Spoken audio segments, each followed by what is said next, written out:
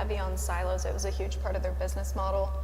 So they had a video editing team, they had a social media team, which I ran, and then they had a graphic design team. And the way that we structured all of the work was really, really heavy on the silo aspect, because we would just make assignments and then we would assign them to which team they go to. And we would never hear from that team in the process of those designs being made. So we would just expect them to understand our vision for everything. And you can't communicate it if you're not directly working with them. So we would just get the final product and then it would go through rounds and rounds of revisions. So when I started building up my own organization, it was really heavily focused on whenever we have a client, we place one person who is best for that project from each area that's needed. And then they work directly with each other on that project, and they all communicate and make sure that the vision is aligned in all aspects. Yeah, on my side, I truly believe that marketing and sales teams should communicate all the time. And in my past experience, we got into a lot of silos where the marketing team was not communicated with the sales team and vice versa. And the sales team expected us just to know what they need, and we expected us just to know what is our strategy. And with that being said, I learned that it's very important to communicate with each other if we want to succeed and grow the business. Exactly. Otherwise, it's just a fail. I can't agree more. I mean, there's so many businesses that I worked in where sales was completely separated out from marketing. And I'm a very data analytical type of marketer. So I want to know not only that I drove in those leads, but how those leads did and how they performed for the sales development teams or call centers, how they performed for the sales teams, what went to sale and what contributed from marketing to that sale. Absolutely. And if you're not consistently getting that feedback from sales and those analytics of where they're actually going, how do you optimize your marketing campaigns to make them better for what's going to actually produce on the other side? Absolutely, you're just guessing. Those forms don't exist for no reason. They ask you, where did you find us, for a reason. It's so that the marketers can understand what was working. Yep. Especially have that client feedback, because sales are like directly communicating with clients, so they can give us their feedback. Where was the first touch point? Yeah, I know, right? Yeah. So we're talking a lot about communication as a cure to silos, but we're more divided than ever, literally and physically. We're not even working in the same places, so it's not like, oh, hey, I'm going to come over to your desk and say, don't forget, this is what's going on. So what do? How do we actually communicate with one another when we're in different time zones, countries, parts of our lives? Honestly, software. I mean, everyone knows, oh, this could have been another email, right, that was sent, but most of the time... That's my favorite meme, by the way, ever. It is, but it's the reason why it's not an email most of the time is because people skim emails and people don't pay attention to their emails, or we get thousands and thousands of emails as executives and you don't have time to read all of them. And so my team personally, we do, my marketing team, we meet 3 times a week. One of those is a training session to make sure that they're understanding the other parts of the business and what they're seeing. And then we use Jira to manage all of our tasks and making sure that each department, not just my marketing team is in Jira, but the development team and the management team, so that we can all see and grasp what's going on within the business. And then Google Meet and Slack for making sure that we're consistently communicating with one another and understanding what each other need. It's also difficult sometimes because you want to have all of these meetings and you don't want to do everything through email, and sometimes people aren't available when you're in different time zones and different areas. So it's also about like finding that balance for people where they can maintain their mental health as well. Because like having all of these remote meetings, like they can take hours and hours and hours, and I always I have a problem with meetings sometimes because I feel like my work doesn't start until after the meeting. So there's finding that balance. I mean, at Ekta, we use Asana a lot. So for each client, we make a portfolio for them, and then each project within that client's portfolio like has the assigned members, and then they collaborate and communicate, and they have like who is doing certain parts of a single deliverable, and then they communicate through groups on Slack, and it works so incredibly well.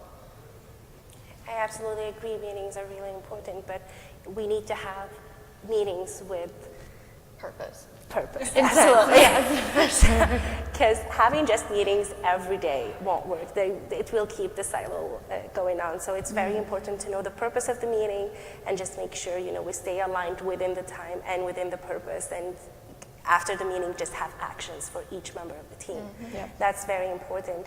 And if someone is not supposed to be in the meeting, just don't get him in there. You can send him an email to inform him if you don't need any action from that person. But if you need the person, to put her hands on the project, yes, the person needs to be in the meeting. And in terms of software, I totally agree. For my side, we work with Asana, which is a very good project management, and Google Team or Zoom or Teams with Microsoft, anything, just keep the communication going on within internal and external teams. That's very important because between departments, we need to have that touch point if, just take an event, let's say a congress for a business. You do have the sales team who's going to be in there. You do have the finance team who's going to be in there. You do have the customer service team and the marketing team. All of these people have to meet and talk on their strategy. How are they going to present the product? How are they going to promote the product? And each person can give different, how can I say that? It's a different angle on how to deal with the Congress. If I can just add to the sales part of that, what we've found works really well is assigning a salesperson to a certain client, because then we're getting constant feedback. And you're also making sure that they have a touch point where they don't feel like they have to insult the marketer by going directly to them, because then clients won't give honest feedback. So that's breaking down that silo a little bit between the actual organization and the clients. Absolutely. I think meetings ought to be 50 minutes long instead of an hour, so we can time to go to the bathroom and get a cup of coffee. Yeah. Not always good at that myself, but I've worked out of my home for a decade and a half, and I kind of miss being in an office with people, but I like the commute. That works really well for me. So there's a trade-off, and that part of that trade-off is, and thank God we have the technology now to do it. We have things like Zoom, and our company uses Microsoft Teams, which can break things down by project. And we do have project teams, and when we're producing events, we sometimes have upwards of 50-some odd people all doing a different job on that project. And we use Monday.com and some of the things like that to help manage those projects and communicate with the client, because none of us are in the same place except for some folks who are in the shop building things. Everybody else is working from their home. It's just the way the organization works. And I haven't yet found a way around having those meetings, but I do think that we can be a little more mindful of those meetings. I think we're struggling, but getting better at having only the people who need to be on the meeting and not everybody and their brother, because we might need them. Yeah. Because that's a very costly thing to do. So we have the technology, doesn't mean we should be using it for everything. We need to be using it judiciously so we're efficient in what we're doing. Also, people are being paid for their time. As a leader, we want to make sure that the time is used effectively. For sure. Exactly, they're working on the business. Leaders, you want working on the business, not in the business so much. Yeah. A little bit, because as a leader, I like working in the business a little bit. I don't like pulling myself completely out of it. I don't look at the clock as a leader. I feel like that's the difference.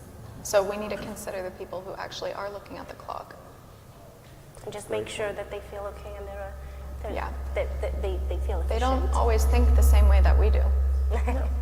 Well, I think that part of the silo aspect is a lot of employees, like you said, don't feel heard or don't feel seen in that aspect. And so when you're thinking about them being on the clock versus us, it does take a toll on them where they feel like, oh, I had all these meetings and I couldn't get stuff done because I know, sorry, I pressed the mic. So just like you, my work doesn't start until after all my meetings. So I have meetings from 6 a.m. till 3 p.m. every day, and then I start work. Then you work until 11. And then, but I would never expect that out of my employees. My employees, I'll send stuff at 2 a.m. They respond. I'm like, don't ever respond to me. You are not on the clock. But there's a lot of, with those silos, I feel like a lot of employees don't feel heard because a lot of managers expect them to respond when you're sending them messages or anything. And that can create those silos because they feel like they have to internalize everything. I have to like preface every message, and I send a lot of stuff in the middle of the night. Yeah,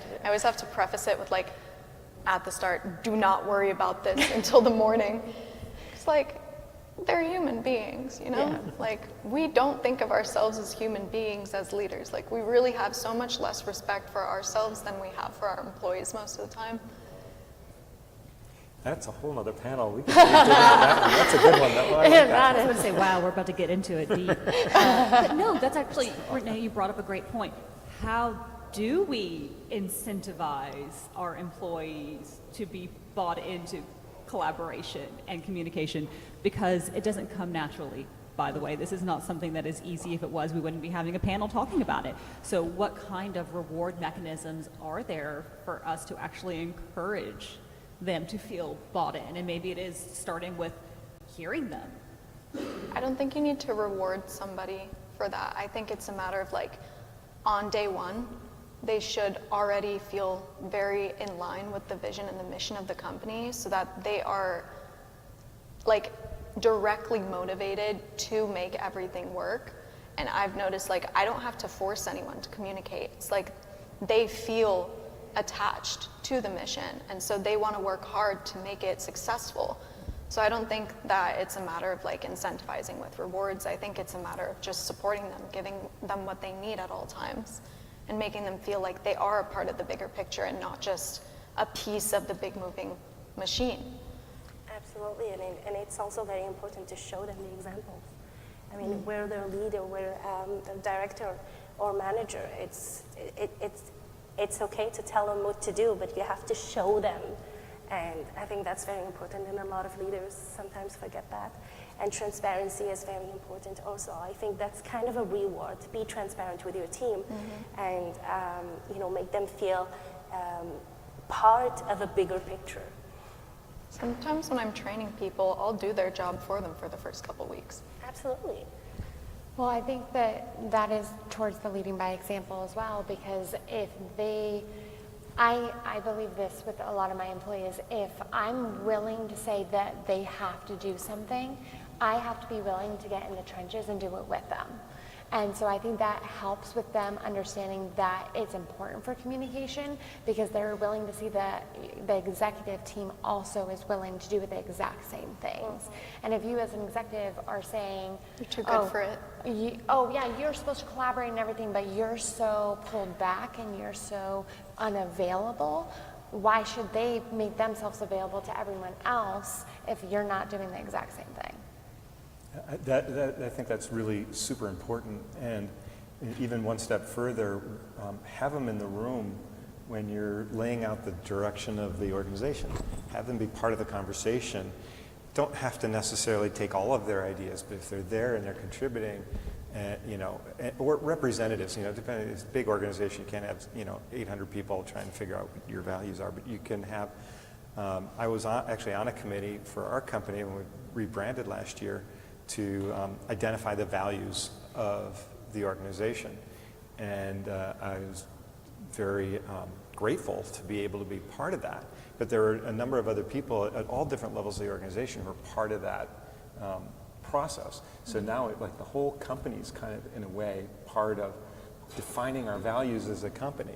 Now, the leaders still have to say yes or no, and yes, that makes sense, but it still came from the team, and it's like, okay, I'm all in when I feel like I'm really part of it. Absolutely. So do you think having a vision statement and common objectives can actually break down silos? Yes. Absolutely. If they're part of it. You can't just slap it on a wall and hope for the best, because that's not going to work. But you have to, if they're part of that process of creating it and revising it or updating it, and that's communicated regularly, And just remind them. 'Cause, Yeah. You know, sometimes we forget where we're going. And sometimes we just have to adapt. I mean, if the market changes, if something happens. So keep reminding them why we're doing this. It's also like building a marketing strategy using the communication from the sales team, for example. Like they can give you all the input in the beginning, take all of the input that they have, include them in the conversation, but the leader has the final say. We don't just tell them what to do and then hear their feedback afterwards. We hear it first and then use it to make that final decision. And then they'll be happy to do it because they were a part of that. I think that like it's great when you can start a business like that, right? But there is a lot of businesses out there where there are these silos that are already created that, I mean, I don't know how many companies I was in where, or I in marketing knew what the vision statement was and the mission because that's marketing's job. But you go to an operations person, you go to a salesperson, you go Developers. to developers, they don't know because it's not regularly, like you said, it's not regularly reminded of them and it's not told to them. So there's this vision and mission that's created for brand purpose, but it's not created for the employee purpose.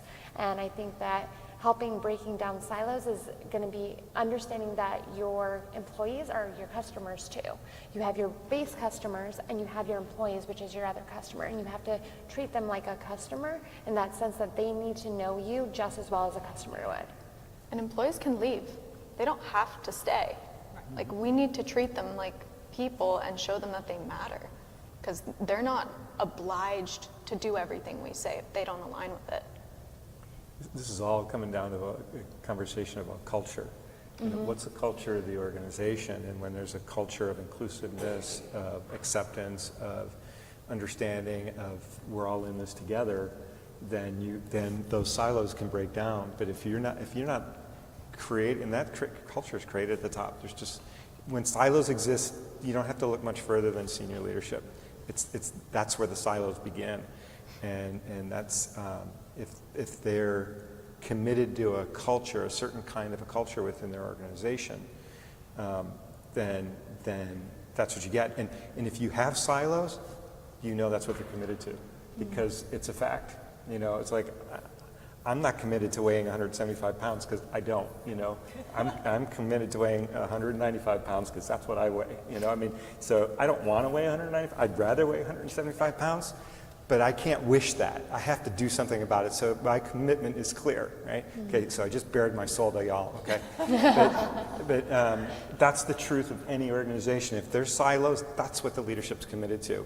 And they can bang their head against their wall all day long, but until they do something, it's not going to change. Well, and it's interesting too because we have a mix of people who have founded their own organizations and those who have rose through the ranks in this panel. What do you do when you're in an organization where silos already exist and you're given a leadership position and it's your job to break down those silos? And you're looking at me now, I'm looking at you so specifically right now. Yeah. Well, and that did happen, of course. So I have two different production teams that, as the company grew, different groups within the company kind of came together and it actually sort of crystallized a little bit and they're like, okay, so this is who we are, this is what we're moving forward with. And we had, so event production became a real thing within a company that previously was known for being a general contractor for trade shows. Okay, so they're really, really good at it, global leader, all that sort of thing. But now we're doing corporate events. So what does that mean? So now we have these people who are really good at doing expos. Unbelievable, beautiful expo experiences, you know, kind of like what we see in the other room, but we're talking about, you know, just gorgeous for some major brands.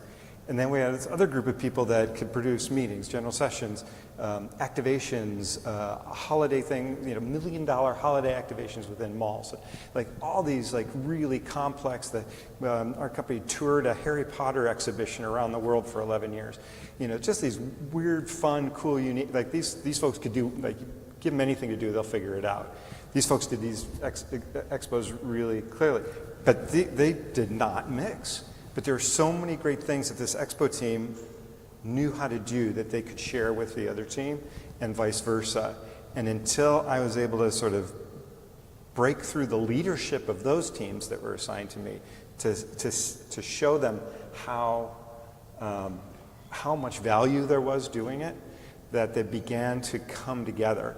And now there's a lot more cross-pollination. We're getting, interestingly, we're getting more projects that are all of those things and not just one of those things, right? So, because we're working together. So it's taken a number of years to do it because it's an old established company and you know, firm in their ways. But it can be done through opening up communication, through having, I spent a little time, I had a meeting with all of them. It was like 25 of them, different, again, from different worlds. And we did an improv class, essentially. We got them all relying on each other just through improv and laughing together and having a blast and getting a little out of their shell. And it was scary for some of them, and others were right there all over it. But then they all knew each other as people, not that other team. And when you know each other as people, as individuals, somebody you'd like to hang out with, then all of a sudden it's easy to give them a call and say, hey, how do you do this? You know, our expos are so much better because we have technical production involved in them now. We didn't have that before. And we were relying on our vendors to handle all of it. And our live events are so much better because we found new ways to build things and create things and you know, using fabric and frames and things that we never knew about in the live side of things. So it was it's hugely beneficial when we start to see each other as people that can help. And that's really all. I mean, most people are that, I think. I'm a person, I'd like to help. If I'm helping you, that's great. You know, I'm happy. How do you find people's humanity over Zoom? That's a very deep question. Well, and just so everyone knows, we all met last night. We all had dinner together, and you know, over the course of this 2-hour dinner, we found so many things in common, like that we love Star Wars or that we love Legos, that there's a bunch of theater kids on this stage. But we wouldn't have known that. You know, we actually did have a Zoom call, and we were all like, this is very nice. And then we had this dinner, and now we all know each other on such a different level. But how do you do that when you can't get together in person? So I think that a lot of times, and this happens within my org as well, where you jump into a Zoom call and the first thing you guys dive into is meetings. You don't ask how the people are doing. You don't know, how was your weekend? Oh, you went with your wife to the golf course. Great. Like, you don't humanize it. You treat them like they're robots that are there to just do a task and get off the meeting. And yes, you have to be careful about the meeting aspect to not run too long, but unless you truly care for those employees, you're not going to find that humanity in a Zoom meeting. And so I try and start most of my team meetings with, how are you guys doing? How are you feeling? Did you do anything fun last week? Right? Trying to really learn more about them. Most of my employees, I know, I've seen pictures of their kids. We talk about like parental advice on the side. We have great conversations about like our fandoms and everything else. Like, I've learned so much about my employees that I wouldn't normally, because I've made that conscious decision to start my meetings in that direction. And it also opens them up to feel like, oh, they actually care, which I do. It's not a farce, but that the leadership actually cares about who they are, and they're not just another number in the system. I think, like, yes, it's hard to meet in person, but I think that there needs to be a priority on every now and then, even if it's very unoften, bringing people together in person for a short period of time where it's solely focused on being present and connecting. Like, I've noticed at the last organization I was in, when I would fly out and I would be with everyone, it improved my sentiment so much. I was an employee there, even though I was a leader. So just doing that, and I've noticed even on this trip, my team works remote. We've all gotten so close, we're all so happy. And I know that when we go back home, our work is going to improve so much because we're going to be more comfortable communicating. So yes, it's important to make a big effort over Zoom, but it's never ever going to replace just like a short, like small investment for like once every once in a while, you know? I agree. In Canada during COVID, we couldn't meet at all.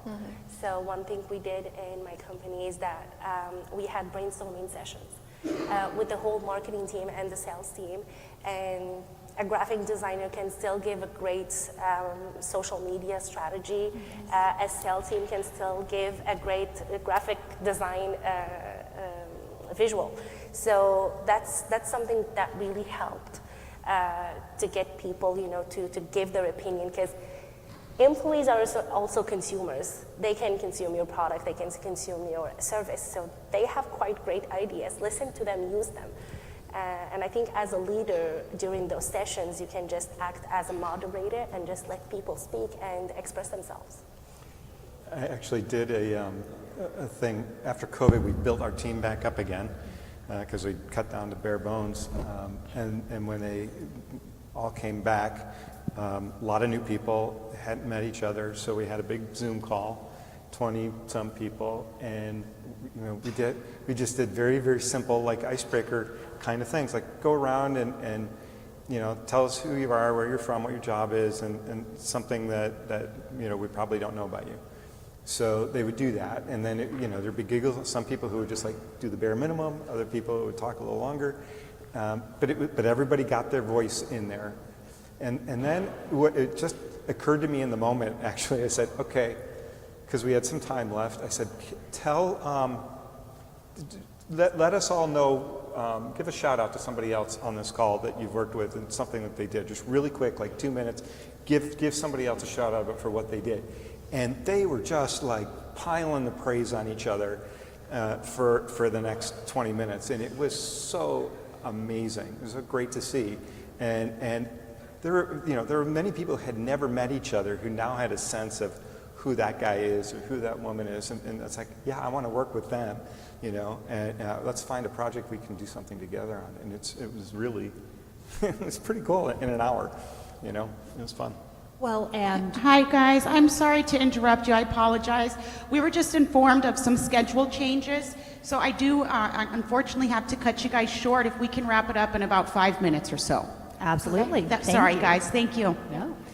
Okay, so let's do a last question, then open for any Q&A. So we are all leaders here, but what if you're an employee in an organization? What can you do to encourage this? How can you go to your boss and bring some of these ideas? I think a quick answer, since our time's short, is you don't necessarily need to go to your boss. Just reach out to somebody else that you don't know and say, hey, I heard some interesting work that you're doing. I want to know about what you do. Actually, Very simple. I did this at my last organization when I was a leader there for the employees, but every quarter we would do a anonymous survey, and it would have all the questions of like, what would make your job more fulfilling? How do you feel that leadership is doing? Like, so that leadership would take it to the boardroom and we would see, oh my gosh, we didn't even know that we were messing up in these areas. I think that really quickly, I think it would be if you are an employee and you feel like you can't pass those barriers, like Jeff said, right? Just bring it up to your manager, be like, hey, I would really like to speak to the sales department because I want more feedback on what we're doing to help our campaigns and lower our CPLs or something like that.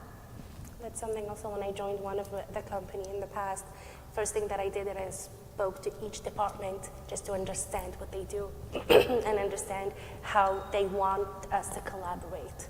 So that's something that can help. Well, I think it's really important to realize that not only do we manage our teams, but they manage us, right? And we have to, as employees, and this is with internal silos, external, we have to be able to manage up that chain too, and to insert ourselves in the conversations. Because if you sit around and ask, why am I not being included in this conversation? It's because they don't know that you want to be part of it often. Yeah. Really true. Any parting thoughts on silos, collaboration, and why it's so important? I have one. I think just overall, we need to start giving our employees a safe space to correct us and showing them that we are not too good for them. That's a stereotype in the corporate world, and that they are humans and they are way more important than we are even. Without them, we can't do anything. Okay, well, thank you guys so much. Can we get a round of applause for our amazing panelists? And then we have about time for maybe one question, one or two if anyone has any, or we will be available afterwards if you guys want to come up and talk to us. Awesome. Okay, thank you guys again. It was such a pleasure. Thank you.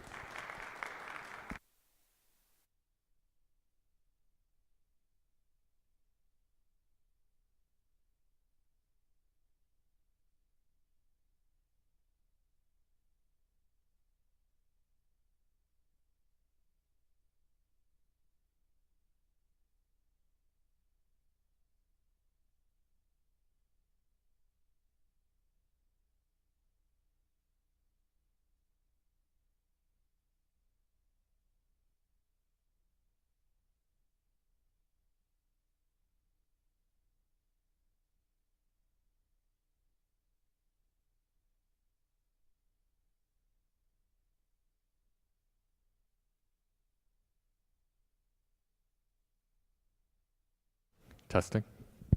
Thank you. Now, our next highly anticipated keynote is going to be on the topic that holds immense importance in the world of business and marketing: why your PR program probably isn't driving sales. Our next distinguished speaker and CEO and founder of Lightspeed PR, Mr. Ethan Razel, will shed light on the core reasons behind the disconnect between PR and sales, and he will share strategies to bridge this gap effectively.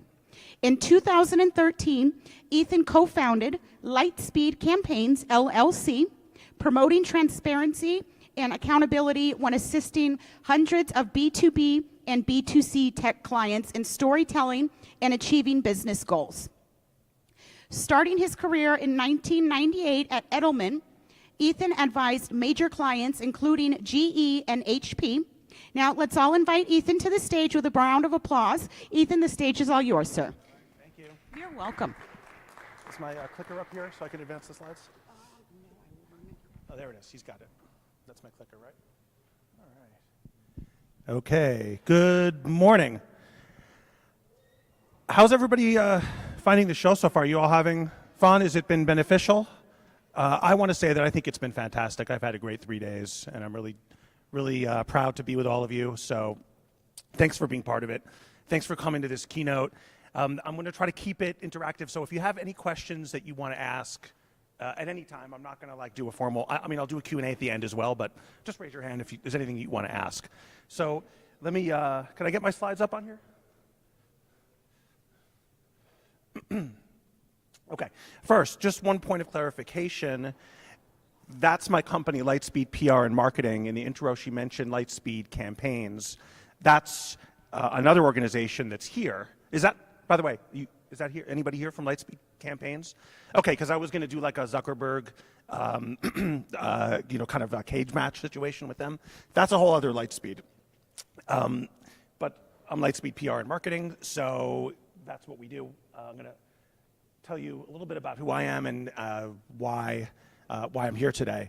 So first, I started out actually as a news reporter. I worked for a daily newspaper, and I learned how annoying PR people could really be.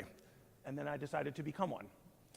And I worked at some big PR agencies for about 15 years. I worked at Edelman. If anybody's ever heard of Edelman, it's the big kahuna, the big PR company. I'm seeing you're nodding. Yeah, you know them. Great company. Then Samsung hired me to become their director of communications. So I then went in-house. And there I managed 5 PR agencies. And some were great and some weren't. So I learned a lot about what worked and what didn't through that experience. And then I used that to, do I have a monitor? I don't have, oh, there it is. Yep, cool. I can look at that. And then I started my company, Lightspeed PR, in 2013. So that's 10 years. It's amazing. How many people have been in their job for 10 years? Anybody here? A couple? Yeah, so that's pretty cool. That I created I made it up. I'm like, let's make it up. And then now it's 10 years. And then I also contribute to Forbes. So if you Google me, you will see my Forbes articles, and you may find them valuable. And these are some awards we won. Everybody has to have the logo soup, right? Let's see if I can go on. Okay, so why am I showing the Puerto Rican flag? A lot of people actually don't know what PR is. A lot of people think that is what PR is, Puerto Rico. And my mom still thinks that. And so I thought, before I talk to you about why PR doesn't generate sales, I thought I would just take a moment and say a little bit about what PR actually is. I just want to, just a show of hands real fast. Who here thinks they really know what PR is? Does anybody? I'm seeing no hands. Okay. 2 hands. Okay, good. Because if everybody raised your hand, I would skip like 3 slides. But enough of you didn't raise your hand, so I'm going to keep going. I'm going to explain. I'm just going to take like 2 minutes and explain what PR is. Why is it so confusing? First of all, everybody knows who this person is. She's making a cameo this year, right? It's Kim Cattrall, Sex and the City. This is the way that PR has historically been depicted on television, involving cosmos generally, and a lot of partying and schmoozing and fun, and it's glamorous and it's sexy and it's cool. Well, it definitely is sexy, but this is another. Let's see here. Okay, everybody know this show, Michael J. Fox. Do you remember this? This is from the 90s. Okay, Spin City. This is a show where Michael J. Fox did publicity for the mayor's department, and another word for PR is spin. So they're like, let's call the show Spin City. Everyone's going to know what that is. So this is what people know about PR, that it involves cosmos and that it's spin.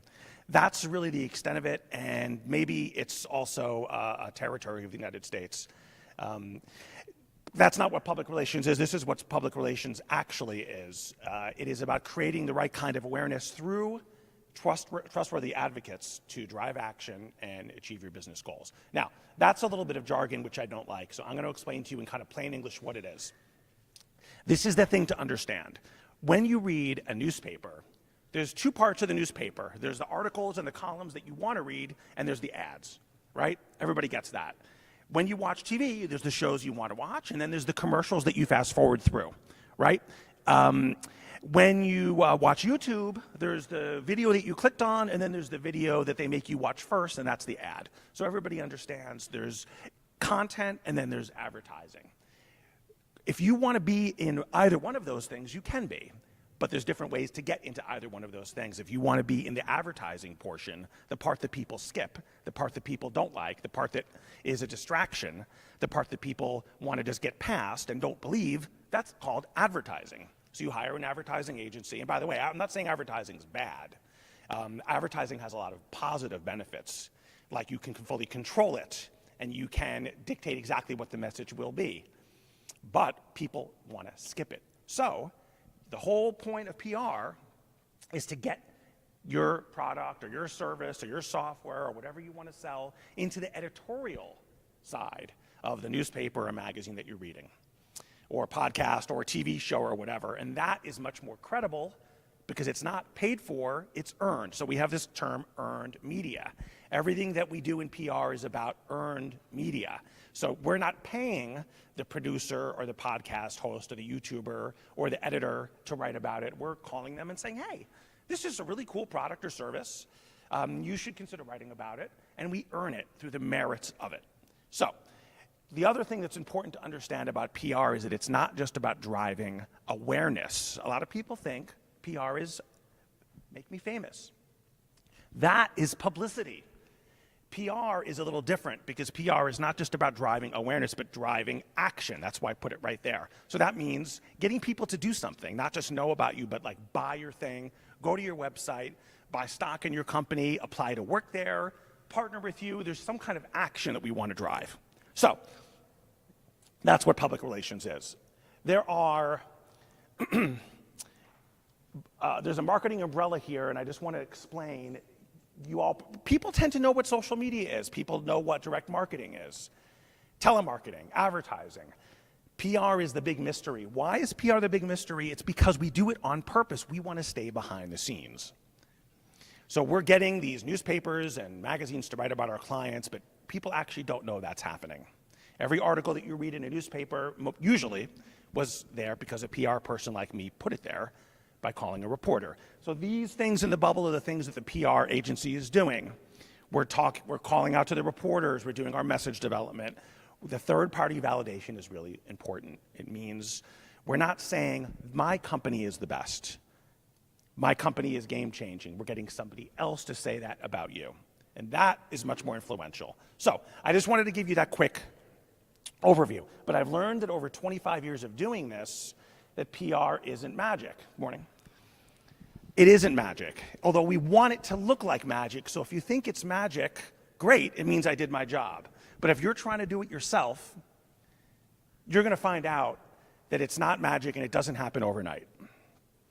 So, I've given you kind of an overview. Did that make sense? Do you all kind of get the gist of what PR is? Because I thought it was helpful doing that quick detour because a lot of people I talk to find it confusing, which is, by the way, on purpose. So let's imagine that you've got a cool product or a cool service, or you've got software, or you've got an app, or you've got a gadget, or you've got something that you want to sell. Everybody wants to sell something, right? But let's say you've done that. You've made your cool product. And then, okay, let's make a website. We're going to put that product up on that website. And then let's do socials, right? Everybody's doing that. We're going to do our Facebooks, our Twitters, our Instagrams, Threads. Don't forget Threads. It's off to a great start. And then let me hire a PR firm. Now, why did you hire a PR firm? Well, maybe because you just thought you should. Maybe your board told you to. For whatever reason, you hired a PR firm. And hey, you did some announcements. Hey, let's announce our new product or our upgrade, or we're opening a new office. So you announced something. So we've got the PR firm, we've got some announcements. And hey, great news, we got some coverage. The media wrote about those announcements. So hey, we're in the Wall Street Journal. Hey, we're on CNN. We're on TechCrunch. We're in Wired. My PR firm is awesome. They're kicking butt. They got us exactly what we wanted. We're famous. But wait a second, what happened? My products are still sitting in the warehouse. Even though you got all that great news coverage, they aren't dropping what they're doing and buying your stuff. What is going on? Why didn't it work? Now, you're on the phone to your PR firm, and you're saying, look, I know that you guys just got me in CNN, and I know that we were just in the Wall Street Journal, but no one's buying my products. You promised me that you would help get sales. Well, actually, no. There's more. There's 7 mistakes. There's 7 deadly sins. What is going to keep that PR coverage from driving the sales that you want? So that's the setup. I'm going to go through the 7 deadly sins. It's now saying I have 2 minutes left. That can't be right. Maybe you guys can update that. Now it says 50. Great, I'm starting over. Okay. So why is it? Here's the first mistake. The price is wrong. It doesn't matter how awesome the news coverage is about your product or your service. If people go to your website and see the price and they decide that it's too expensive, they will not buy it.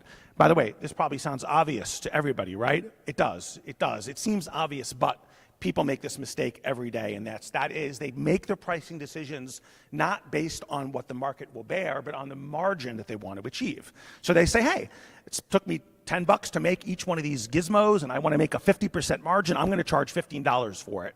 Problem is, it's worth $3.99. So it doesn't matter what I do as a PR person, it's not going to drive the sales you want. So, and by the way, you have to do that competitive analysis. So what's the solve for this? I'm going to tell you the solve. Do a focus group. Find out what people are willing to pay for your product. Now, a lot of companies that I work with do a shortcut, and the shortcut is they asked their wife, or they asked their husband, or their mom, right? They asked their friends, what do you think would you pay for this? Is it worth $49.99? Oh yeah, you'd pay $49.99? Great, that's the price because now I can hit my margins. That's a mistake because your spouses and your friends and your family are not going to be honest. They are going to lie to you. It is a bias. So you need to ask complete strangers what it's worth. So make the price competitive. If you make the price competitive, I will thank you because now my news coverage is going to drive sales for you. Okay? Make sense? Questions on that? Yeah.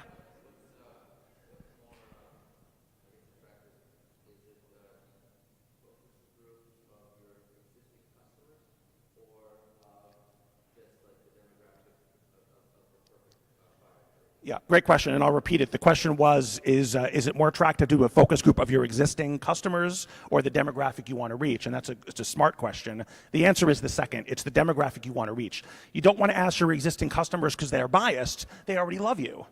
They're already aware of your brand and your value, and they've already bought something else, and they probably know how cool and amazing you are, which means they're going to be more likely to spend more for a product. So that's a bias, and that's not the market you want to reach. You've got them already.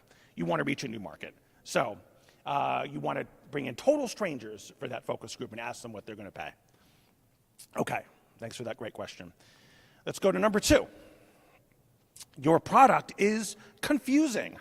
People don't understand what your product does, and when I say product, it could be a service, it could be a solution, it could be an app. You know, I'm just using that word generally, whatever it is. Or they don't know how it's different from the other 200 companies trying to do the same thing.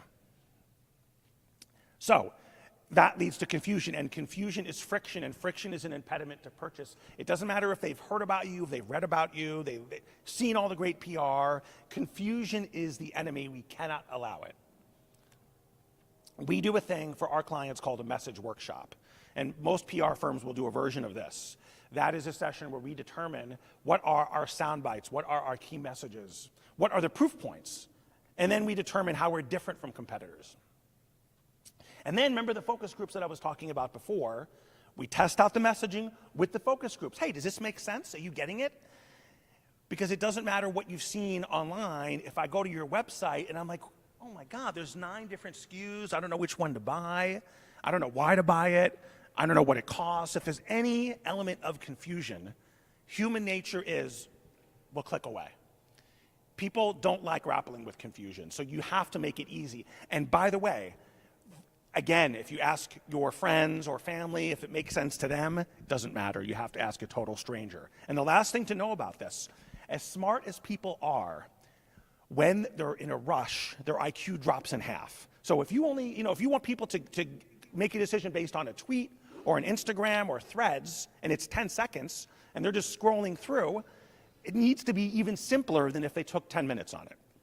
You got to make it really simple, and make sure that messaging is consistent across all your channels. Okay. So that's number 2. Number 3, no clear call to action. So I talked before about the goal of PR. It's not just to make people aware, it's to drive them to do something. You need to decide what your call to action is. And I'm not just saying it's sales. How are they going to buy? Are you going to drive them to Amazon? Are you going to drive them to your website? Are you doing a landing page? Do you want them to go to a store? Or maybe your call to action isn't about sales. Maybe your call to action is invest, buy our stock. Maybe it's apply to work here. Decide what that call to action is and calibrate everything towards that. Then you will drive action. That's the goal. Sharing the existence of your product, the fact that your thing exists, not good enough. People need to know how to get it, what to do, where to go.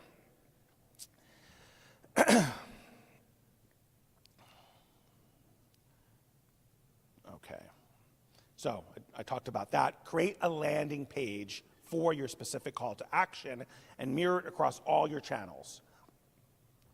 So the link in your socials is the link in your email, the link on your website, and the link that you give to your PR firm, so when the news media write about it, they're going to drop that link in and drive people to your landing page. Don't drive people to your homepage. Then they have to click and find your product. Drive them directly to the easiest and shortest route to sale for that specific product that you're promoting, or software or solution or whatever it is. Okay. Next, roadblocks to purchase. Isn't my clip art fantastic, by the way? It's fantastic, I know. If people can't easily find your product, they're not going to buy. Now imagine, this happens to me all the time. Maybe it's happened to you. You read an article about a cool product.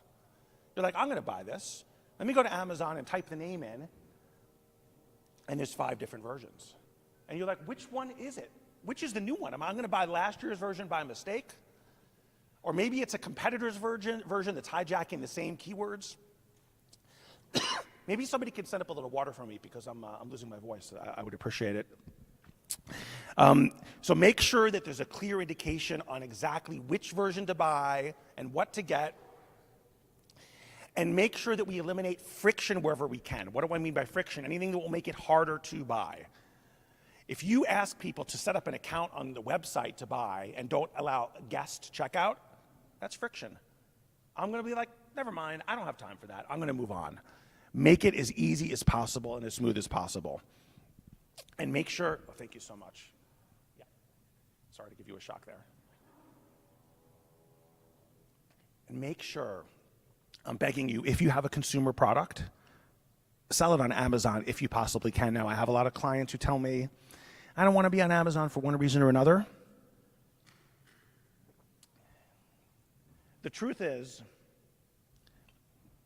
if you're going to buy a product, you're going to want to buy it on Amazon 9 out of 10 times. And why is that? Well, you know, you get the free shipping, you already have an account, you have Prime, easy returns, there's so many reasons. You know this.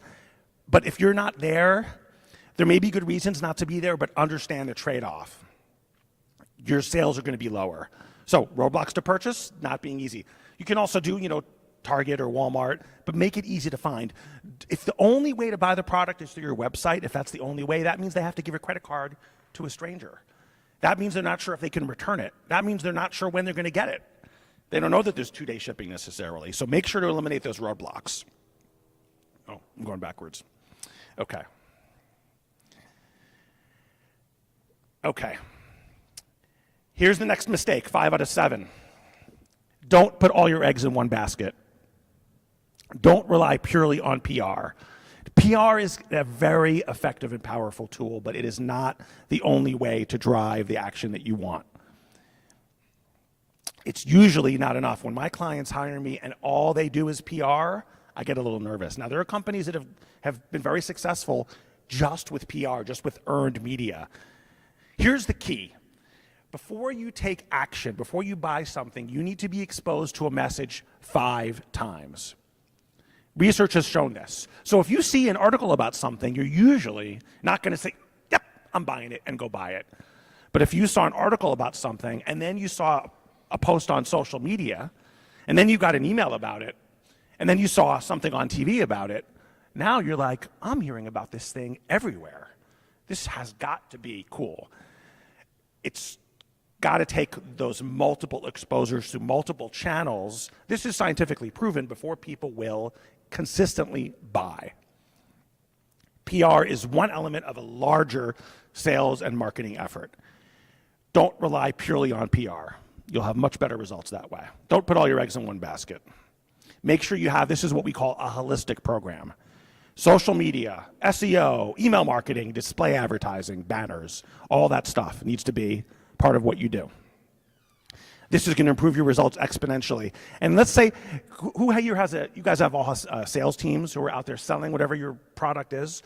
The sales team needs to have the PR results. So let's say you're in TechCrunch. Don't assume that everybody in the world is going to see that TechCrunch story. Maybe they didn't go to TechCrunch that day, and they missed it. But the sales team can take that article and email it directly to the prospects. You could take that article and put it on your socials. You can put it on your website. So you take that PR result, and then you amplify it by putting it through all these other channels. Make sure on your website you have it in the news section, or put it right on the front page. But just because some big website wrote about you doesn't mean that everybody in the world is going to see it, right? Okay, who knows? I just want to do a quick test. Who knows what this logo is? Does anybody know what this logo is? Okay, I'm going to tell you one of the best secrets here. Those are a C and a J. That is CJ, CJ.com. That stands for Commission Junction. Commission Junction. CJ is an affiliate program, and there are many affiliate programs, but CJ is, in my opinion, the best one, the one that we use for a bunch of our clients. And what is an affiliate program? An affiliate program is commission for journalists. So if you write for CNN and you write about a cool new product, every person who buys through the link on CNN, CNN gets a kickback. It's called payola. This is a fairly new trend in PR. It's been really popular over the past 5-10 years, but even if you go to USA Today, and you will see a little disclaimer that says we may receive a commission if you buy our products. Has anybody seen one of those little disclaimers? Did that bother you? It didn't, right? You're like, that's cool, they deserve that. There used to be this concept of a church and state separation, which means we would never, ever pay journalists. Guess what? That's all out the window. Now, we'll be happy to pay them, but we don't pay them directly. We pay them through commissions. That's an affiliate program. This is really more for consumer products. If you're doing B2B, which is not usually bought online, it's not going to apply as much. But if you've got a consumer product, you guys do, if you've got a consumer product, make sure to get an affiliate program. And that way, every journalist will get a little cut and they'll be more motivated to write about your products. Yeah.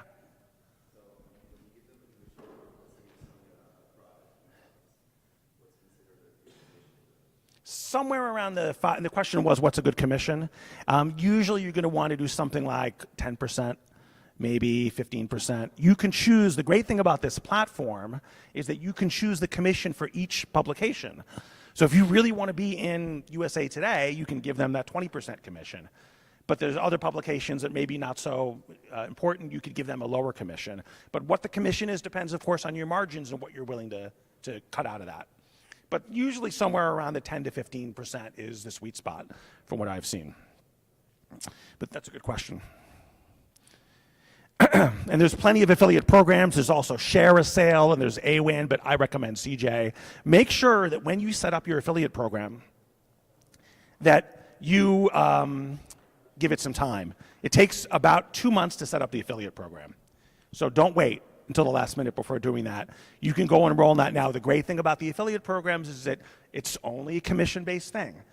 There's a small startup fee. It's like $300. So you have very little risk in doing it. And if your product is on Amazon, I have great news for you. Amazon has its own built-in affiliate program. You don't need to do this if you're only on Amazon. This is for sales through your website or through other channels. But Amazon has it built right in. It's called Amazon Affiliate. And Amazon will do the same thing for you. So make sure to do that affiliate program. Okay, last one. Being impatient. Now, we're all impatient. I'm impatient. The name of my company is Lightspeed. I don't really want to wait, but I told you at the beginning that PR is more persuasive than advertising because it's earned, it's more genuine, and people know that. There is one downside to PR. PR takes time. We're not buying an ad, an insertion order and saying this is going to run tomorrow. You don't get to choose exactly when it runs. You're at the mercy of the journalists when they're going to run it. So you need to give it some time. And even after the results appear, people usually aren't going to see those articles and go buy that day. Sometimes they will. But remember what I was saying earlier, they got to see 3 or 4 or 5 results before they start to buy. So even if you're in the Wall Street Journal, they may not go immediately to your website and sign up for your product or service. You've got to give it some time. Give it about 6 to 8 weeks after those first results to appear for it to start to amplify and magnify until all of a sudden your sales are going to start spiking. So in total, give it a few months. A couple months to get the first results, a couple months for those results to start to have the sales impact that you want. So that's my biggest challenge, is getting clients to give me the time that I need in patience. So I'm going to recap for you. Price it right. Have your messages clear. Offer a call to action, not just our thing exists, but here's what we want you to do. Make purchase easy and avoid any friction or any roadblocks. Don't rely purely on PR.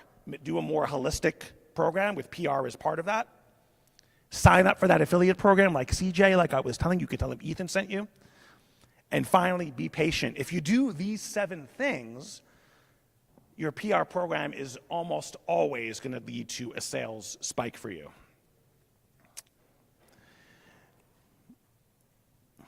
And finally, okay, this is my email address if you want to learn more, ethan@lightspeedpr.com. This is my website, www.lightspeedpr.com. And we have a book coming out. The book is called PR Confidential.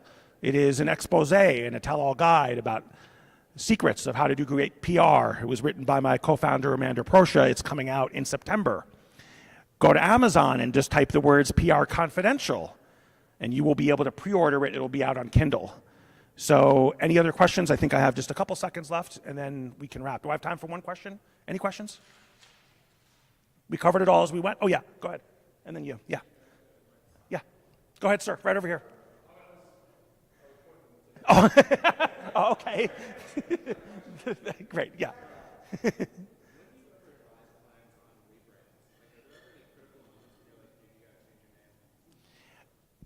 Actually, it happens a lot. I would say more than 50% of the time, especially before they've done the PR and no one's heard of you, then your brand doesn't really have that much value to begin with. So we want a brand that's easy to pronounce. We want a brand that's easy to spell. We want a brand that makes sense. We want a brand that has some kind of message. Now look, if you told me 10 years or 15 years ago that we're going to start a company called Google or Yahoo, I would have that's terrible. So, you never really know, but make sure the biggest mistake with brands is that they're hard to spell and hard to type into a search engine. Okay, any other questions? Okay, all right, thank you very much. Appreciate all your time.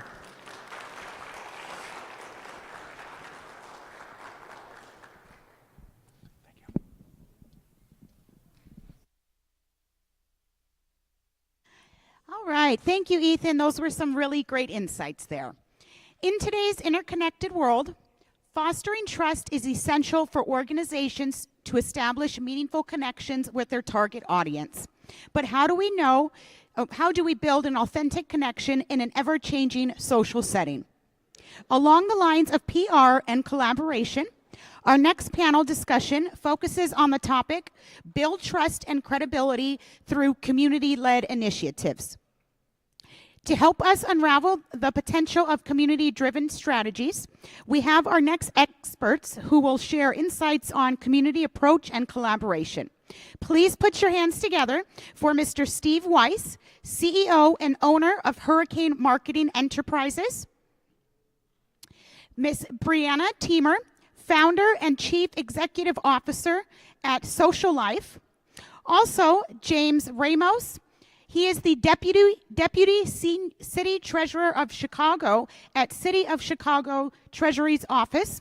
And also, I have Drew Berman, director of strategic partnerships at Unblinded, and also Ms. Anju Kumari, CEO at Healing to Peace LLC. Thank you, guys. The stage is yours. Thank you. Here, I'll stay over here. Cool. Good morning, everybody. Hope everyone has been enjoying their time here in beautiful Las Vegas. Anybody win big? Nobody won big? I won $81. I mean, don't spend it all in one place now, right? So I totally understand that. But can we give it up for Ethan one more time? I thought that was a really good session there. My favorite point that he brought up was that number 4 about the website and how, if it's too many obstacles to get to the point of buying something, it can lead to a confused customer. And something I always tell my office staff, a confused customer doesn't buy, right? And so if it's too complicated to get to the actual, checkout, it can lead to issues. I know sometimes we want to make sure we have enough content to sell what it is, especially if you have a high-end product. I know a lot of my services are like $10,000 plus, so you want to have a lot of information to explain it to get somebody to make the commitment to have a consultation with us. But if it's too complicated or if it's hard to find, you're going to lose and burn a lot of leads. So I thought that was a fantastic tip that he had brought there. So, but we're excited about having this panel here today. I'm honored to be here. I know all of our panelists are honored to be here today. And so what we'll do is just take a quick 1 minute. Let's talk about, who we are, what's our background, what are the things that we do, and why we're here on this panel. So kicking it off, my professional name is Steve the Hurricane.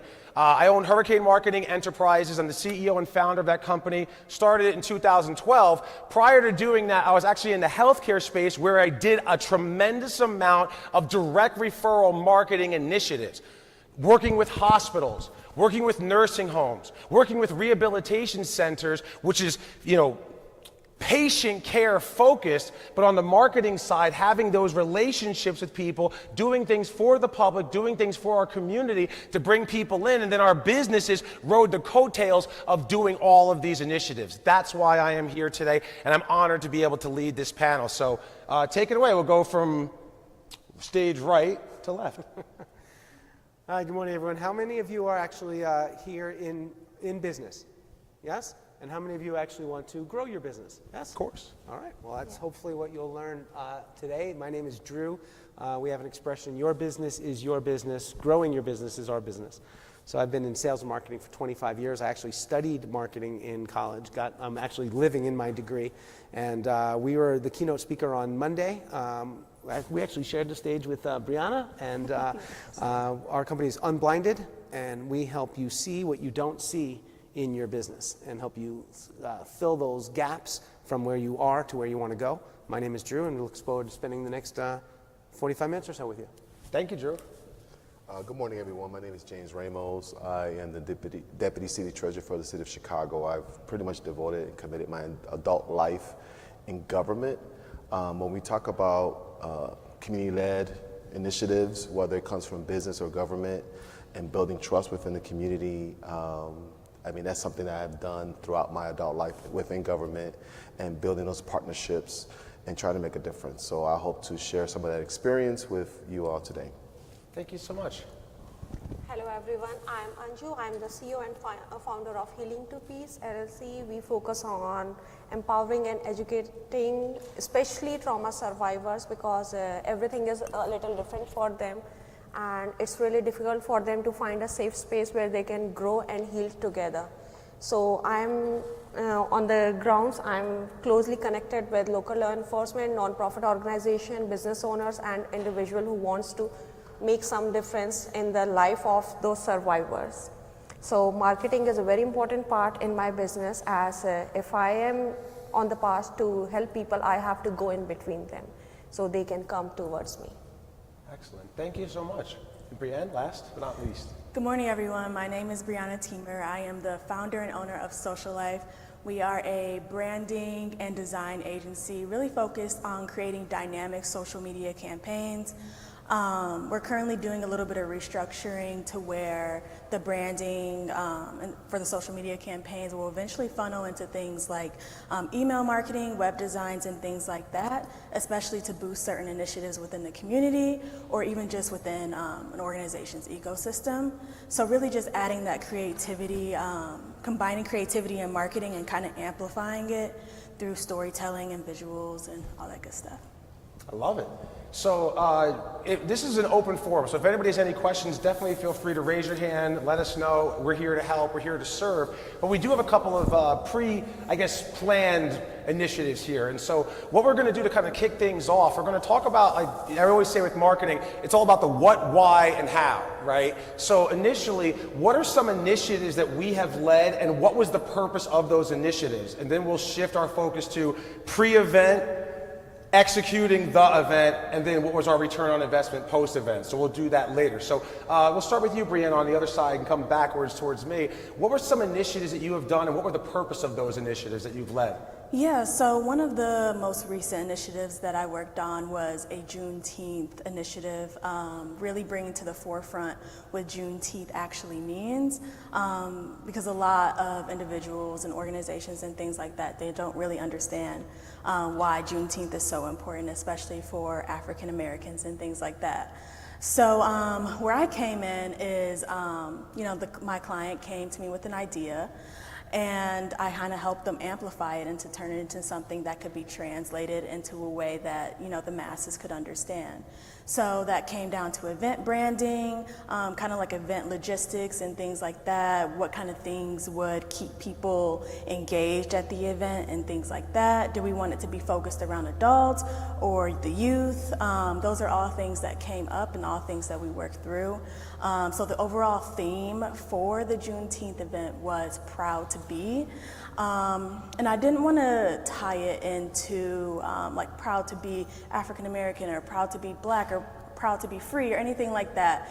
Just kind of generalizing it in a way that's still branded to Juneteenth, but in a way where everyone could relate to it. So proud to be, whatever you're proud to be. And how does that translate across the board to different races, ethnicities, and then especially African Americans, because I feel like that would resonate with the audience to say, okay, this is why it's so important to celebrate Juneteenth and to celebrate things like that and uplift certain initiatives around that. I love it. Thank you so much for sharing. Anju, right? Yeah, that was really good. Proud to be what you do. So that's really amazing. For me, like I say, I work in my audience is mostly trauma survivors. So I needed to create a safe space for them. And I started by sharing myself towards them. And what we do, we find individuals and they reach out to us and we help them to grow what they already have. We try to find their hidden talent and then we place them in the right field there. They can grow and feel safe at the same time. And most of them obviously need marketing because they are so scared that I'm useless, I'm not good for anything. So we give them their power back and they have the full control, and that way they can grow more. In 1 year, I have created many publishers, authors, exhibitors, and now we are making few more people who are going to rock the world. Wow. Excellent. That's can you tell the passion that they have in doing this behind it? I feel that you have, in order to be successful at anything in life, you have to be passionate about it, but especially when you're working with community initiatives, because you're a lot of times working with volunteers and you're bringing your community together, so there has to be a strong passion behind it. So I love what you're saying there. Take it away, brother. So for me, I'm working on an initiative called Building Wealth Today for Tomorrow. It's basically trying to close the financial inequalities of the city of Chicago, right? So this is an event that happens in October. We're trying to serve, 3 million people, of course, but it's an initiative that takes a lot of time to get to. So throughout the year, we build up to it. So I have something that's called Money Mondays with Melissa, which is the treasurer speaking to small businesses. And then I have something that's called Wealth Wednesdays. These are individuals that are successful as business owners and entrepreneurs and things of that nature. And you get an inside look, inside conversation.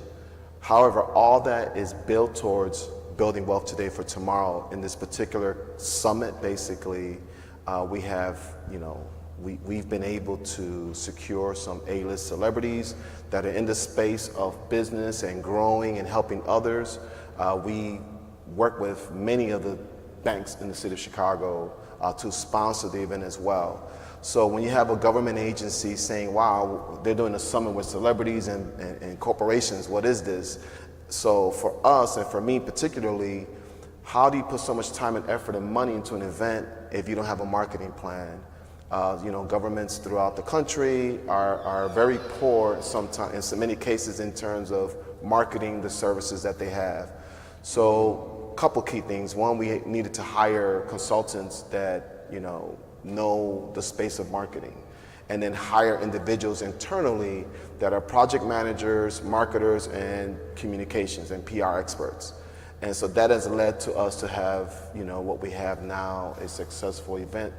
And, even today, in the sense of the event, we already have over, several hundred registered, and we're months away from the event.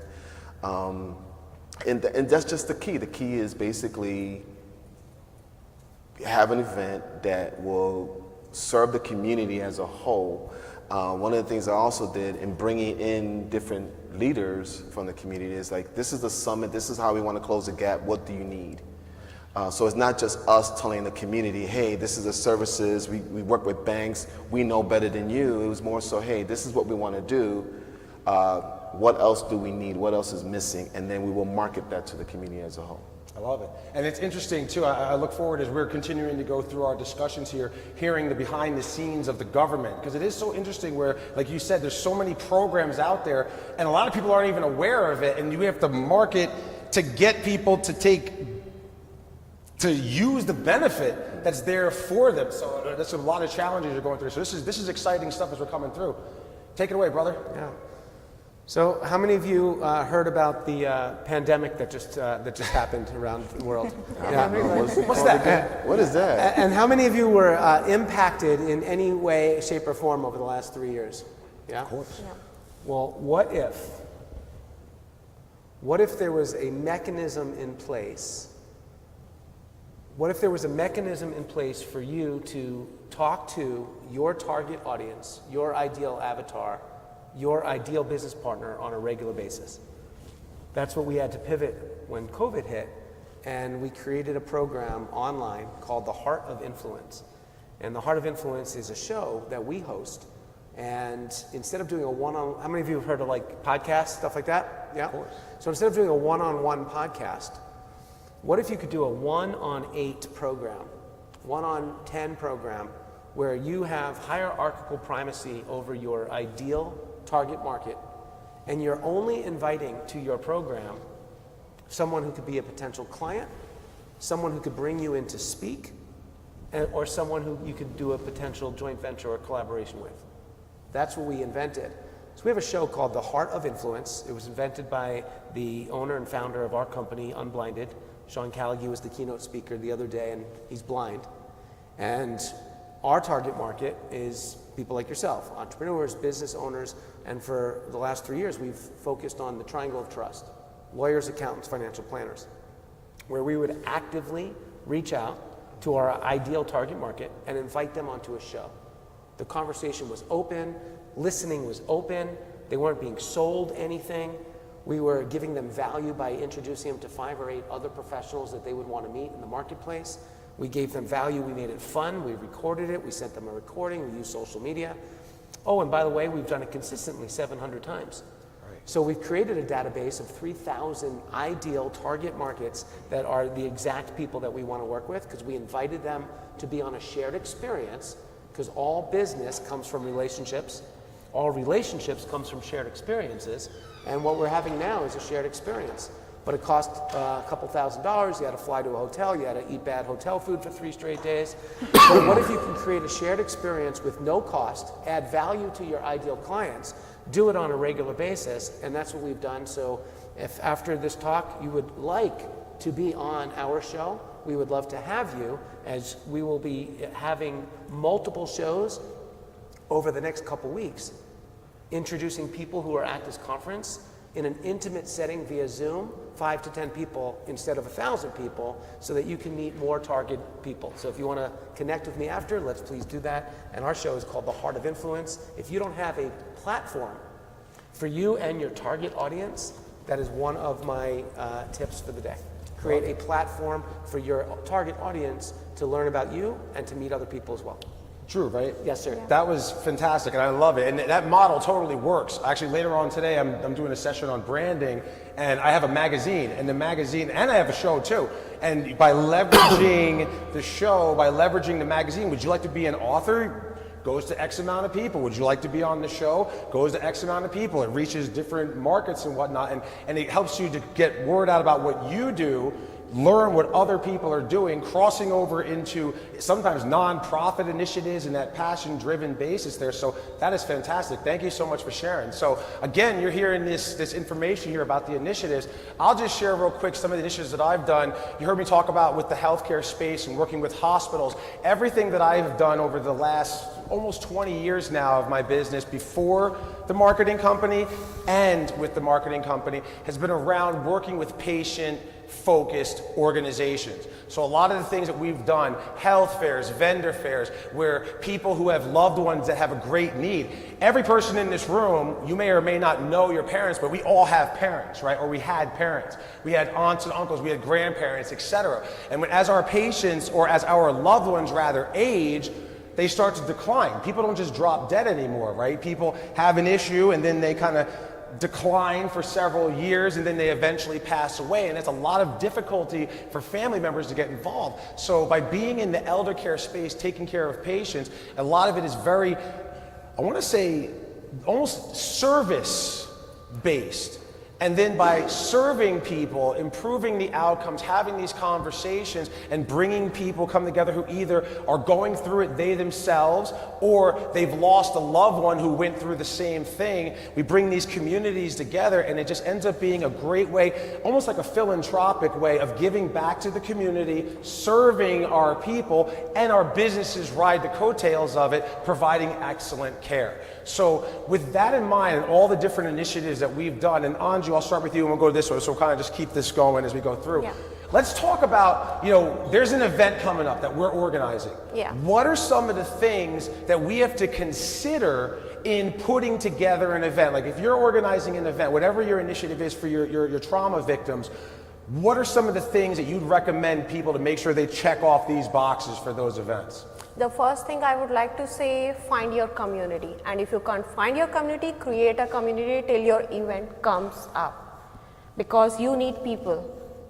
They need you, but you need them more. So it's very important to find your community, and for that, obviously, what you can do, marketing. And it doesn't matter what kind of product you have, what kind of service you have, if you are not putting efforts in the right marketing, you are not putting your product in between the people who are the consumers, your clients, your customers. So you have to go to them. If you are thinking to start any event or organize any kind of event, the first thing, create outline, how you are going to market, who is your crowd. Start reaching out to them, create a proper plan, start advertising, start collaborating.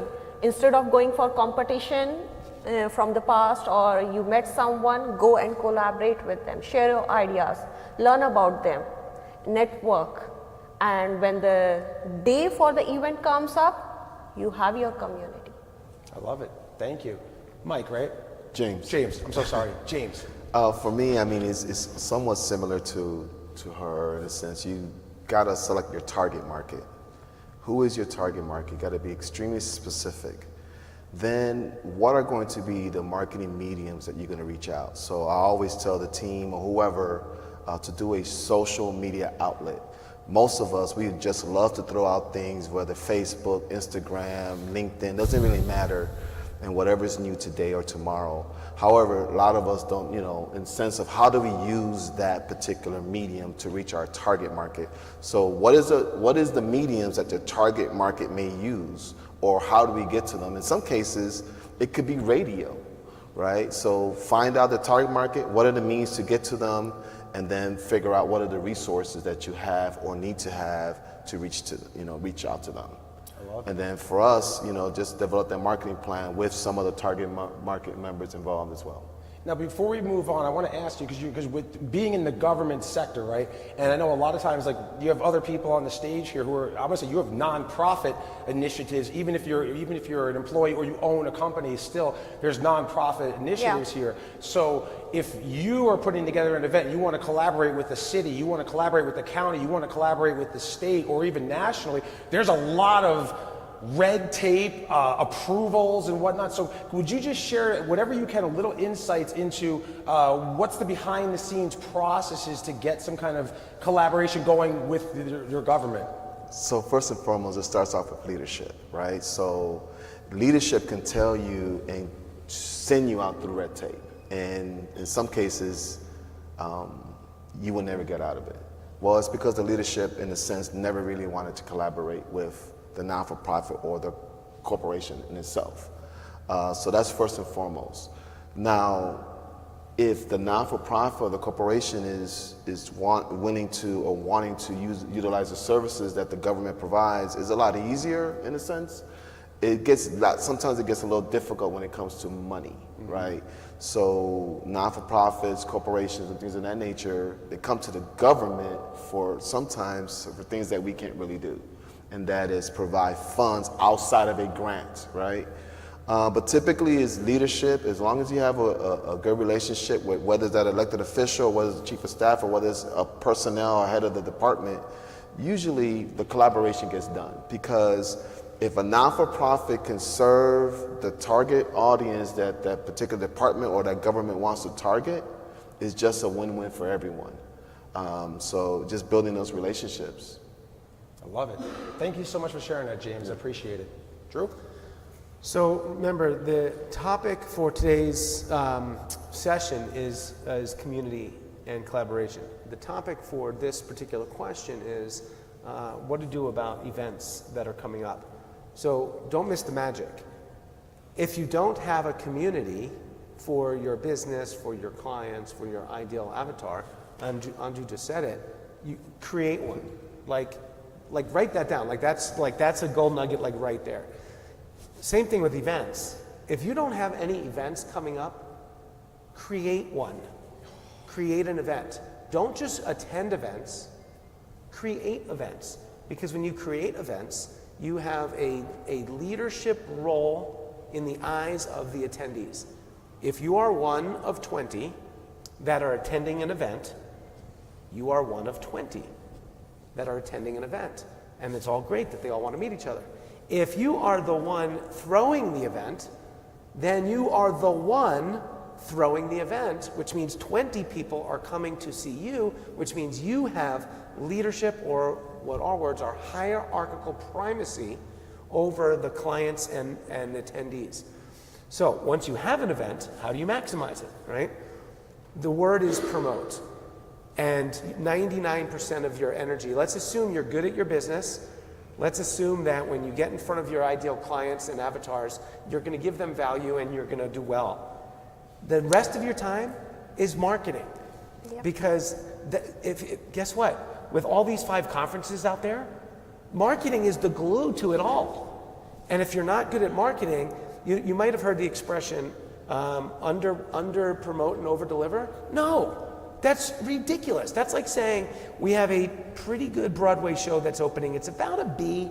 The score is about a C. The costumes are and the acting is like pretty good. And then we'll blow them away. No, make every event powerful. Have a pre-event campaign. Make sure your event is great. Have a post-event campaign. How? Well, ask any of us and we'll show you how on all of that. And engage in all of the touch points. Email, text, social media. There's free tools out there. Use something like Eventbrite, which is very easy to create a professional looking event. Get your opt-ins. Make sure you're getting phone numbers and emails, because yes means maybe. Maybe means no. So when you're inviting, don't forget phone. Don't rely on social media. Don't rely on Eventbrite. Don't rely on text. Don't rely on email. Pick up the phone. Can I count on you? What's your name?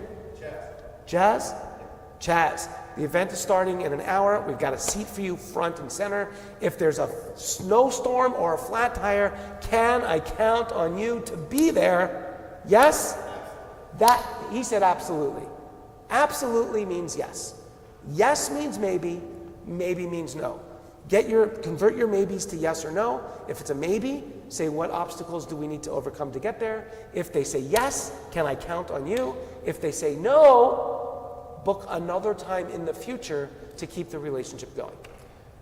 Drew, I absolutely love it. Everything that they said, this is really good. I'm feeling the juices flowing from every single one of us, because we've all kind of like built upon each one of our answers here to that. And so just to continue with it, something that I train all of my business clients on is creating something called Power Partners, right? And I love what Drew said.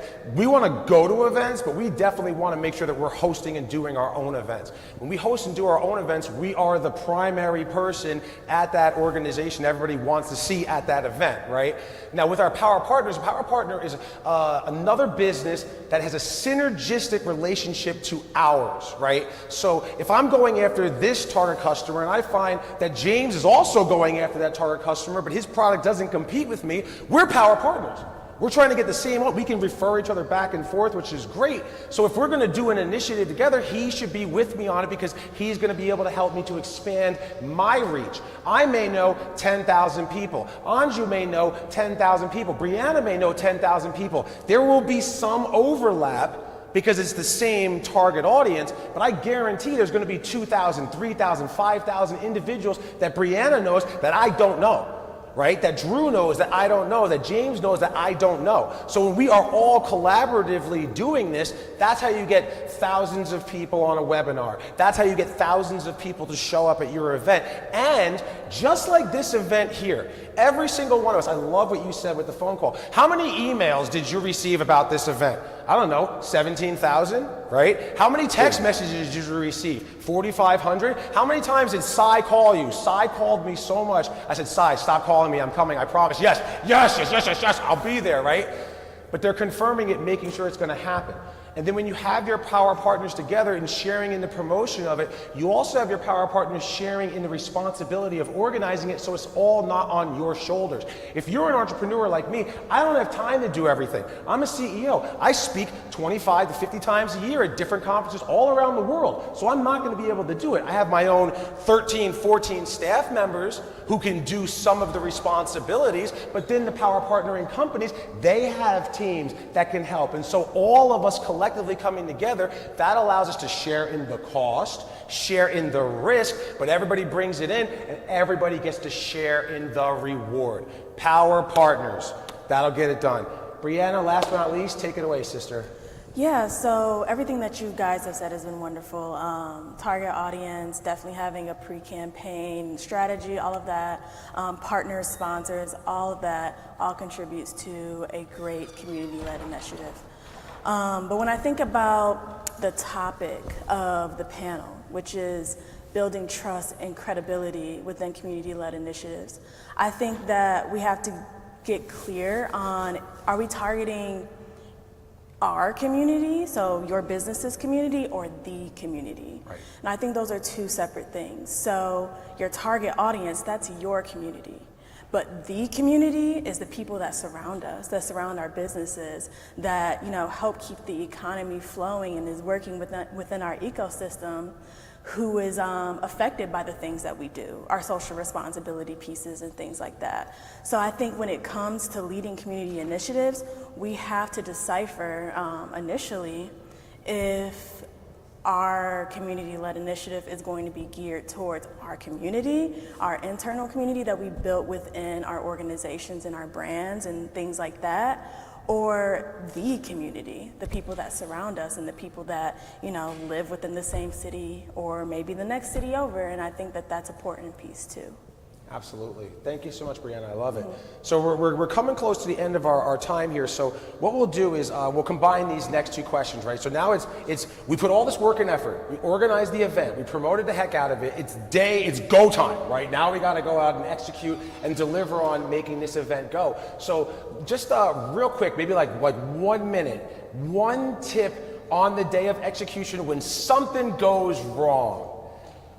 Because nothing ever goes the way it's supposed to, right? As a matter of fact, right, all of us, we are here on stage 10 minutes earlier, right? Yeah. So there's a little bit of a snafu with that, but you have to be able to, show must go on, right? So one tip of advice when things don't go well, right? And so James, would you like to kick it off? Sure. I just want to add one thing to the last question. Make sure you have a budget. When you have a budget, make sure you put some money into marketing. A lot of times you have $100,000 and you just spend that on a program, and then it's like, oh my God, I got to market. So, and this is for any industry. So make sure you take a percentage for marketing. In terms of being prepared for the unexpected, I mean, it's always going to be something unexpected. I think for a leader, you have to be calm, cool, and collective. You always have to have and think on your feet of what can go wrong and what are some of the things. Actually, on my way here, on the hallway, I had a call, something went pretty wrong. We signed a contract with a physical sponsor that's going to collect our funds from our sponsorship dollars from the banks. We're talking several $100,000, but we also have a scholarship initiative, and so our attorney said, we just signed the contract, so any scholarship funds, I don't know what we're going to do. So they were freaking out. So wait a minute, we're promising $5,000 to each student, and that means you have to take 15% out of that. I said, no, we just give them the $5,000, and we'll take the 15% off the corporate funds. Case done. So people were panicking in the office. So it's just a matter of thinking on your feet, making sure you have different avenues that you can take and go to. And last but not least, any initiatives that you do have, regardless if it's government, corporate, community, you have to do exactly what you say you're going to do. If not, you're not going to build that trust with the community. The community doesn't really trust us, so making sure that you say and do what you're going to do is important. I love it. Drew? Bumper stickers. Bumper stickers and t-shirts. Those slogans that you've seen, just breathe. Go with the flow. Be flexible. Shit happens. Shit happens. Right. Don't sweat the small stuff. All of them Life is too are, short. Life is too short. All of them are real. You know, nothing's going to go as planned. They talk about Murphy's Law, where everything you plan goes astray. It's not Murphy's Law. Murphy's got a committee. The whole crew is designed to sabotage. And if you breathe, if you relax, if you focus on your highest priorities first, I've been teaching a triangle for 25 years. The triangle is very simple. Communication, expectations, deliverables. You get those three in alignment, and as long as you have good communication, be honest, be flexible, you know, treat people with respect, breathe, make eye contact, go with the flow, don't take yourself too seriously, and know that everything's, in the end, everything's going to be okay, and if not everything's okay, then we're not yet at the end. So when things go wrong, keep adding order into chaos, because there's chaos everywhere. Add order, add order, add order, and eventually you'll have organized chaos, and then just do the reps. Do it 10,000 times, and you'll get better and better and better. Amen. Love it, Drew. Just piggybacking on everything that James and Drew said here, one of the things I love about when you do an event is having contingencies, right? Having a plan B, having plan C, D, E, F, and so on and so forth. I'll never forget, I was actually master of ceremonies for a 4-day event for about 5,000 professionals from around the world in Orlando, Florida a couple years ago. And being the MC for the event, that's when you're seeing everything that's going on behind the scenes. You're introducing speakers. I literally had Les Brown was supposed to take the stage. Les Brown, everybody knows who Les Brown is, right? All right. So he's ready to take this. He's supposed to take the stage in 5 minutes, and he was disappearing, right? He was gone. Couldn't find Les Brown. So I was like, what are we going to do? So I had contingencies set up as the master of ceremonies for that event, where I gave slides that I could talk to for 5 minutes, 15 minutes, 10 minutes, so that if somebody was missing and to keep the show going on, there was good fillers in between so that the audience had no clue that our keynote speaker was missing in action. Now, he ended up showing up about 60 seconds before he had to go on stage, but that's beside the point. So by having contingencies as backups and just in case, it helps to keep the show moving forward, it helps to keep the event moving forward, and your audience will never know, and they'll leave having a great experience, even though you may be backstage. All right? Brianna? Yeah, 1,000%. I think the biggest thing is being able to seamlessly pivot at any point in time. And then also having your team there and having responsibilities for each team member and things like that. I think that definitely helps when creating a really dynamic event. I also think just constantly engaging the audience throughout the entire time. So another thing that I like to do when I'm planning and executing events is have something happening, something big happening every hour on the hour to keep the audience engaged, to keep the attendance high and participation there, and present.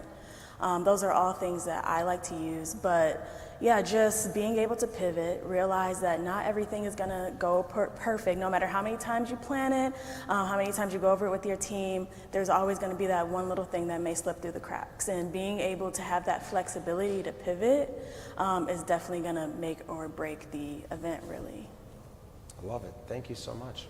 Anju, finish this up. Yeah, like everyone already covered about, like if you are organizing an event, stay in touch.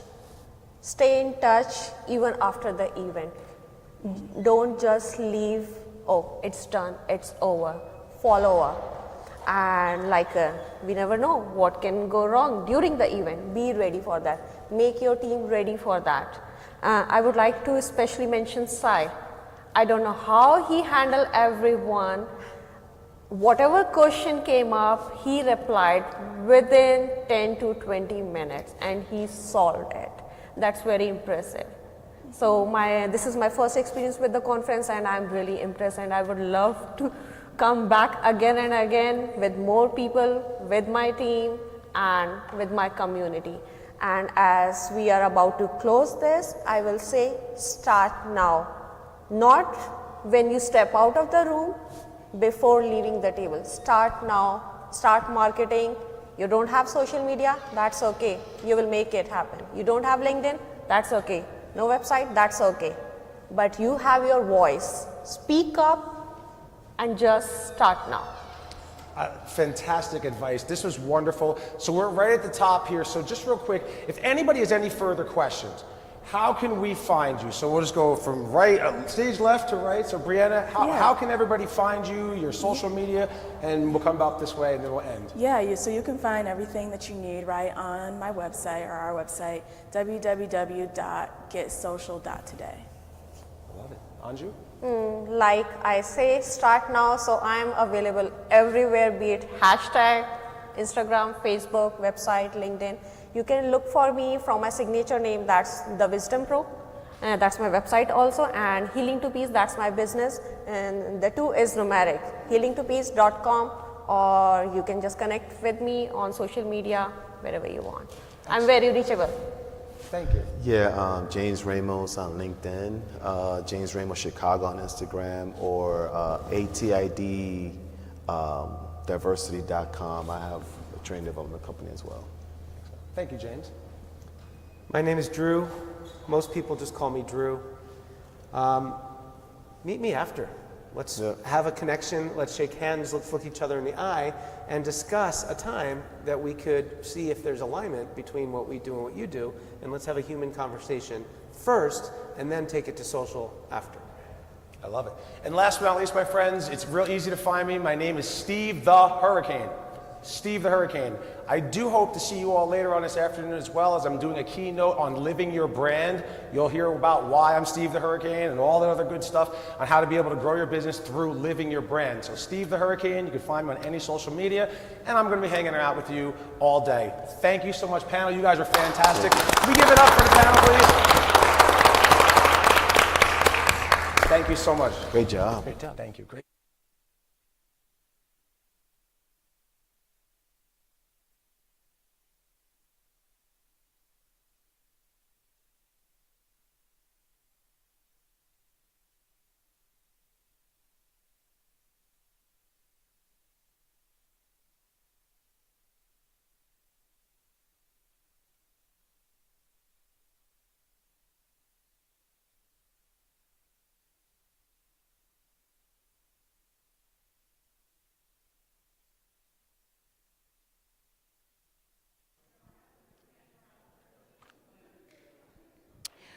What an absolutely extraordinary discussion.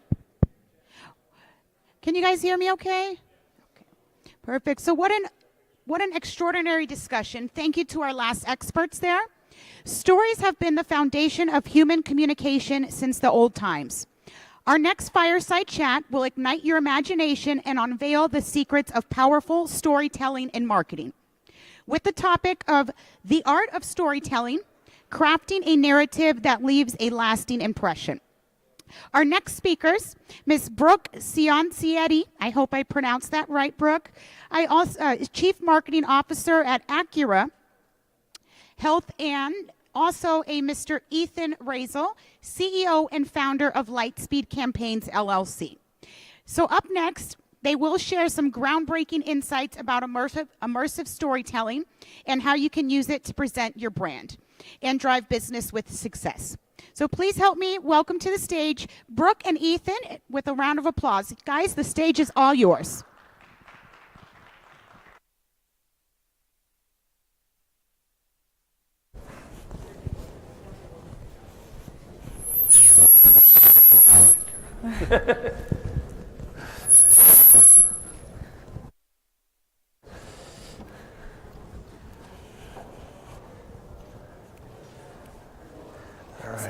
Yeah, let's do it. Let's do these two. Okay. All right. Hi, Brooke. Nice to be back with you. Yes, thank you, Ethan. Hi, good morning, everyone. My name is Brooke Ciancietti. I'm the Chief Marketing Officer for Acera Health. We are a primary mental health treatment facility in Newport Beach, California, and we service first responders, police, fire, EMTs, and acutely mental health clients coming straight from the hospital. I'm also the Director of Business Development for WebServe. We are a digital marketing agency that is specific to healthcare. And then I was last year elected as President of CASA, which is the California chapter of NATAP. which works with our policymakers in advocacy and behavioral health. Thanks, Brooke. Hi, everybody. I'm Ethan Raziel. If I haven't met you, I'm the CEO and co-founder of Lightspeed PR, based in New Jersey. We help technology companies of all sizes tell their stories. So Brooke is a storytelling expert. We're storytelling experts, but we have very different stories that we tell. And I think that between us, we have some great ideas and inspirations and suggestions for you on how to do your own storytelling.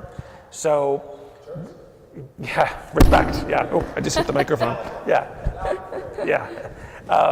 So what we thought we would do is I'll interview Brooke and we can hear your story, and then we'll trade, and you can talk to me. And please, if anybody has questions that you want to ask at any point, you could jump in. We want to make it interactive. Sound good? Absolutely. So since we're discussing storytelling and marketing today, I thought I'd tell you a little bit about my personal story and why I'm so passionate about the work that I do and why I really entered this field. So when I was a freshman in college, I got very sick. I got diagnosed with a kidney condition, and I was in pain, and I was referred to a pain management doctor on the Upper East Side of Manhattan on 5th Avenue. That doctor prescribed me 480 oxys a month, so 18 a day. And so before not too long, I was hopelessly addicted to opiates because I trusted that doctor. I had no reason not to. This was before it was in the media that it was not a good thing to do. So hopelessly depressed, and I knew that I needed treatment, and I didn't know where to find it. So the first thing that I did was I got online and I searched for treatment facilities in New York, which is where I was going to school at the time. I was far away from home. I'm from California, and I really didn't want anyone to know what I was going through, so I trusted whatever I could find online. Turns out there were no resources in New York at the time. The only thing I could find was a methadone clinic, which is not what I wanted. I wanted to be free from these substances and from the depression that I was feeling at the time. So I found a facility in California off a website, probably because they dumped a lot of money into their digital marketing, and it looked good on the website, and I thought it was going to be, a solution to my problem. Turns out this particular facility was the opposite of that. It was unethical. I was actually sexually assaulted in this facility, and they later got raided by the FBI and are shut down, so you'll be happy to know that. But I was able to find, since I was in California, I reached out to a friend, and I was able to find a direct referral to an amazing facility that changed my life, saved my life, and gave me a purpose and a passion for my life, which is I knew at that moment that I wanted to help other people that were struggling with substance abuse, mental health, and now this additional trauma. So how did I get to do that? So I knew that we needed to change the digital marketing space around treatment and healthcare in general. We needed to lead business development teams ethically, admissions teams ethically, so that when they're speaking to clients, we're saying and doing the right things and providing quality care and access to care for clients. Well, thank you. I want to first thank you for sharing that story. I think it's amazing, and especially how you've used the trauma that you went through to help others and kind of make sure that others don't have the same negative experience that you did. I think it's very powerful. But what I want to hear a little bit more from you about is for marketers, you're a marketer. Yes. What's the most powerful marketing tools that you have that you've been able to create based on your experiences? Thank you, Ethan. I think for me, the most powerful marketing tool that I have is my story. So when a client calls in and I answer the phone and I'm able to offer that patient hope and a solution to the suffering that they're going through, there's nothing more powerful. I do openly and honestly share my story with clients and families and other referrents in the community, hospitals, other treatment facilities, and that's really how I use storytelling in marketing every day to reach my target audience, which are patients that are really suffering. And this might be the only phone call that they get, and so I want to connect with them quickly. And I'm able to do that in under 5 minutes by telling my story. Because at the heart of it, it's really empathy, and I understand what they're going through, and I want to offer them hope. Yeah, it's really amazing. Tell me a little bit more about your facility in Newport Beach. When we chatted yesterday, I thought it was really fascinating how you have some unique elements of it. What makes it different from other treatment facilities? Yeah, thanks, Ethan. So our program is very special. We focus on, first, the mental health aspect. So we are treating clients in a home. It's a beautiful house in Newport Beach, and we have a staff of amazing doctors and all master level and above licensed clinicians that most are either in recovery themselves, or for our first responders, they worked for departments. My chief clinical officer worked for LA City Fire, and she really helps with our first responders that are struggling with complex PTSD from the job. So really what makes Acera different, it's small, there's 6 beds. We have 2-to-1 client to staff ratio. We care about them, we treat them with love and empathy first, and compassion.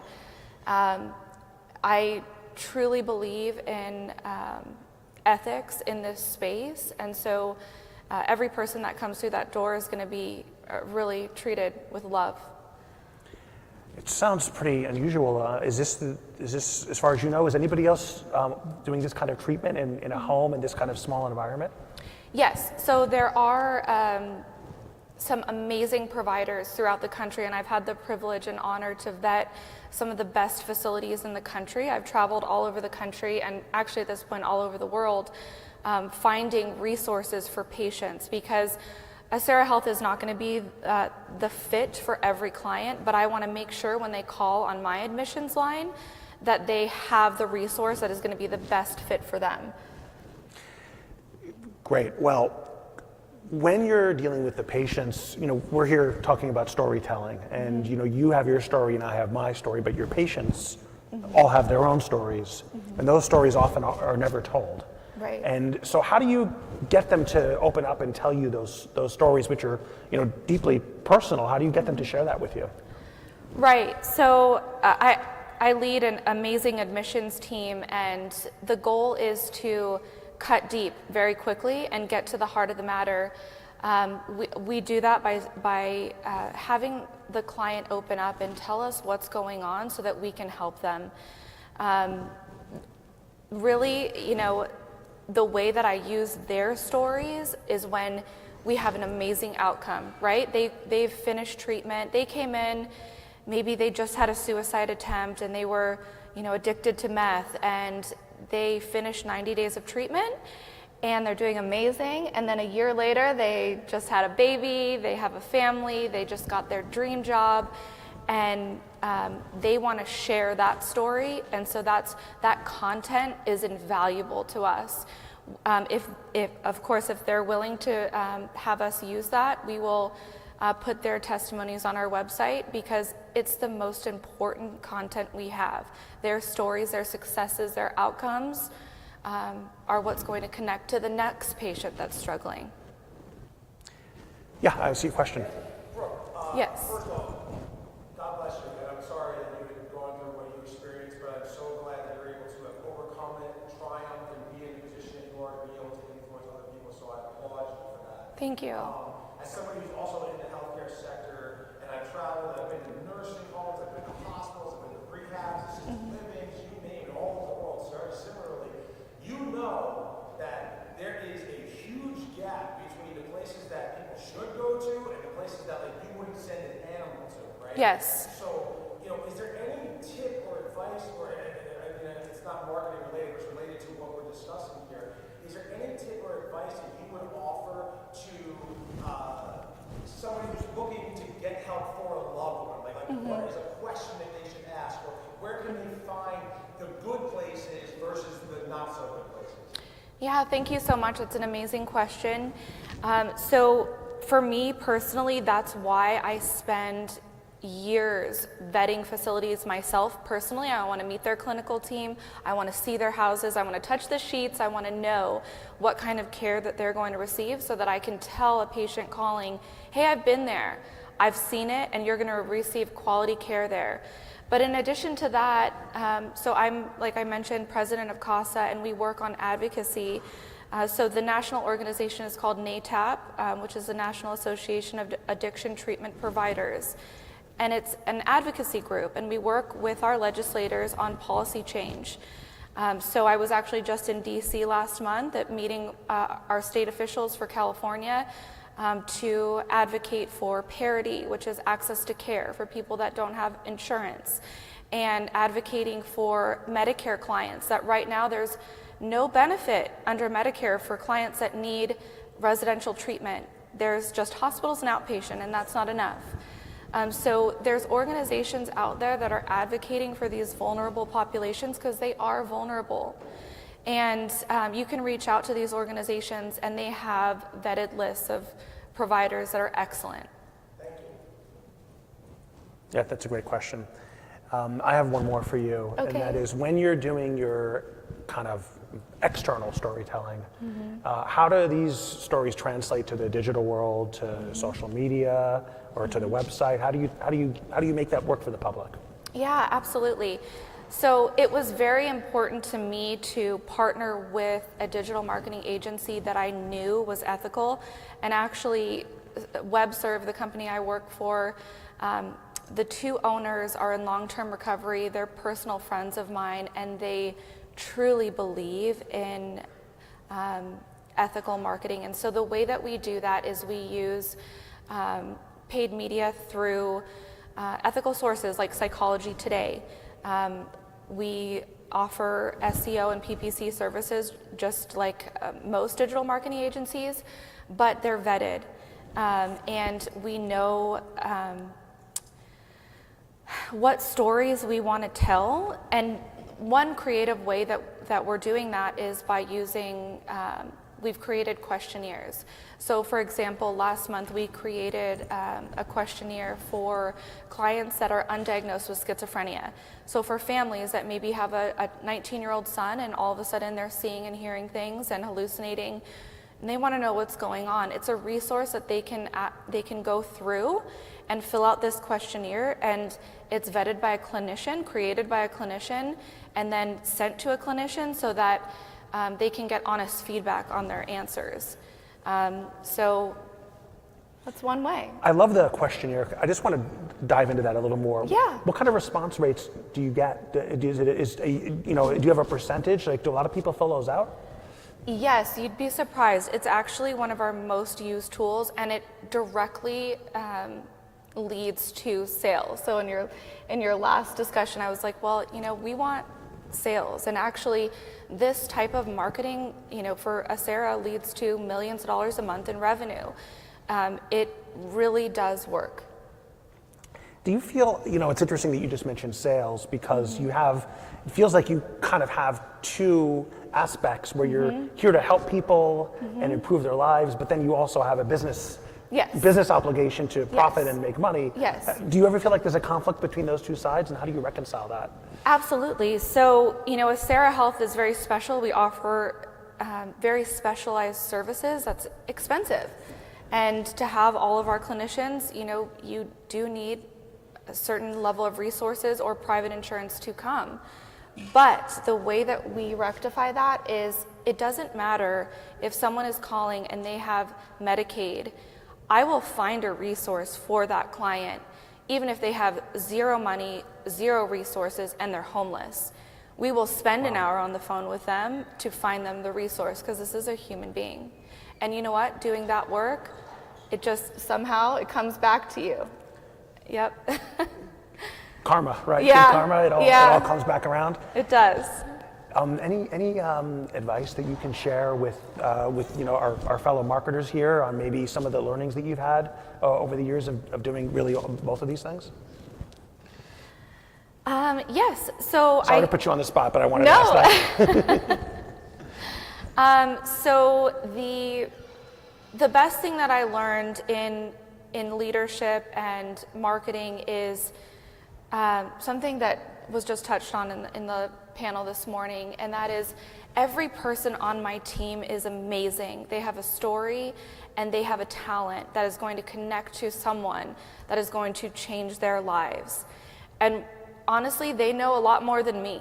And I learn from them every day. And I think the most important thing for me is to always learn and to always get better and to always find new resources and stay current and try and do the best possible for every patient or client that's calling.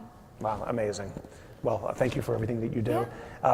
Okay, any questions for Brooke before we flip the script and she's going to ask me some questions? And I'm not as good as Ethan because I didn't memorize the questions. So, okay, Ethan, what are storytelling mistakes that people should avoid? Well, there's a lot, and I'm sure that you have encountered this, but there's a couple of kind of repeated issues that a lot of the companies that I work with have with their storytelling. The first one I would say is assuming too much understanding on the part of the audience. I'm talking about using jargon or using terms that people don't get. You have to simplify. So the first mistake is just being way too complicated. That's probably the most common mistake that I think I see being made with storytelling. And then the other one is actually not delivering a satisfying story. You told a great story about you had an experience and then you converted it into this passion that you have for helping people. That's a story. A story isn't, we have an awesome product, please buy it. That's not a story. Or we're the best. That's not a story, right? Stories, whether you're telling it as a marketer or whether you're telling it as for a book or for a movie, there's certain common elements that a story must have. You want to have a protagonist. You want to have an antagonist. You want to have some conflict. Your story had a great conflict in it. Stories need conflict. Stories should have a twist. Your story had a twist. It definitely had a twist. Your story needs to have a satisfying ending. Make sure that if you tell a story for your brand, that it has all the elements of great storytelling, not just self-promotion. And that's a lot of my clients come to me and they're like, our story is that we're awesome. Sorry, but you might be, but that's not a story. That's a claim. So stories need to have stories. So yeah, that's my answer for that. Ethan, what is the process that you use to create a narrative for your clients? Yeah, well, we actually have had to create a real, it is a process. And we have to actually, the first part is to get people to actually stop and think about, what is the story? What we do with our clients is the first thing we do is we gather them all into a room. And, we're doing them on Zoom now, but I think it worked much better when we were in the same room together. And I would recommend that when you're doing this kind of discovery process, that you really do it in person if you can. It's so much, we're here, right?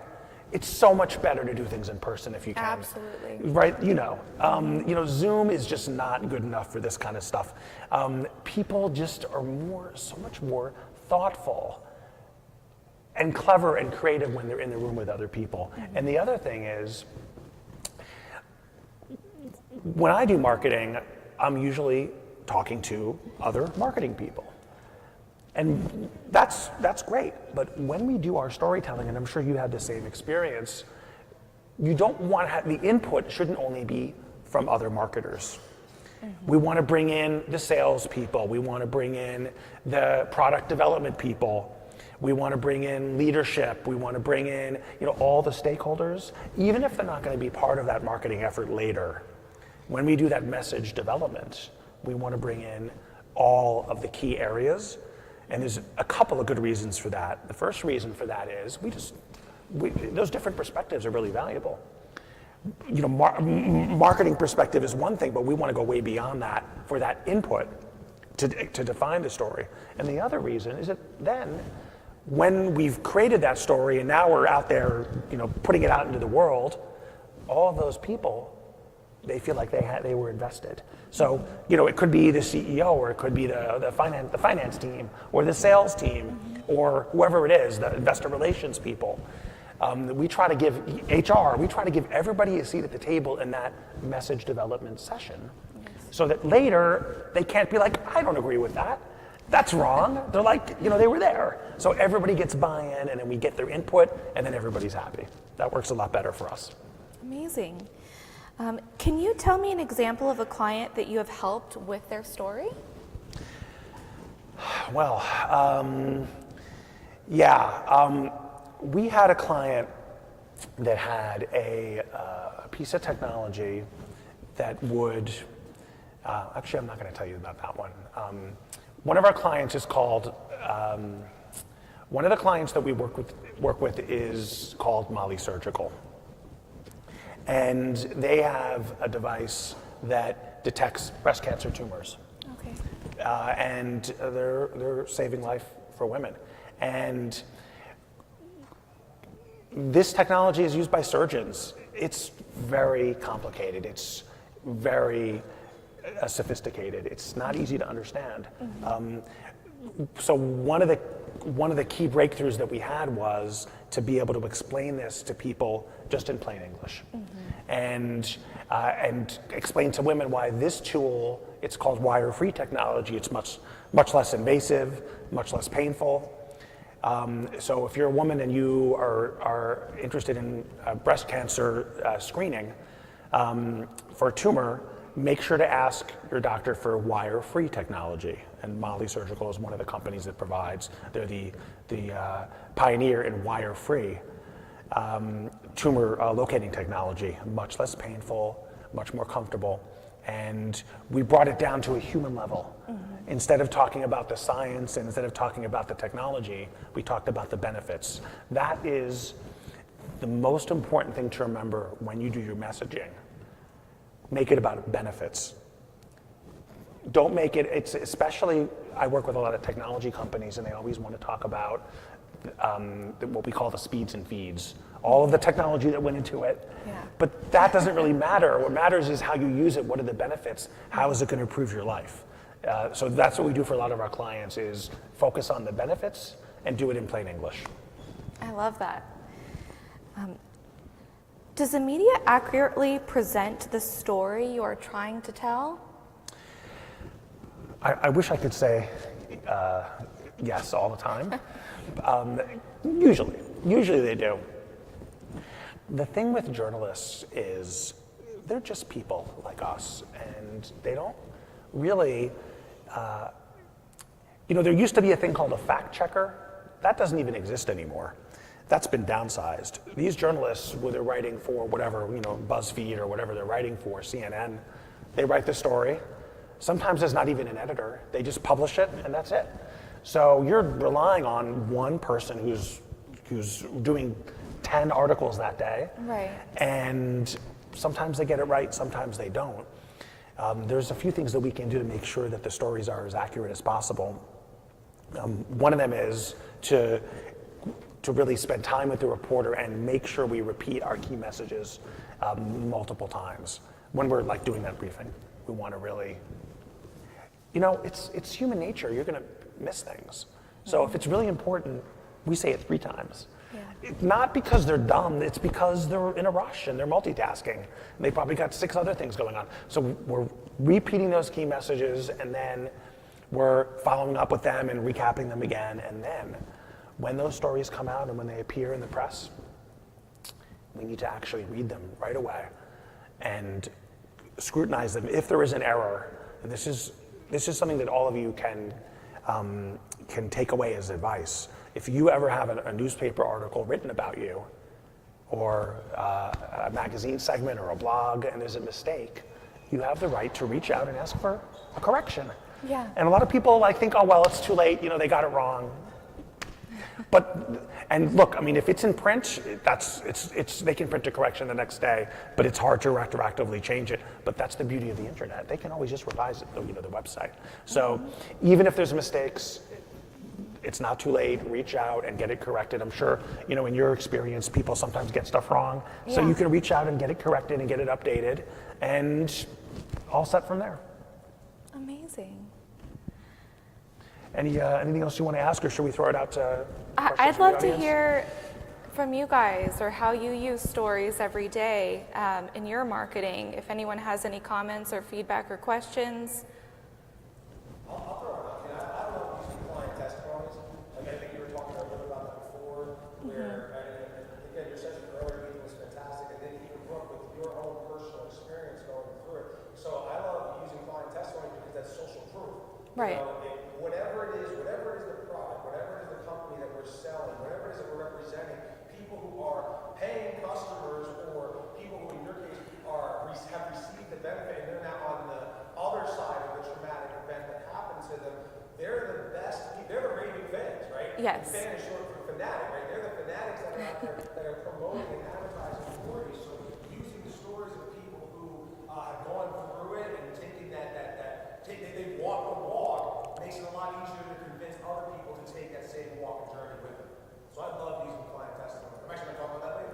Yeah. What's your name? Steve the Hurricane. Steve the Hurricane. All right. Well, thank you for that. Did you want to say something about that? Oh, no, I was just going to say I do that every day, and I think our clients are our advocates, and they're the best people to tell our story and their experience. What was it really like, and how did this change my life? Because that's what people relate to. People are going to relate to their story. I love that. Thank you. Yeah, I want to say something about that too. So Steve, thanks for bringing up testimonials. Like Brooke said, that's really important. This is honestly something that I try to do for almost all our clients. And some of them, it's very challenging. Sometimes the customers don't want to talk.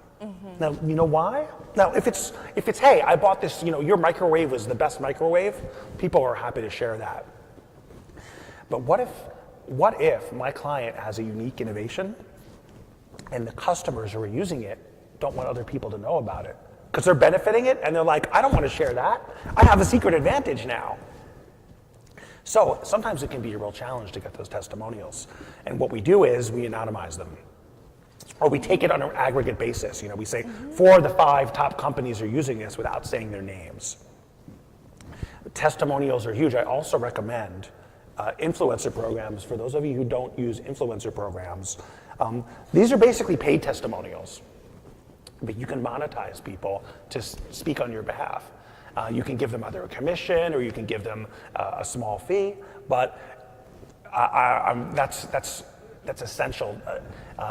Testimonials are honestly like half the battle for me.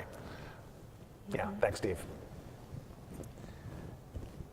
Did I see another hand? Any other questions? Okay. Brooke, any parting thoughts you want to? Looks like we only have a couple minutes here, but any parting thoughts you want to offer? Well, just that, I think when we're thinking about storytelling, it's that human aspect, right? We want to tell human stories that are universal to everyone. I think for me, substance abuse and mental health affect everyone, and even for your example with your company, most families know someone or have a family member that was affected by breast cancer. So really honing in on those human stories that people can relate to, and people can really see the benefit is the most important thing. So that would be it. Thank you. Yeah, I'm gonna add one more final thought, and then we'll wrap for today. So thank you for that. I wanted to say one more thing about storytelling, and that is a good story never ends. And I mean that in really 2 ways. First of all, it never ends because there's always a new chapter to tell, right? There's always something happening. And so the other thing is the way that you tell that story can always be evolved. So as you determine whether it's for your corporate story or personal story, you control that. You own that, and no one else owns that for you. And if you want to change it, even if you want to change chapter 1, I'm not saying fictionalize it, but you can emphasize what you want to emphasize and de-emphasize other elements and make that story your own. And if you're doing corporate storytelling, for our clients, we have a thing called a boilerplate. The boilerplate is the thing at the bottom of a press release, which is like the quick summary of that company. And that never stays the same. Every couple of months, we're updating it, adding new information, making that story better. So just remember that your story, it should be what we call a living document. It's always being upgraded, it's always being improved, it's always being polished. And as you have more success, that story gets even better and better. So don't think of it as we've got to get the story, get the story done. Okay, our story's done, now let's tell it. Yeah. It's never going to be done. I absolutely agree with that. And I would say, whatever product or service that you're marketing, the goal is that it's always improving and it changing and getting better. And so you want to constantly put that out there. What are you doing today that's new and fresh? And what's innovative about what you're offering today? So. Yep, that's right. Yeah. Okay, well, thank you so much for talking with me, Brooke. I think your story's inspirational, and I really appreciate your inviting me to come join you for this. Oh, thank you, Ethan. Same. I appreciate it. Okay, thank you, everybody. Thank you, guys.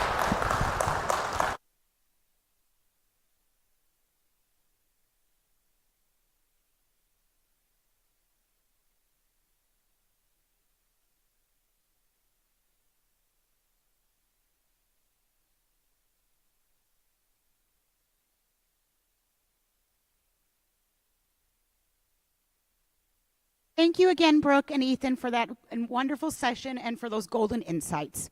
Now it's time for our day's showstopper session on 497 page 1 rankings in 7 weeks. How pillar-based marketing is changing SEO by Mr. Ryan Brock. He is the Chief Solution Officer of Demand Jump. Now for this session, I would kindly like to ask you all to move over to the Internet 2.0 ballroom, which will be in rooms 316 through 319 for this special session. Thank you, guys.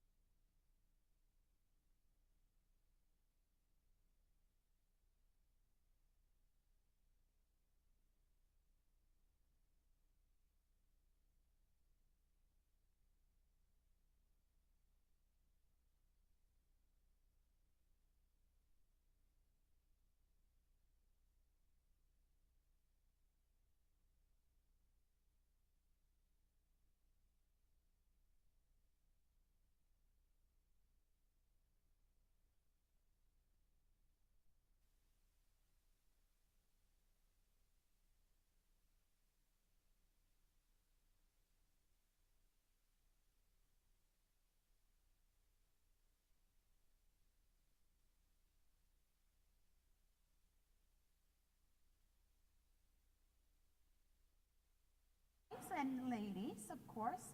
Talking about storytelling today, we have some experts with us whose stories of hard work and determination must be shared globally. Prepare to be inspired as we recognize these enthusiasts and organizations for playing a vital role in revolutionizing the marketing industry. Can I please have Ms. Judy Ruttenberg, Vice President of E-Commerce of Resourcify, to the stage to help me honor and award these leaders of change.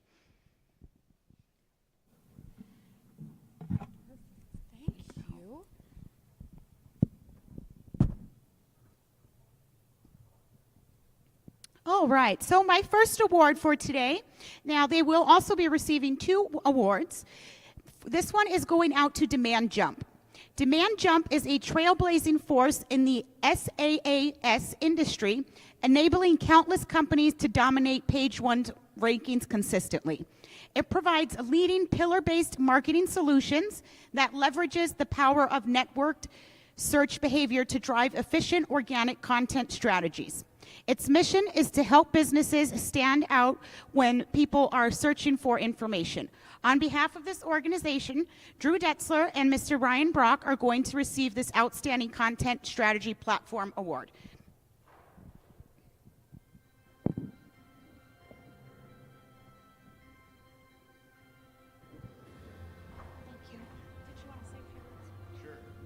Thank you. Drew had to go to his flight because he doesn't know the difference between Pacific and Eastern time. But yeah, this is great. We appreciate this so much, and thanks for letting me talk your ears off the last 3 days.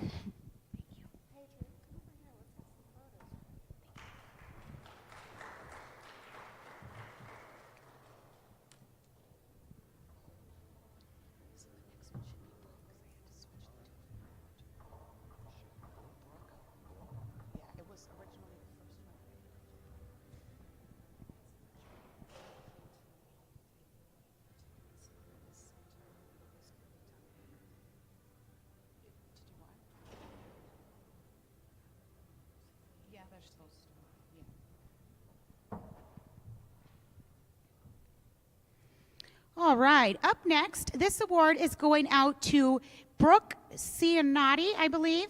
Now, Brooke is the Chief Marketing Officer at Acerna Health, a leading behavioral health company. With a diverse background in behavioral health marketing, she is a respected leader in mental health and addiction treatment advocacy. Congratulations, Brooke.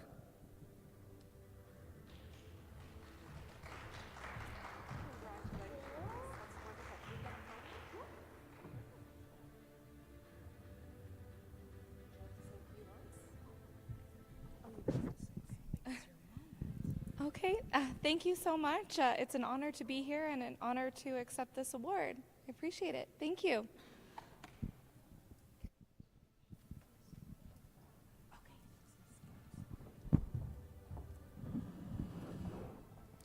Congratulations to you again, Ms. Brooke. For our next award here, this will be going out to a Miss Amber Brock. Amber Brock is a founder and creative strategist at Mulberry Marketing Company. With a passion for curiosity and data, she strengthens her clients' present identity while supporting their future business growth. And it looks like Brooke is not in here at the moment. We will make sure we send that award over to her. Congratulations to you, ma'am. Now, for our next award, may I please have a Mr. Brandon Abelson to the stage. Now, Brandon Abelson is the digital marketing manager at diodata.co, where he leverages his expertise in digital advertising to drive brands to unprecedented success. Congratulations to you, Mr. Abelson.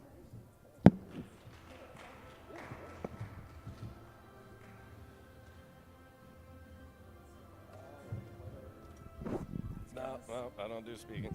I'm done. Well, congratulations. Did you want to say a few words? Up next, this award will be going out to a Mr. Jeff Youngs.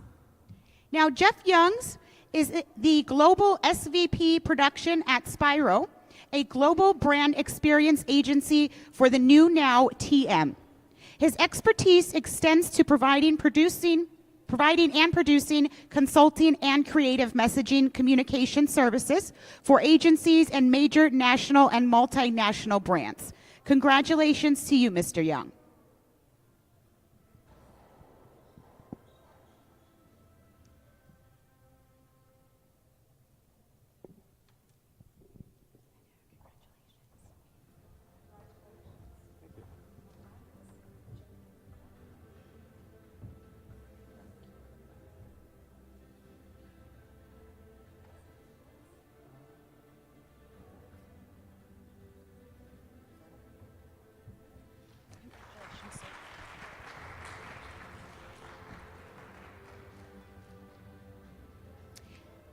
For our next award here, and I apologize ahead of time if I do pronounce your last name wrong, I have a Maria Rakigula, I believe, and she is the founder of Hub Ignition.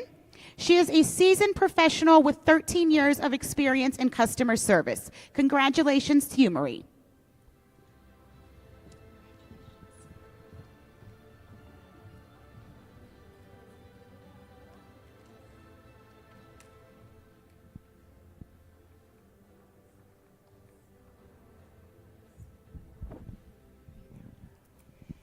Thank you very much.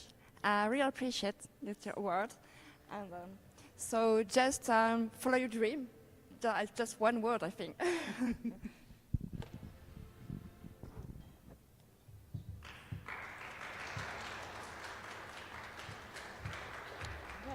again. Our next award is going out to a Pacey Hilson. Now, Pacey Hilson is the founder and president of Hilson Acquisitions Incorporated. Leads a groundbreaking holding and investment management company that defines the normal. May I have Mr. or Ms. Hilson to the stage, please? All right, and it looks like they are not in here at the moment. We will make sure to get that award over to you. Our next award is going out to a Mr. Rick Johnson.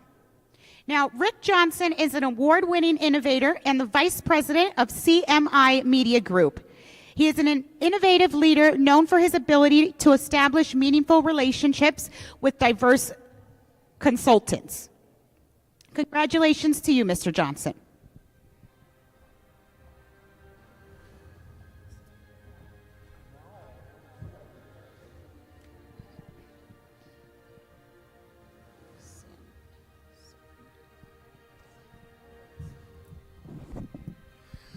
Just a quick thank you to the Marketing 2.0 team and all the people that make this conference happen, because it's obviously a massive undertaking. So even if, you know, there's a few hiccups in terms of one session going a little longer, I can't imagine what it's like to put this on. So thank you to all of them and for the award. Appreciate it.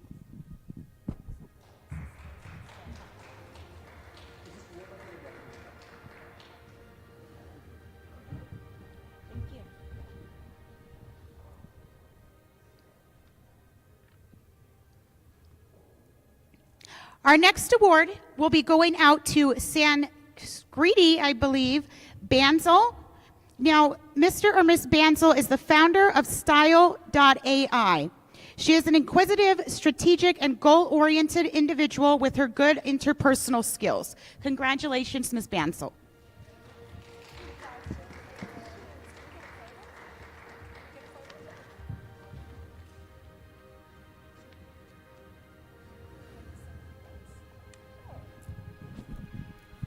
Thank you so much. The mission of Style.ai is to help individuals feel confident about themselves and to disrupt fashion and technology through AI. So definitely check it out, and I would really love early adopters and investors. Thank you.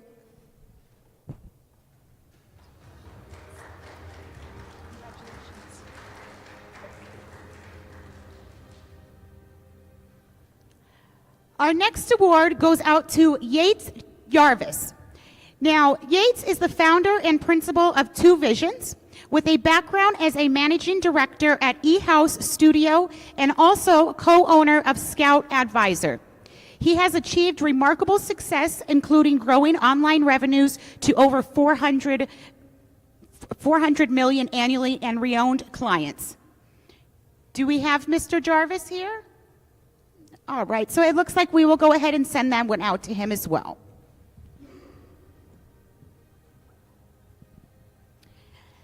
And last but certainly not least, I have a Mr. Ethan Razel from Lightspeed PR, Lightspeed Public Relations and Marketing. He brings transparency, accountability, and creativity to help B2B and B2C technology clients achieve their business goals. On the behalf of this organization, Ethan Razel, the co-founder and the organization, is going to be receiving this award.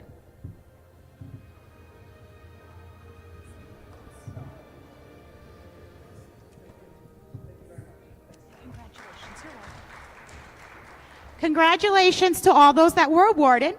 So now is, I'm sure, your favorite part of the day. It is time for our lunch break. This is going to be a great chance for you to boost connections, share your business cards with potential business partners. Also, don't forget to use the hashtag marketing2CONF while posting all of your experiences from the event. See you guys back here in about an hour or so. Thank you.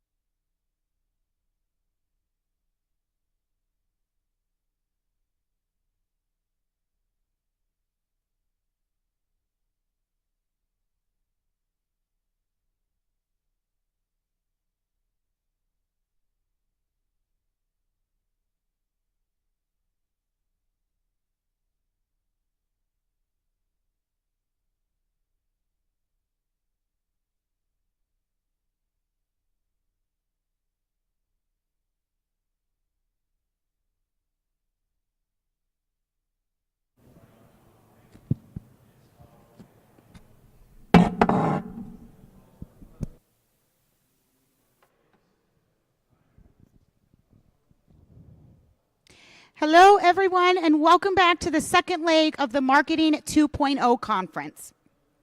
Now, I can tell that your lunch break was rather refreshing just by looking at all of these happy faces in here. All right, so we're ready for another thrilling panel discussion.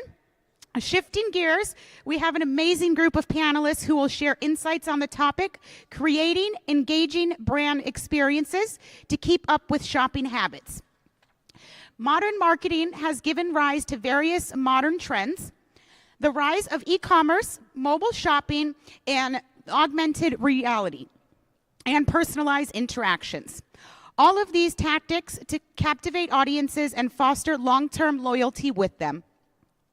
This exciting discussion dives into the strategies that help in crafting immersive brand experiences using such modern techniques. To share their invaluable insights, we have our session's moderator, Mr. Carlos Maldonado, CEO and co-founder of Cleo Claire, I hope I pronounced that right. Our panelists, Mr. Rick Johnson, Vice President of CMI Media Group, and also Dr. Jocelyn Ramos Campbell, founder and president of Mommy Innovative Media. Let's invite them all to the stage with a huge round of applause. That was huge. That was Take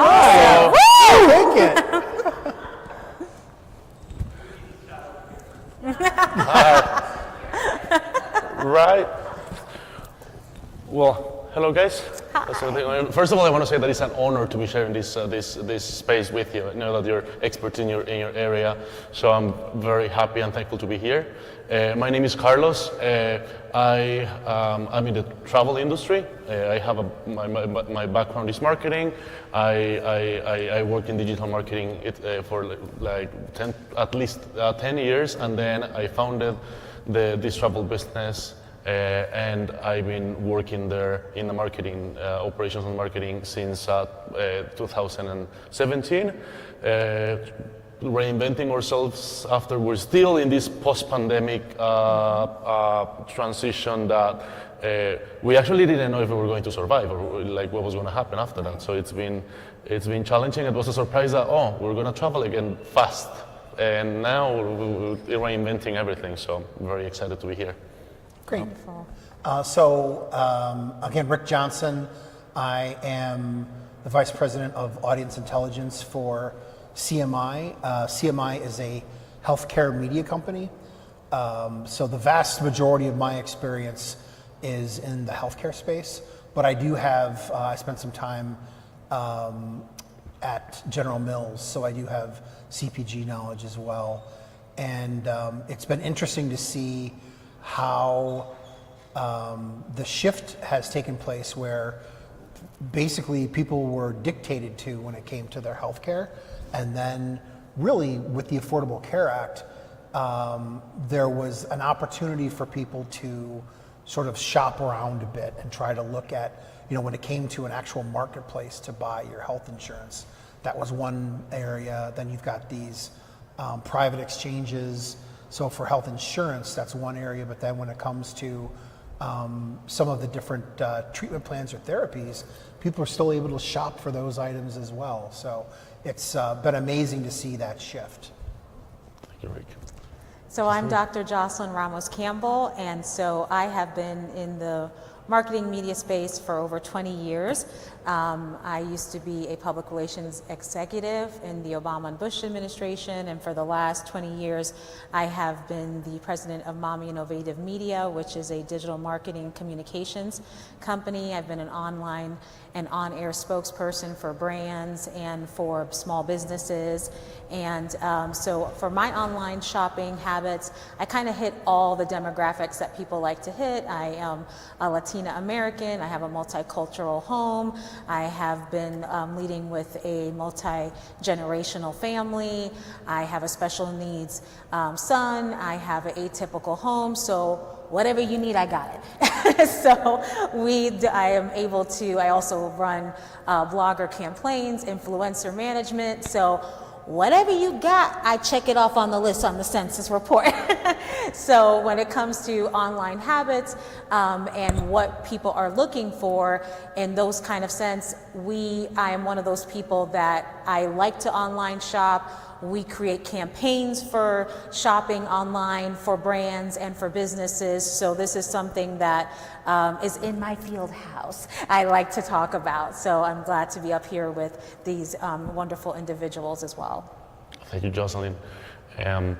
It's a great topic, and I think it's been fascinating how we can adapt and how we have reinvented ourselves, our marketing plans, our companies to keep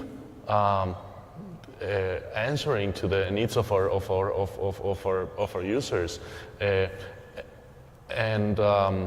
I was thinking about a very specific topic, example, how we've been reinventing ourselves. Before I start about one personal experience, I admired the airlines, for instance, during this transition. At the beginning of the pandemic, they couldn't. Of course, we were not supposed to travel. We didn't know what was going to happen. A lot of airports were closing borders, and then the airlines, what they said is, no, we're going to sanitize everything. They were sanitizing everything already, but they just switched the message, and then everybody was like, okay, so we can travel. Then they completely changed the experience at the airport a little bit, and then we were keeping social distance. As long as we bordered, the social distance disappeared, and then nobody would have to wear the mask anymore, especially if you were actively eating or drinking something. So it was funny if you think about it. What was impressive is how they shifted the message and how they made people jump in. They lowered the prices as well.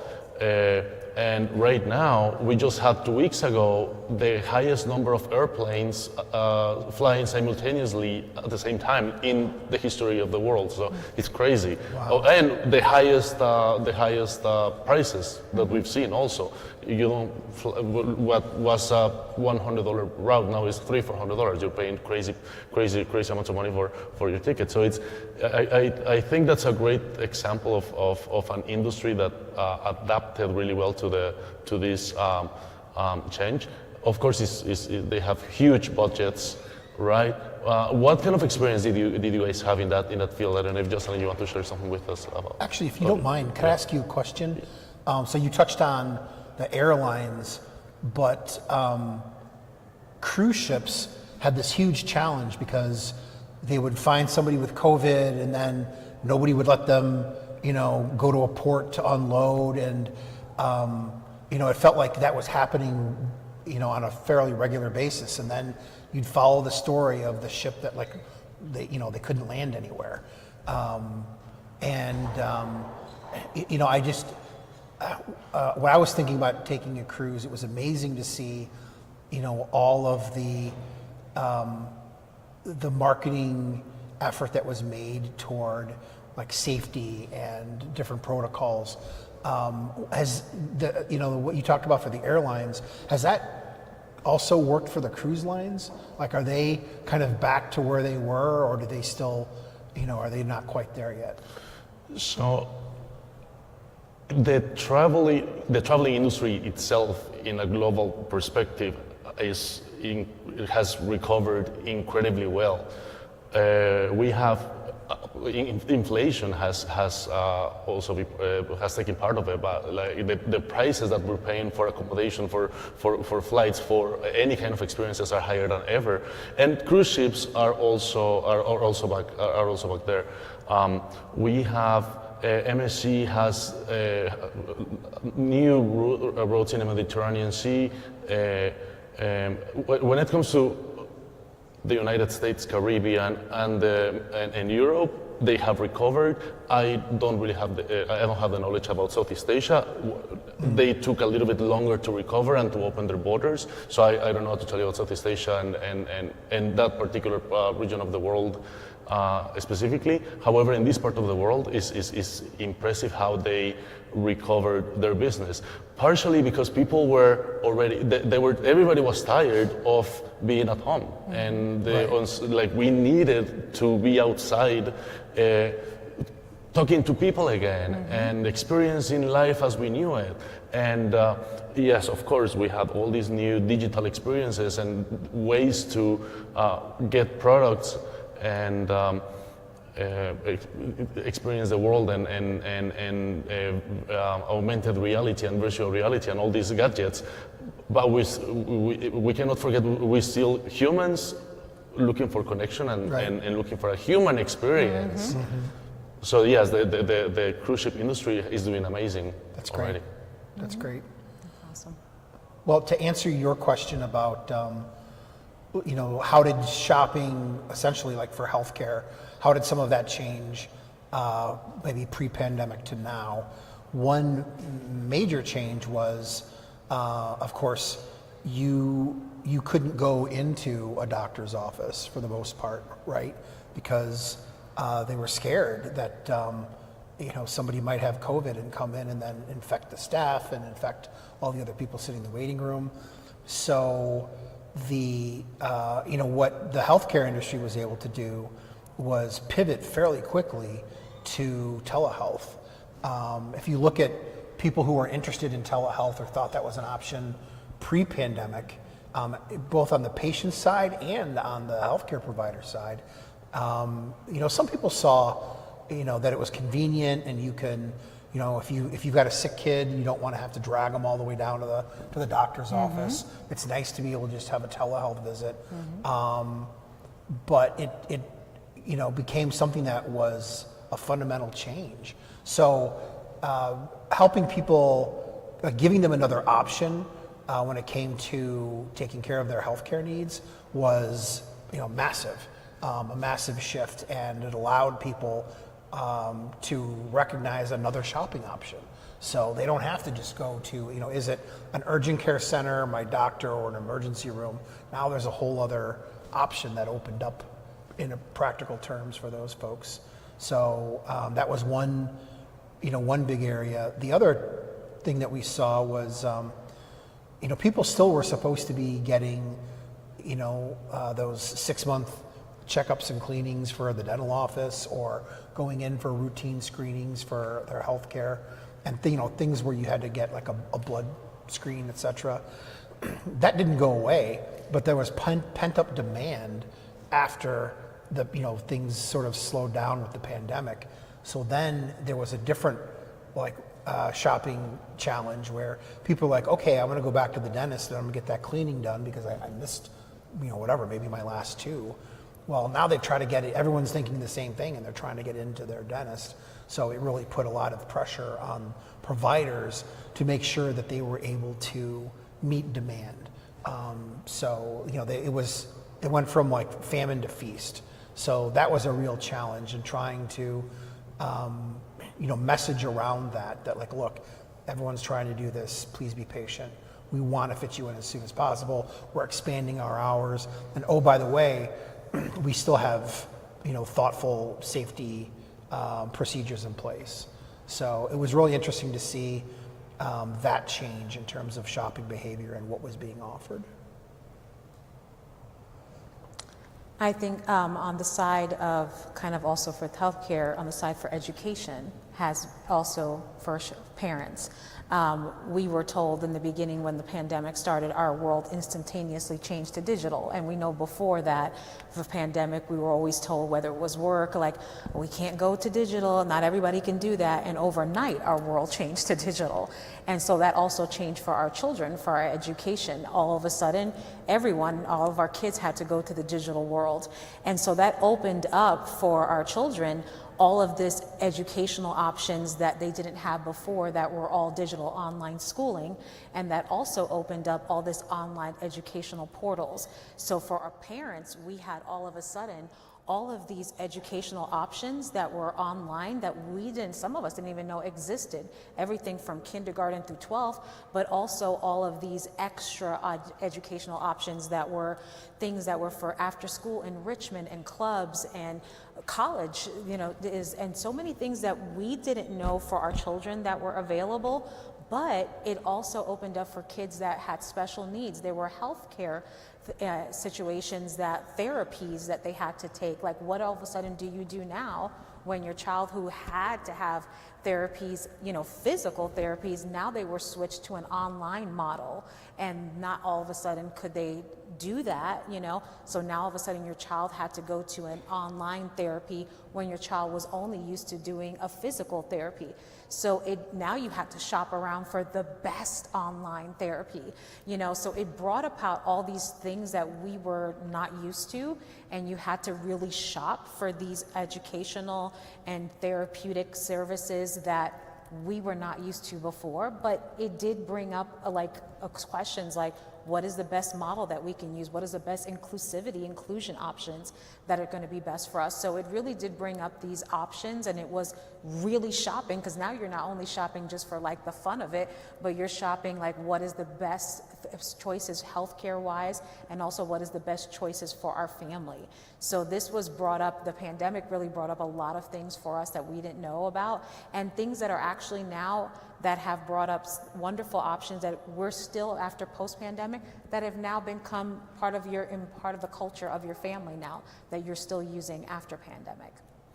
That's amazing, because we already had the concept of connectivity and physical distance as not being a major problem. We already knew that before the pandemic. However, there was a lot of resistance to it, right? We were, in a lot of senses, as you said, we were still used to the previous models. However, it was like a surprise for everybody, and then we're basically experts in connecting to people anywhere in the world, which is it's fascinating at the end of the day, and how we shifted. I don't want to say back, of course, because things will never be like they were before, but how everything's going. We're finding balance. Not everything has to be digital. Not everything has to be face to face like before. We can have balance is so important. And yes, for us, I'm in the travel industry. For me, my area of expertise is the Middle East. Is Spanish-speaking people traveling to the Middle East. I actually loved what you said yesterday, when you explained the focus of a lot of marketing that you're doing. That is Latino mothers. Yes. It's impressive the amount of Latino moms that are the ones deciding where to go, and they're the ones making the family go on a vacation. Yes. It's not the fathers, even if it's a stay-at-home mom or a working mother. They are the ones deciding if they're going to do it or not. They're the ones telling everybody, okay, so get ready, because in 2 months, in 3 months, we're going. And where to go also depends on them, if they're going on a cruise ship, or if they're going to Vegas, or if they're going more further away. So it's fascinating.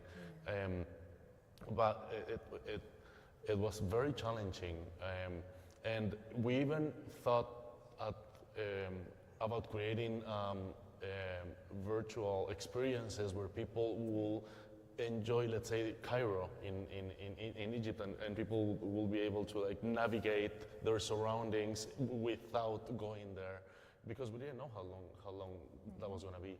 And then we saw that people started to travel so fast after that we actually didn't know how to handle that.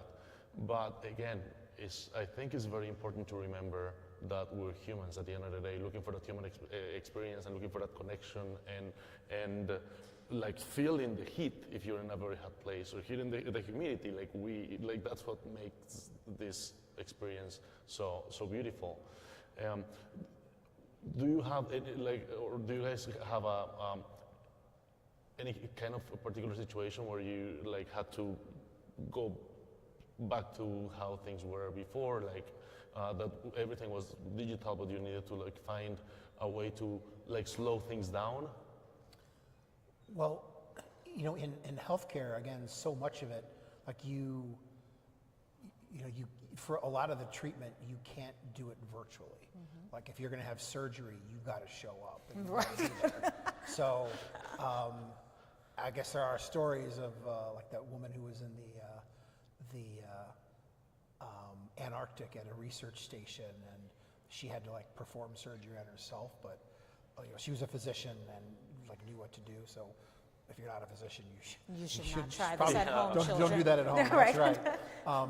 So in some ways, there's no substitute for some of those things, right? Like maybe you can convert an in-person visit with, you know, you've got some sort of rash on your arm. You could convert that to a telehealth visit, but for some of the other things, or like if you're going to have blood drawn or whatever the case is, that's, you know, there's no virtual version of that. So it was a real challenge, I think, for the healthcare community to figure that out and to balance. You know, there's a lot of people who are very nervous, people who have compromised immune systems, and you know, they're scared to go into a doctor's office. And on the other side of the spectrum, you have people who objected to wearing masks, who you know, they used to call it you know, that it was just the flu, and they really didn't believe that COVID existed. So then you've got those people too, and they're all coming to a healthcare center. So how do you deal with all of that? So tremendously challenging, and I think that the healthcare system, you know, did well overall. You know, explicitly trying to explain to people like what they were doing, and trying to figure out, again, if there were times that were maybe a little less busy, to direct somebody who was immunocompromised to, you know, come for a visit then. Also trying to, you know, there's a lot more virtual check-in these days, where before you'd have to go in, get the clipboard, write everything out, and hand it back. Well, now there are systems in place where you can fill some of that out ahead of time. So instead of sitting in the waiting room for half an hour, maybe you're now only sitting in the waiting room for 15 minutes. So it helps mitigate those chances that you know, you'll be exposed to somebody that has something that you don't want to get. So, you know, that, and also being thoughtful about instructing who should be coming to this healthcare center and who should not. So I think, you know, all of those things helped make things successful. But again, you know, people had to go back to the old model to some degree in healthcare because there's no substitute for it. So that might be a little different, but you know, Jocelyn, you might have a different take in terms of. Well, just to piggyback what you said, for my world, and I can speak to this as well, it's having a compromise of both. So it's so great to have that user experience where you can see virtually what you're going to go into before you see it. So being able to see a doctor's office, like the inside of a doctor's office, before you go and experience it. You still got to go to the doctor's office. There's going to be things that you're always going to have to do. But it's so great to be able to see the inside of an office, that 360 view before you go there. It's so great to be able to have that. So you go in there, like for example, because I share this online, so I have multiple sclerosis, and I'm an MS for the National Multiple Sclerosis Society. I'm an advocate for them, for the Hispanic Association. So when I had to go through the pandemic, I had to go and get monthly infusions I have to go and do. But when the pandemic was happening, you know, I couldn't go to just any infusion center. They were making me check in to see which one I had to go to. So it was so great to be able to see where I was going to go to, if it was a clean place, if it was nice, if it was, you know, one of those ones that, you know, was not having too many patients there and all that. So, you know, I was able to select it. But if they didn't have that user experience where I can check the 360 of all of that, you know, that made a big difference to me where I was going to go to. So that was very important, having that. But I still had to go back to the old model because I still had to go in and do my monthly infusions. So that was important. And then for things like shopping, I mean, I love online shopping. I mean, it's fabulous. I mean, we all Amazon people. I mean, let's be real. You know, we all love Amazon. We all love shopping and all of that. But to be honest, you know, especially with kids and all that they grow up like weeds. There's times you have to go into the store. I mean, you know, you buy something even online and you got to take it back and you realize, okay, I've got to go into with my kids. I've got to go into the store. I've got to like actually check out what, you know, like even for their foot, you know, I've got to see what size they are because I bought this shoe online and this is not fitting them. So you still got to go into back to the old model. You still got to go in, you know, to the store and physical store and buy clothing. So when you're doing that, you know, you want to be going into places. Now we're post-pandemic. You see people that are not even wearing masks anymore. I mean, think about this conference even just because there was conferences that were going on like after we were getting a little bit out of the pandemic, but people were walking around with masks and things like that. None of us, you know, most of us are not wearing masks and things like that here and stuff. So when you think about that, you're out of that. We're back to mostly the old model now. You know, we're post-pandemic, you know, now. But when we think about those things now that we're post-pandemic, when we're shopping, when we're going to, you know, stores, it's so funny now when we walk in there because if you think about just where we were even a year ago, would we have been in a store? You know, would we have even been at this conference a year ago? You know, you think like, oh my gosh, no way, a conference? Like, what are they kidding? This better be digital, you know, like, you know, but look where we're at now. So we have gotten really far, you know, where we're at. But when you're thinking about shopping and all of that kind of stuff, we are now going back to the old model. We are shopping back online, but you know, we're shopping back in person. We're doing those digital purchases. We're going, you know, online. We're going back to the stores. But it always helps. I love to have that option, to have those dual compatibility, to be able to see things and like go to know where I'm going before I go there and kind of see the lay of the land in case I just want to go in, run in and come back out, you know, and know exactly where I'm going before that. It really does help to have both. And I think that, you know, having both, it can increase demand because now people are doing a little bit of research online, yes. figuring out what they want, and then they go and make the purchase. And that might be, like when you were talking about how, you know, there were these virtual trips that you could take to Egypt or whatever the case is. If anything, you know, when you see a marketplace, that's amazing and dynamic, and the smells and the food and all that, you know, that it doesn't really come through when you're just observing it virtually, right? But it makes people want it that much more. Right. So helps make your decision about going there. That's right. So if you have always wanted to like ride a camel by the pyramids, again, that sensory experience of like, you know, interacting with that animal and being on its back and, you know, all of that, it just makes you want it that much more. So it probably primed the pump a bit. You know, and so like when you talk about the increase in business that happened, you know, some of it was pent up demand, but a lot of it was people had a way to interact online with those experiences and to learn more, and it deepened their desire, I think, to go.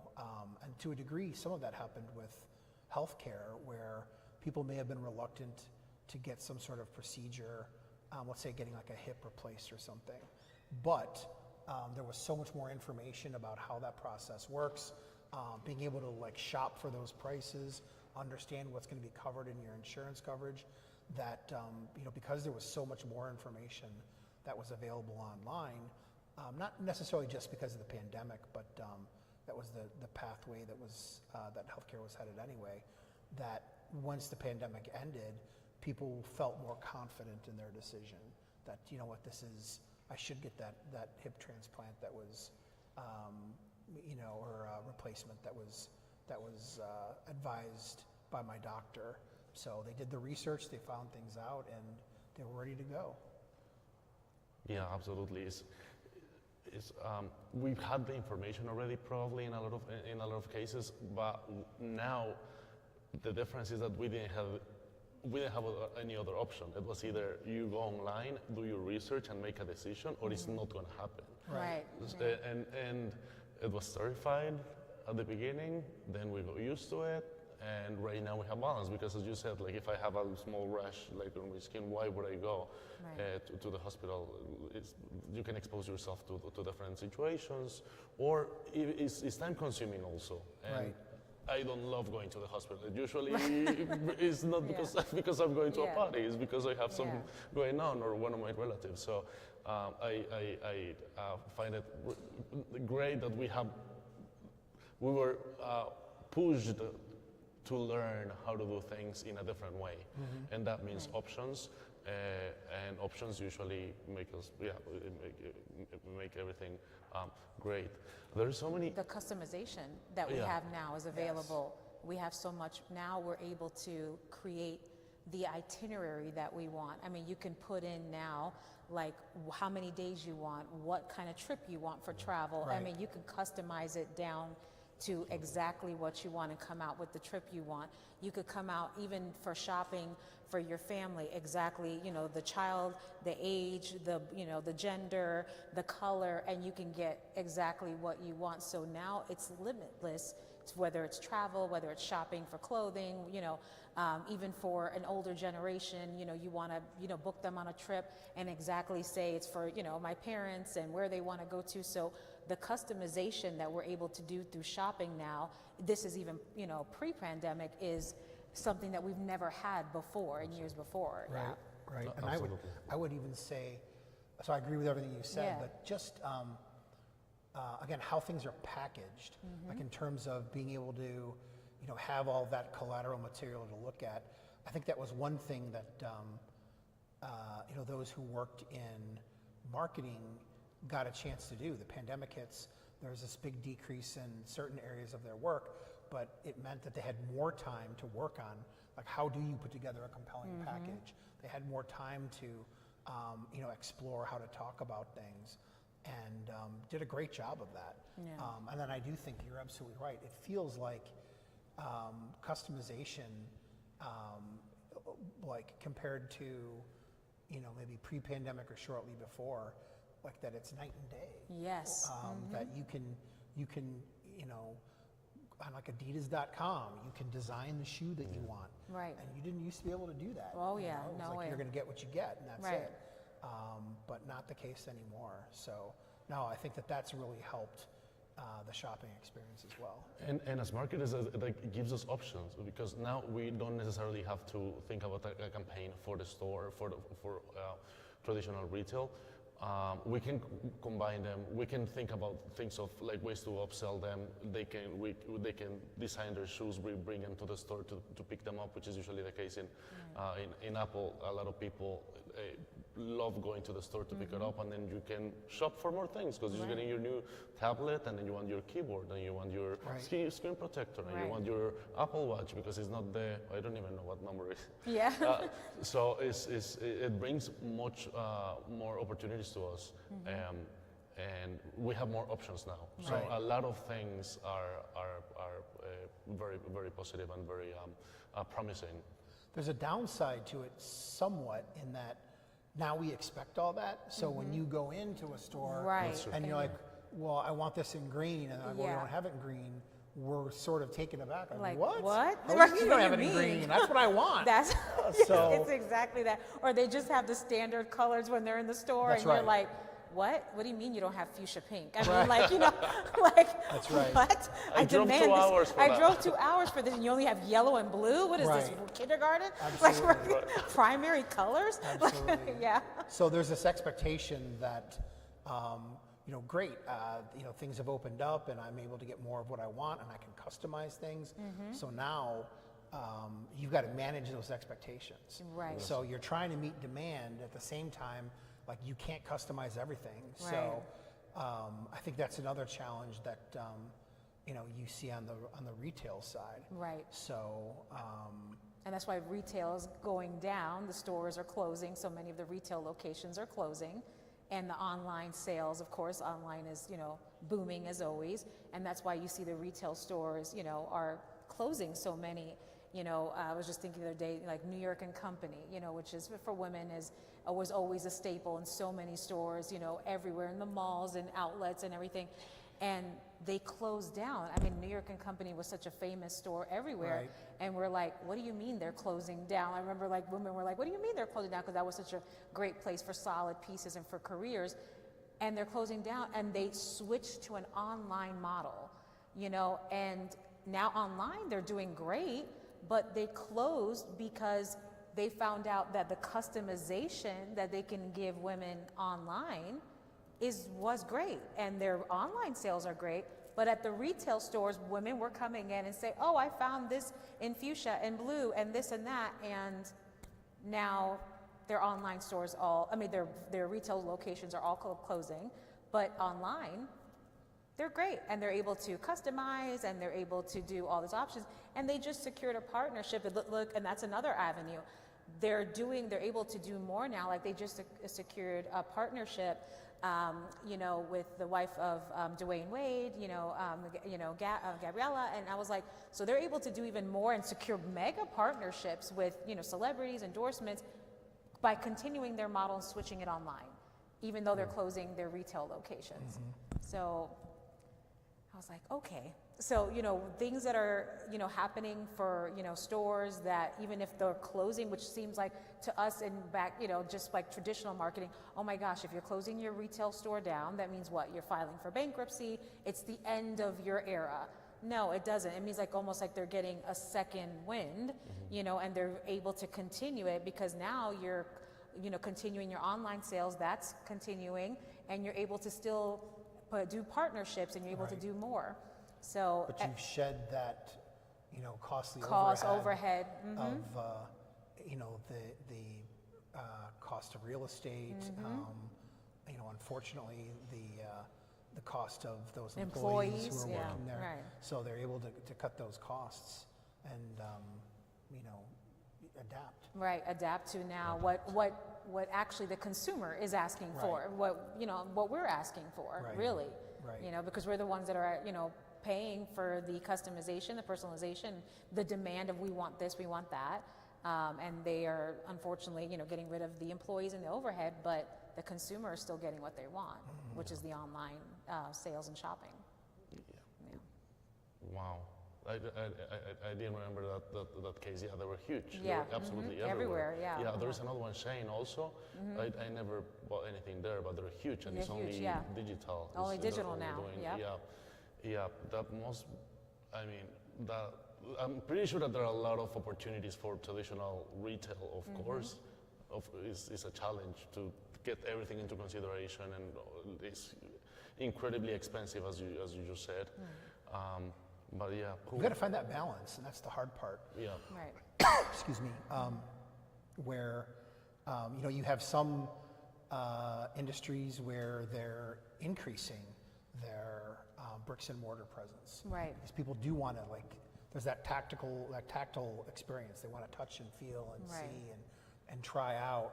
And, you know, obviously you can't do that online, and it's you know, a challenging process. If you see something you like and you order it and it comes in, you try it, you don't like it, you send it back, you get something else. Well, this isn't quite it either. It's like you could have taken care of that in 15 minutes if you just went to the retail location. Retail location, yeah. So again, I think that you know, we're going through this period of trying to find that balance, and you know, also like where are these stores going to be located? Because it amazes me, so many malls. Right. You go to the mall and they're either like ghost closed town. or it's a ghost town. Yeah. But other malls are thriving. So again, I think that there's just this rebalancing that's taking place right now. Yeah, and the ones that are innovating. I personally, I don't do almost any online shopping. It's pretty weird, I guess, but it's funny that we're talking about this. But yeah, I always find, and I have a lot of friends, like once we talk about it, I assume that everybody's buying everything on Amazon or different online providers, and I always say I don't do it. I refuse myself because I try to get, I think that I can still get the digital experience because I do. Like I do my research in Amazon and I do my research with different options. Sometimes I buy, especially like certain things, for the conference, I got a shirt and I got it delivered to the hotel. But I try to do it not as my primary option, and I think it's pretty interesting. And instead of some malls, there are a lot of like those massive the streets with like the outdoor Like outlet malls? Yeah, those are no, the outdoors also, like not outlet but outdoors. Yeah, Those are getting huge. I think that there are great opportunities for those that are actually paying attention and looking. I don't think that things are going to be the same in 10 years, and I personally don't think that the same companies are going to be at the top in 10 years, not necessarily. So many things have changed since 2013 until now. Right. It's crazy. Right. So 10 years from now, I don't even want to think about that. Right. That'd be the But same. just great opportunities for us, for sure. Right. Yeah, no doubt. No doubt. Well, should we open the floor up for any questions? Folks have any questions or comments? Because it's always interesting to hear from other professionals about their points of view or their experience, but especially when it comes to sort of the future of consumer preference and shopping habits. Oh my God, don't all raise your hands at once. I can't see you. Please. Wait. Right. Please. Yeah, come. Yes. Speaking a little bit, but I wanted to just talk about consumer preferences. What about like good old-fashioned, like face-to-face, in person? Like, I feel like there's such a push, and I know this is a marketing conference. I know there's internet conferences, and everything's digital this and digital that, and digital this and digital that. Everybody wants to be automated, and everybody wants to be AI does this things for me and whatnot. But I feel like good old-fashioned customer service, good old-fashioned pick up a phone and talk to somebody on the phone, that's like a dying art. Like, I mean, I literally own a multi-million-dollar company, and the biggest successes that I have is from the personal connection that my clients have with me or through the things that I'm teaching them about how to engage with the people that are buying services from them. So, you know, maybe not so much as a question, just as a more of like, I don't want people to forget about the human connection. I don't want people to forget about having a communication. Being able to talk to somebody on the phone is an art, is a skill set. Right. You know, I sell, my products are like $40,000, you know, $15,000, $21,000 for the products that I sell all the time. It's done through communication. It's not via email. It's not, maybe my lead capture sets an appointment for somebody to speak. That's using the technology from coming to the website to booking the appointment, then someone speaking on the phone. But I just want to, like, you know, the future, with everything moving towards automate this, automate that, and advertise this, and market this, and digital that, like, where does the face-to-face apply? And I feel like a dinosaur still doing it. Yeah. But I'm making millions of dollars doing it, and I'm the only one, and it's like, Well, you're not the only one. I totally understand what you're saying, and I would say this, that I mean, there's a fundamental premise that it was true 20 years ago, and it's going to be 20 years from now. It'll still be true, and that is meet your customers where they want to be met. If your customer wants to have a voice conversation, you need to figure out how to make that happen. If your customer wants to meet face to face, you need to figure out how to make that happen. So I used to run the healthcare practice for JD Power, and part of what we did was looking at different customer service and automated phone systems, and trying to understand like how to, you know, what's a good process versus a not good process. And again, the key there was being multi-mode. Meet people where they want to be met. Somebody wants to send you an email to talk about an issue and like write it all out. Great. You better have a team that's ready to handle that. Somebody wants to call and talk to someone. That's great too. Somebody wants to pay their bill automatically and doesn't want to talk to someone. That's great too. So you've got to just meet them where they want to be met, and that's going to continue to be the case. It's just that we need to get better at it, and we need to be able to make sure that if we say, great, this person wants a voice conversation, people are trained, they know what they're supposed to say, they're giving them the right information, and all of the, the information that you get through a voice conversation or online or going, back with email correspondence, it's all got to be the same, and it's all got to, make sure that they work together. So again, things, in some ways they've changed, like maybe some of those preferences have changed, but that premise will never change. You've got to meet the customer where they want to be met. And it also depends on the product. It is proven that if you're talking about if the ticket is below $1,000, your consumers are going to be more comfortable to make the decision and the purchase without talking with somebody else. However, if you're talking about a $20,000, $50,000 or more, you need at least a phone call or a Zoom conversation, or if it's even higher than that, you need a representative with you. If you're talking about millions of dollars, you need a person physically with you to close the deal.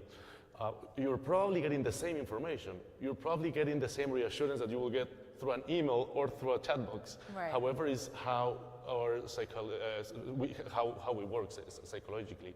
So it was a great question. I don't think that the traditional ways are going to disappear, definitely. Absolutely not. And there are great opportunities for that. Thinking about it, I remember about Tommy Bahamas. Is this this store that only has a few stores, right? They don't have massive coverage of stores. You can find only a few of them. But you also have the experience online. But what happens what they do is that it's aspirational. A lot of people want to travel to a specific city so they can go there and they can buy their items. So as long as there is a strategy behind what they're doing, I think that they're going to stay afloat, and great opportunities are going to happen for them. Yeah. Absolutely. Nothing takes the place, and I ended that in my keynote, nothing takes the place of hard work and meeting one-on-one with people. And that's something that I think with these panelists, I think we have up here at least 50, 60 years of PR approach and hard work. And so one thing that you will know is that when your client is asking for, I want to meet with you first, and that could be the very first sales meeting, they want to meet with you first, that's what you're going to get done, is meet with them, assure them. Now, there's going to be times when you're meeting with a client and they say, listen, I want to do everything through Skype. I want to do everything through Zoom. I want to do everything through email. That's what you're going to get because that's what the client needs. They're on that time zone. That's what they want. But nothing ever takes the place of with way they say, I want to meet with you one-on-one. That's what you're going to do. So nothing will ever take the place of that. Nothing will ever take the place of talking to them, assuring them, having to say, hey, you need me, and you want only me, that's what you're going to get. So nothing will ever take the place of that. And I think of always having to let your client know that you're always your number one priority no matter what, clients need to know that. And so clients, and you could have 100 clients, but every client is important. You could have 100, that's fine. But your client needs to know that they're number one in your book. And so when you are talking to your clients and when you're talking as marketers, we all know that your client always has to know. They don't care if you have 100. They want to know they're number one out of that 100. They don't care about your other clients. They want to know that if they hired you, then you've got to be number one with them. So that's what you got to know. Give them that reassurance. So, and I think that's always important. And if they want that time from you, you give them that time because they hired you at the end of the day. So I think that's really important always, and that will always be important. Nothing ever takes the place of a smile, nothing ever takes the place of hard work, and nothing ever takes the place of, hey, I'm here, what do you need? Thank you. I absolutely everything that you just said, well, all three of you, was fantastic. Great answer to that question. And to your point with the Tommy Bahama, right, it's also, I think about like Harley Davidson. Same thing, people will travel all over the world to go to the Harley Davidson, Planet Hollywood, Hard Rock Cafe. People will travel all over the world to go to the different ones to get the memorabilia from each one. So I absolutely love that aspect of it. Another thing I just wanted to switch base to is we're talking about marketing. May I ask you a question? Yes. Right. So as we're talking about the direct to consumer and working with people on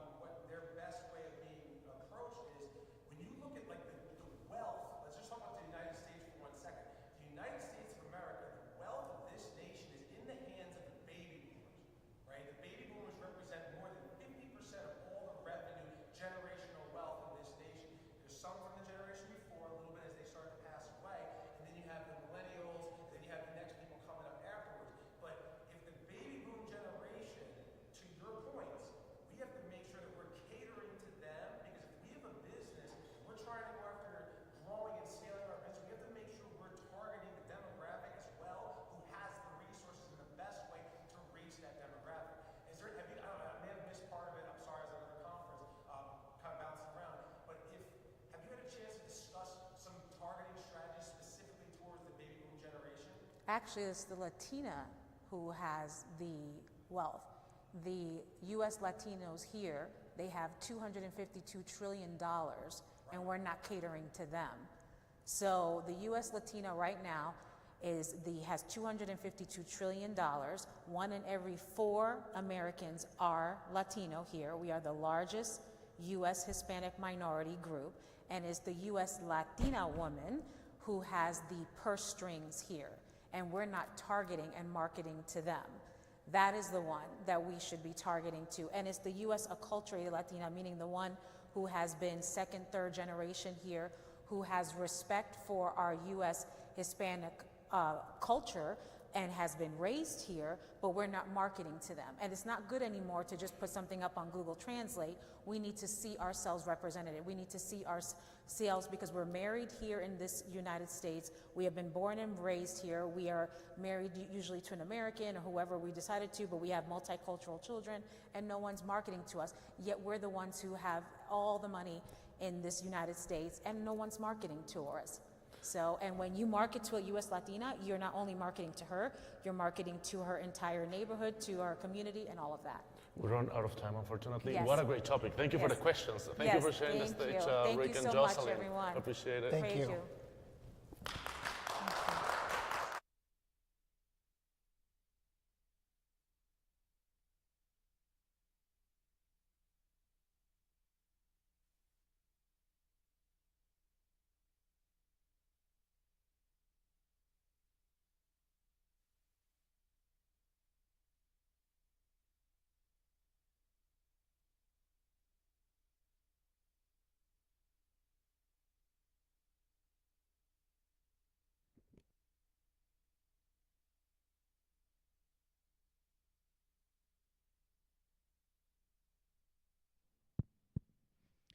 All right, that was a side of marketing that I'm sure most of us have never heard of. Thank you again to our speakers for enlightening us with all of those ideas. Up next, we have an engaging fireside chat on CDP strategies for MarTech firms, understanding its why and what. Our experts on this next discussion will take us into the world of customer data platforms and explore their significance, purpose, functionalities, and the transformative benefits they bring to MarTech firms. Unlock the immense potential of CDPs in shaping the future of marketing technology with our next speakers, Carlos Maldonado, CEO and founder of SellClear, and Ms. Gabrielle Burrows, Chief Marketing Officer of CadePaid. Ladies and gentlemen, please give a warm welcome to Carlos and Gabriel. The stage is yours, guys.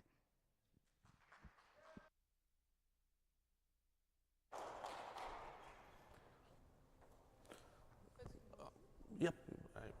Thank you. Well, hello again. Hello, Gabriel. Hello, everyone. Hi. Hello again.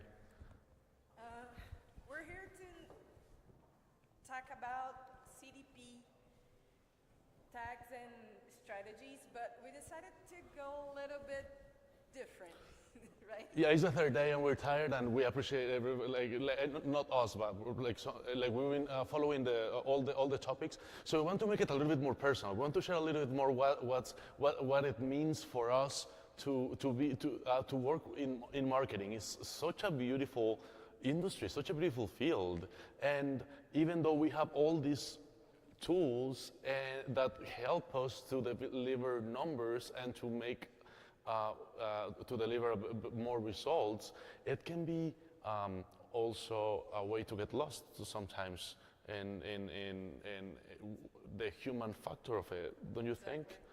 Just to let people know a little bit about CDP. What is CDP? It's Consumer Data Platform. Is it working? Wait.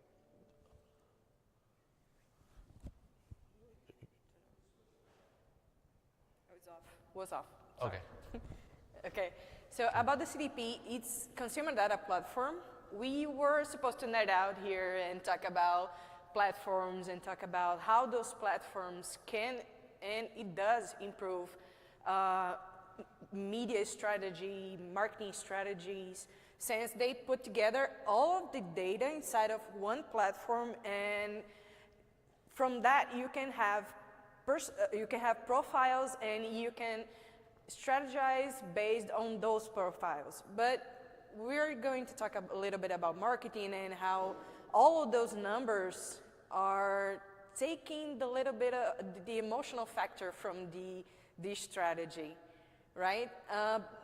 Carlos, if you want to talk a little bit about your experience, what you bring from the marketing and the entrepreneur world to this, and then I'll talk about mine, and we'll start talking about the whole panel. Thank you. Yeah, no, I just definitely want to say that CDPs are great tools, and they've been great to achieve the better results and to understand better what we actually want to achieve with your customers in the way we're going to transmit the message and everything, and how we want to understand what they're actually doing, how they're shopping, how they're making the decision.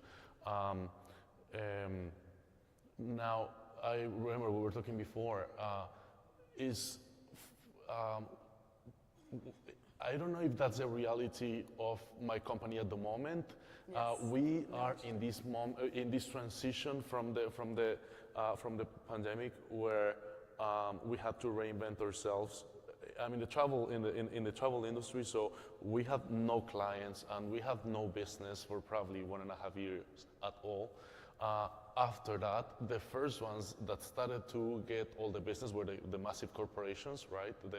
All the huge ones that have the infinite budgets to do wonderful things, like all the dreams of the dream of any marketer. So it was really challenging. So talking about CDPs is a It's a kind of a dream world, it's right? It's a privilege. I love that beautiful platform where you can have all the profiles that you want. Yeah. You can target them in every step of the funnel. Yep. But not all of us have that budget. That's the thing. Like, who actually, if we see like the big cake and we put all like everybody working in the marketing world, in the marketing industry, who actually has that kind of like that budget. To answer your question, my background is in marketing, and then I studied entrepreneurship and leadership, and I was working in digital marketing. I did for 12 years. I'm a world traveler. I love traveling and I love experiencing different places. So that's how I started the Ialago, which is a response to my friend. It started as a response to my friends and family to their needs to travel to the Middle East. It was very particular. A few countries in the Middle East that I've been exploring for a while. So basically, I was following mentors and gurus in social media, and I always heard learn how to monetize, find a hobby that you can monetize, like get the lemons out of it. Like that's the key, and that's how it started. Basically, like a small, like a hobby, and then I like it so much that I've heard that my eyes look like different when I'm talking about traveling.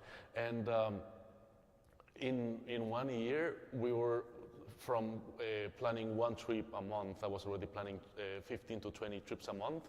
I always kept it small because, first of all, I didn't know what was happening. Second, I tried massive campaigns, not massive, campaigns in marketing and broader, yep. And my best results came also from referrals. Every one good customer will send me the contact of at least five friends or family that were ready to go to the Middle East. So it was actually fantastic. Your experience is pretty much a marketing campaign, because if you look at it, you have a target that is people from your family, friends that want to go to Middle East, that you can help them because of you have a lot of experience, you have your niche, you have your target. Yep. So you have your vehicles, you have social media to market, and then you have the campaigns that you did that are referrals that we will call remarketing. 100%. Who doesn't have great results from remarketing? Yeah. 70% of, of sales usually come from retargeting. So that's what you did. That's what I did. And you know what was funny? At the beginning, I was so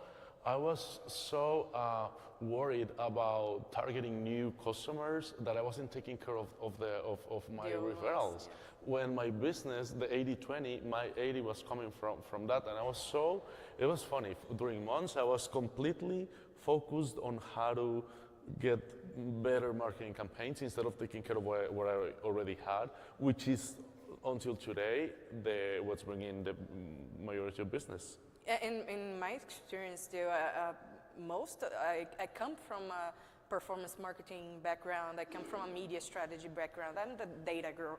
So usually results come from remarketing, from that audience that already knows your product or had any contact with your product, and you just have to revive them. You just have to retarget them. And sometimes, and a lot of times actually, we forget about them. We forget about the audience that already know you, and we're so worried about get our brand known, get a top of funnel clients, new clients, and we forget that, all right, a year ago that guy bought with me. Why can't he buy again? So, or 100%. why don't he get a referral? I get a referral from him. So that is a good catch here. just to get a little further. So how do you think that we're CDP topic, but how do you think that consumer data? How do you think that all of the informations that you have now can help you with your business? How do you strategize that? So that's a very good question. We are, when it comes to scaling the business, data is a gift. I can tell you that after these 5 years of experience, it's 7, we had 1.5 years with the pandemic in the middle. That gave us amazing insights about who's actually making the decision and who's actually saying what's going to happen and when and where to.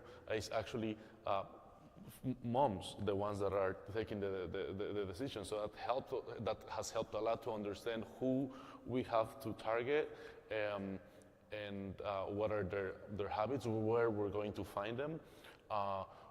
And it's funny because thanks to data, we know that Pinterest is amazing when we want to target moms. However, it wasn't the results that it gave us was not the best. The best. So it's probably not for us. Probably not when it comes to travel. Probably it's different for if you're talking about traditional retail, but not for the travel industry. So data and the good thing about it is that we won't make the same mistakes in the future anymore. Exactly. Because we have the data and we have the knowledge now. Data is knowledge. That's why it's so valuable.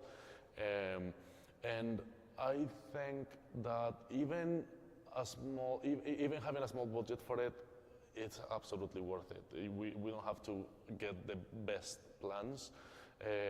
As long as we can keep track of what's happening, it's going to save us a lot of. It's going to be money at the end of the day. Exactly. We're going to monetize it. Okay, so let's bring that to the low budget topic. That's it. Right. Let's bring to the reality here. Yeah. Okay, so I work in a company that the marketing budget is not that big. Mm-hmm. You work in a company that the marketing budget is not that big. So what do you do with the budget that you have, and how do you structure that data analyzed? How do you have someone to do it? How do you think that is the best way to approach? That's a very good question. And yes, small budget for Small marketing, budget right? stuff, I yes, know. yeah. Not forever though, but yes. If we can do it with a small budget, we can. Yeah. We could do anything. 100%. Can do anything. Yes, I agree with you.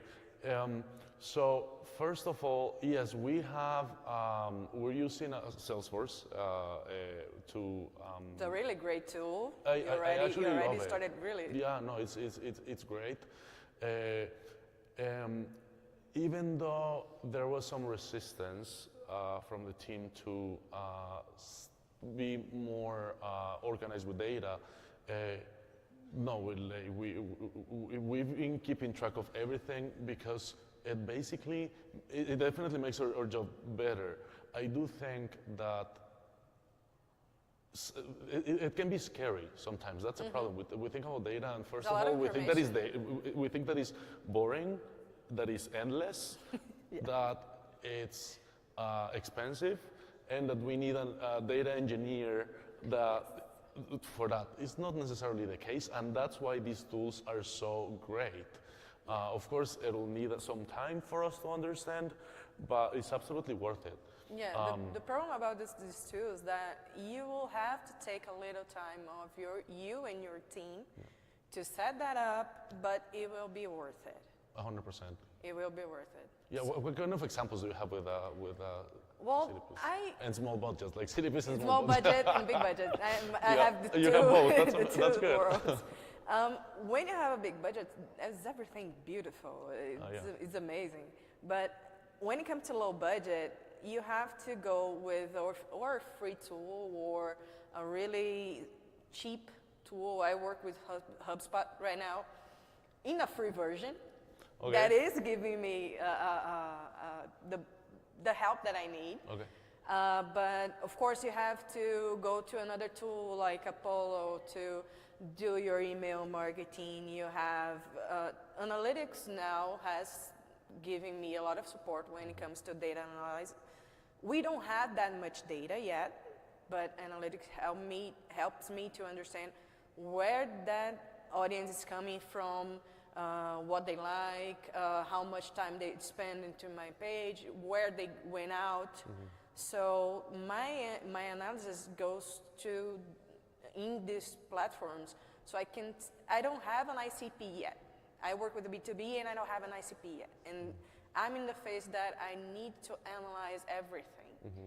I need to see website data, social media data, even put a little bit of budget inside of paid media, so I can get more information and understand where I'm getting right and where I'm getting wrong. Because we get a lot of wrongs when we're starting. So it takes a time. I'm about 6 months now in this period of learning and hoping to get right in the next few months.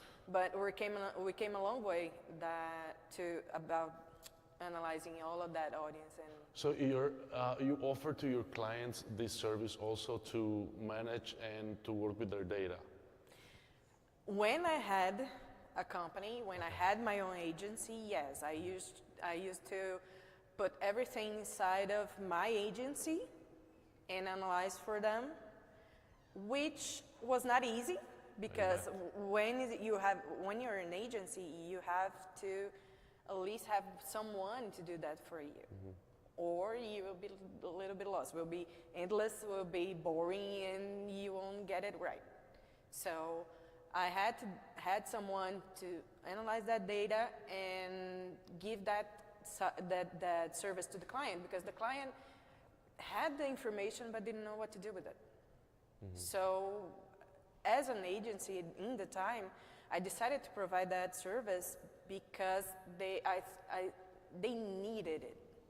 They didn't know what to do with the information. So I needed to create the campaigns, analyze the campaign, and say, okay, now your client is this one here, and we will target them with this campaign. Mm-hmm. So that's why I put the service in-house. That's great. Yeah, sometimes we need to educate our clients, right? Because again, it sounds like scary. The data is huge, it's too much, so it's scary.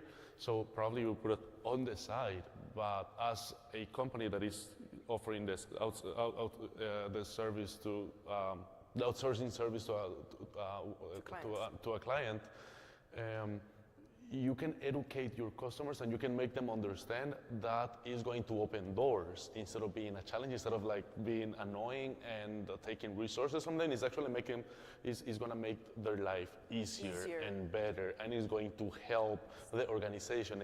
And the resources are that's going to be money at the end of the day. They will monetize it. They will see it in dollars. Everybody wants to see it in dollars, right? So sometimes we need to explore a little bit more on how to educate our customers, and this is something that I love to think about that. Sometimes we need to be told what to do, right? Yes. Sometimes your customers need to be told what to do. So doesn't matter how big or small is your customer. Doesn't matter if he's the president of a big corporation. You need to tell your customer what to do. That's why he's paying you, and he's going to respect you if you're not scared and you're willing to tell him, hey, wake up, you need to do this. You need to invest a little bit more on this. Yes, totally. I take a lot of time to go to meetings with clients, and even when I'm an employee, I like to sit down with the brand that I'm helping, so I can tell them and educate them. Hey, I worked with paid media, so CPC is your cost per click, but your cost per click comes from this guy that is in Washington, and went into your website because of this campaign or this keyword. And educate the client when it comes to marketing is something that we need. A lot of marketers, a lot of people don't like that, but how can I say that? The more the client understands what you're doing, the easier will be your job, and the better will be the result. So tell him what it is, everything. What is that data that comes from Facebook? What that guy did? Why we have more women? Why we have more men into a page? Why we're having this type of comments and that type of comment? We need to study. We need to sit down and study the numbers. We need to understand them. We need to understand something that you said that is completely right. They're people. They like, they hate, so they're people. We need to understand what they want. Yeah. And once we do that, you have a good case. You have a sale. You have all of that we were talking here for 3 days already. So that's what I kind of like to do. I like to sit down with the client and educate them. Yeah, I remember that a few years ago, I was the project manager for this customer from London. She was a lady from Ireland, a little bit. She was probably 60 years old, so she was a little bit resistant to any new proposals or any way to increase in the digital world. So it was very challenging to share the message and to try to show the results that she will get, but she actually approved one campaign. So we built the most innovative campaigns, and she said, no, that's a little bit too much. Then we were a little bit more conservative, and we said, okay, so probably this one. She used to make leather accessories, especially for women, like purses and wallets, amazing quality. And she was the owner of the company. So we went a little bit more conservative, and then she approved it. And then once she saw the results, we actually increased the numbers by, it was by 70%. We had a very good result because people loved what she was doing. She wasn't just being able to get to their customers properly. Once she saw the results something changed in her brain. Once you're in, you're in. Once you're in, that's a challenge to get there. Once you're in, the client won't stop. Yeah, no, that was amazing. And after that, we kept innovating, and she's doing great. Like the company is very well established, And not only in London now, in England, they Nice. expanded to other countries in Europe. So it's great. I have a question for you, and people already did me this question, but I want to hear from you. You had two experiences. You had the experience of being a marketer, and now you own a company that has to do marketing. What is the biggest difference in those two worlds? Like working with it, having brands that are your clients, and have your own brand, because sometimes having your own brand is toughest than the other clients that you did. What is the biggest difference? Oh my God. I loved working as a project manager for amazing campaigns. Between my clients, I have a telecommunications company from Mexico until Brazil. I had McDonald's in Central America. I had banks. I have huge customers with great budgets. The perfect world. The perfect world, yeah. But still, not necessarily those budgets were accomplishing all the time what we wanted. So it was also challenging. Now, the part that I loved is that I experienced a lot with innovative technology softwares and like activations, like traditional marketing, where like promotional activities with the customers inside. With McDonald's, we were doing like this.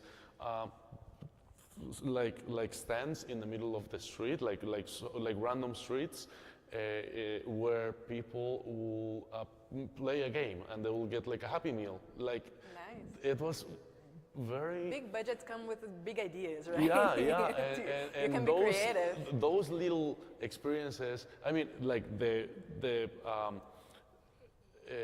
logistic was pretty big to plan everything and then work on the props and everything.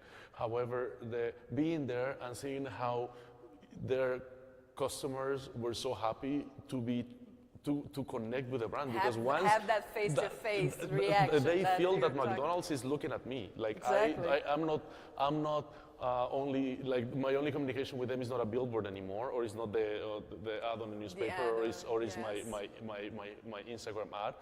Like their brand is actually talking to me. Those kind of I also realized that those activities are not necessarily done only with massive budgets. It can be done in a much more conservative way, and your customer will still feel that the brand is talking to you. Like is an amazing way to engage with them. They will share that content.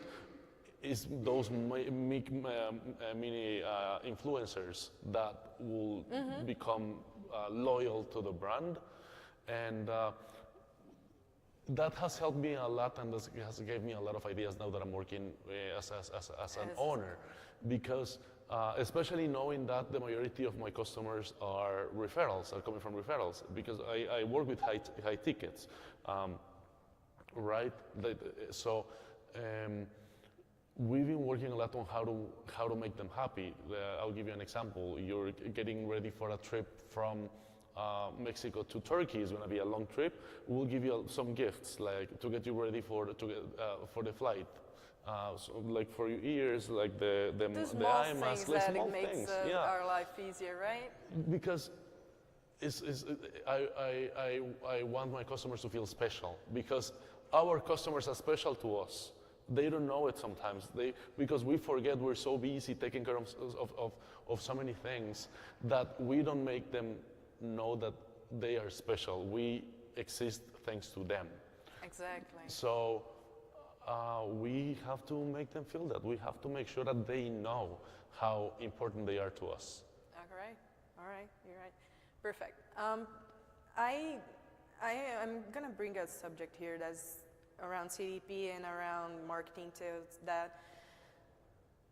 What is the line between making them feel special and then I'm gonna be like privacy? Because sometimes you have to get in touch with that client to make them feel special, but how about privacy? That information that, am I being too invasive? Am I being too, do you think there is a line? Do you think that there is a easiest way to go through? I'm saying that because I am in that position. I have to get in touch with my clients. I have to revive them to the software because I work with an app and software that 70%, 80% of the audience starts to use it but stops. And we have to revive them. Yeah. We have to tell them, hey, get back, make your life easier, start using us. And how do I do that without being invasive and break that privacy status? I think that there is something important is asking for consent is great. Yeah, and always ask. How can I call you? I need to call you 5 minutes. I need to talk to you 5 minutes this week. If you don't ask for a Zoom meeting or for a dinner, it's going to be more easy to get access to them. They're already interested in what you're going to ask because there is a reason why you have their personal information, or they're not personal, but your work information. So they are interested in what you're going to say.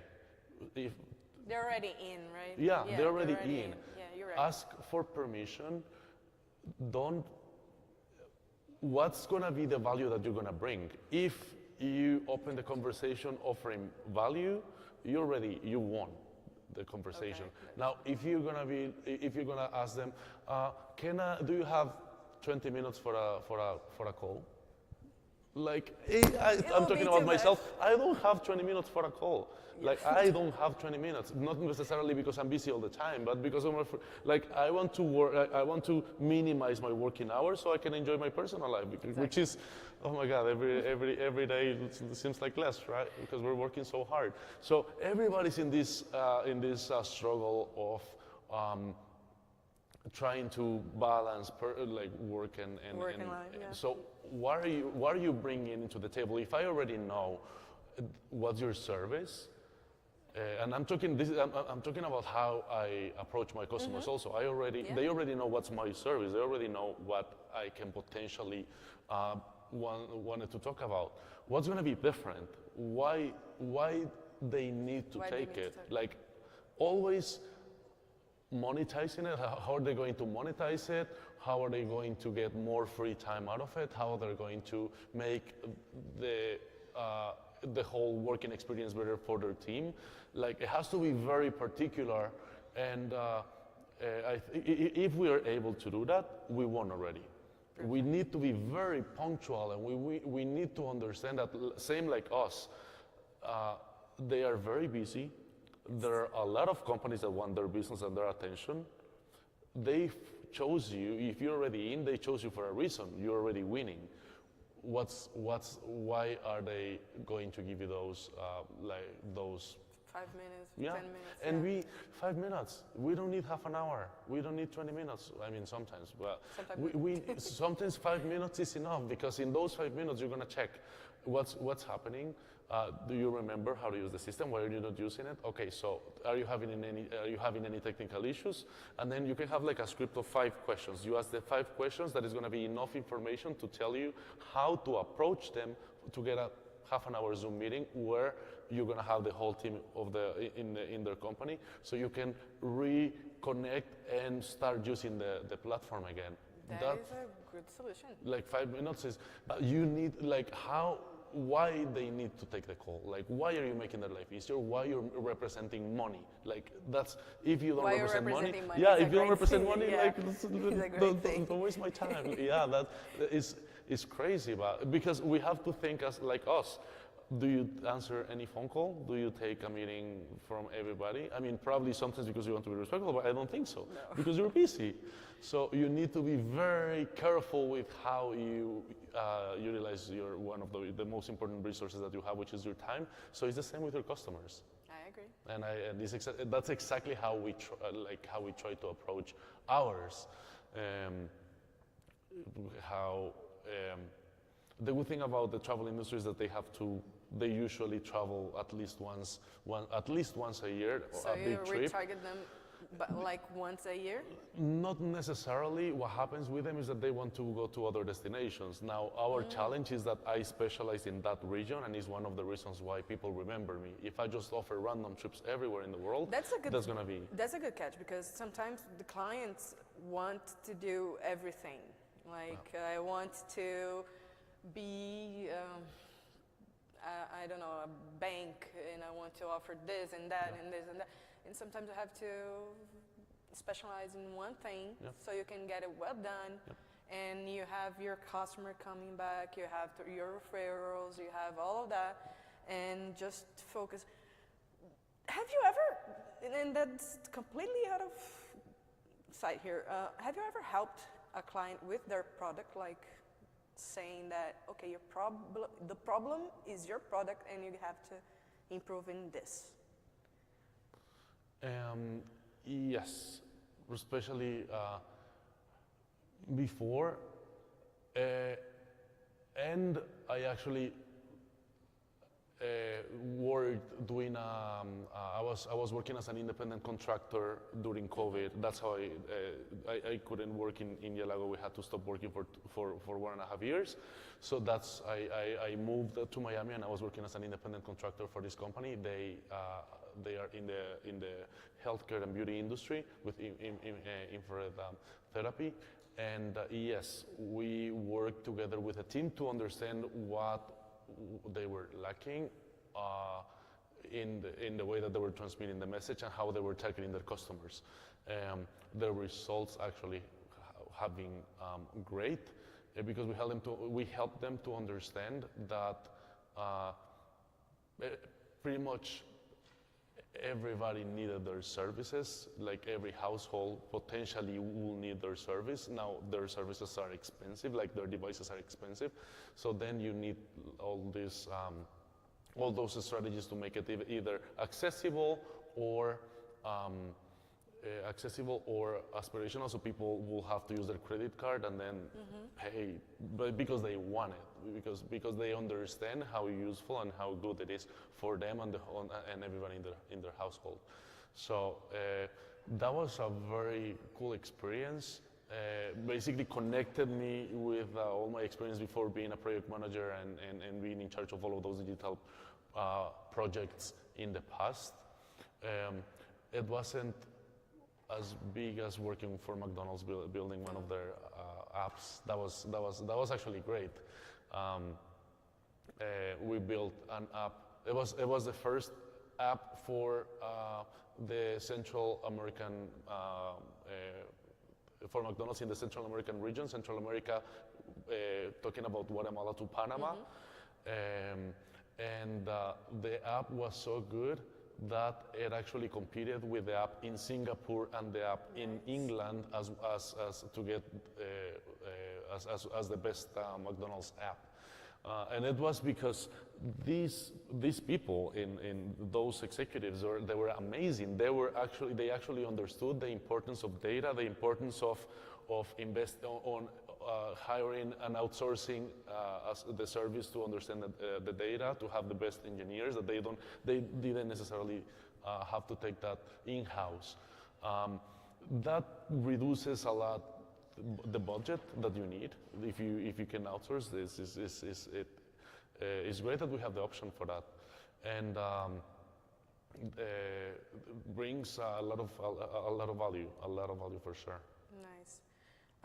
When it comes to personalized experience and customers and everything, do you do anything, any strategy like that in your company? Do you start, I say top of the funnel, middle of the funnel, and bottom, but today is more of a omni-channel, without wanting to say those words, but it's more of a whole experience, I believe.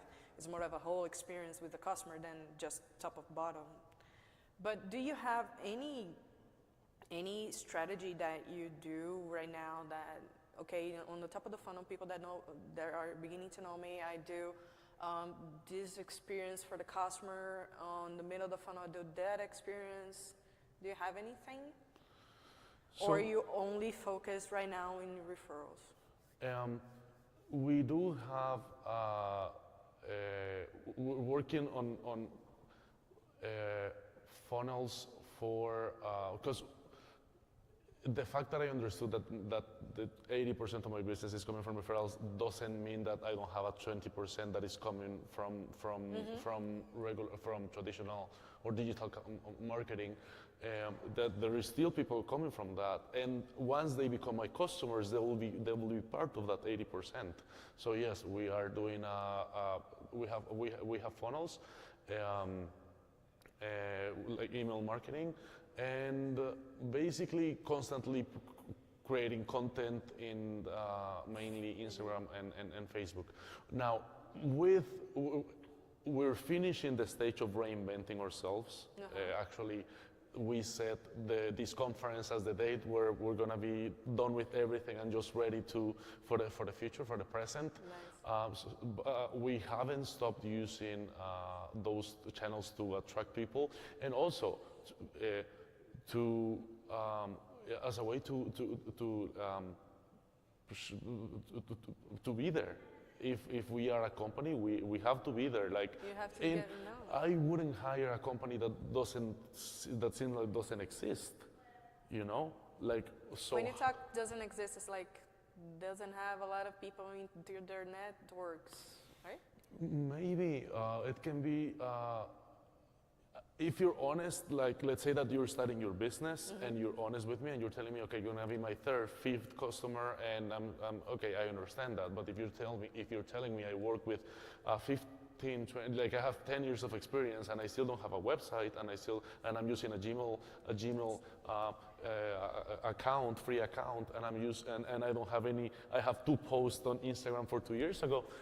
I don't know if I want to give you my business, because how are you gonna, like, I totally understand that it's really hard for the market, for the marketing companies to take care of their own marketing when they're taking care of their businesses. I completely understand that. I've been there. It's exhausting. Yes. However, as a customer, as a client now, I don't know if I want to give you the business if I don't see anything, like at least some presence. Give me something. Like, show me that you're out there. What do you think about that? Actually, I wanted that answer, because some of the clients that came to me were like, okay, we exist for 5 years and we have our social media, and that was 2 years ago posts. There was no website, and come on, help me out.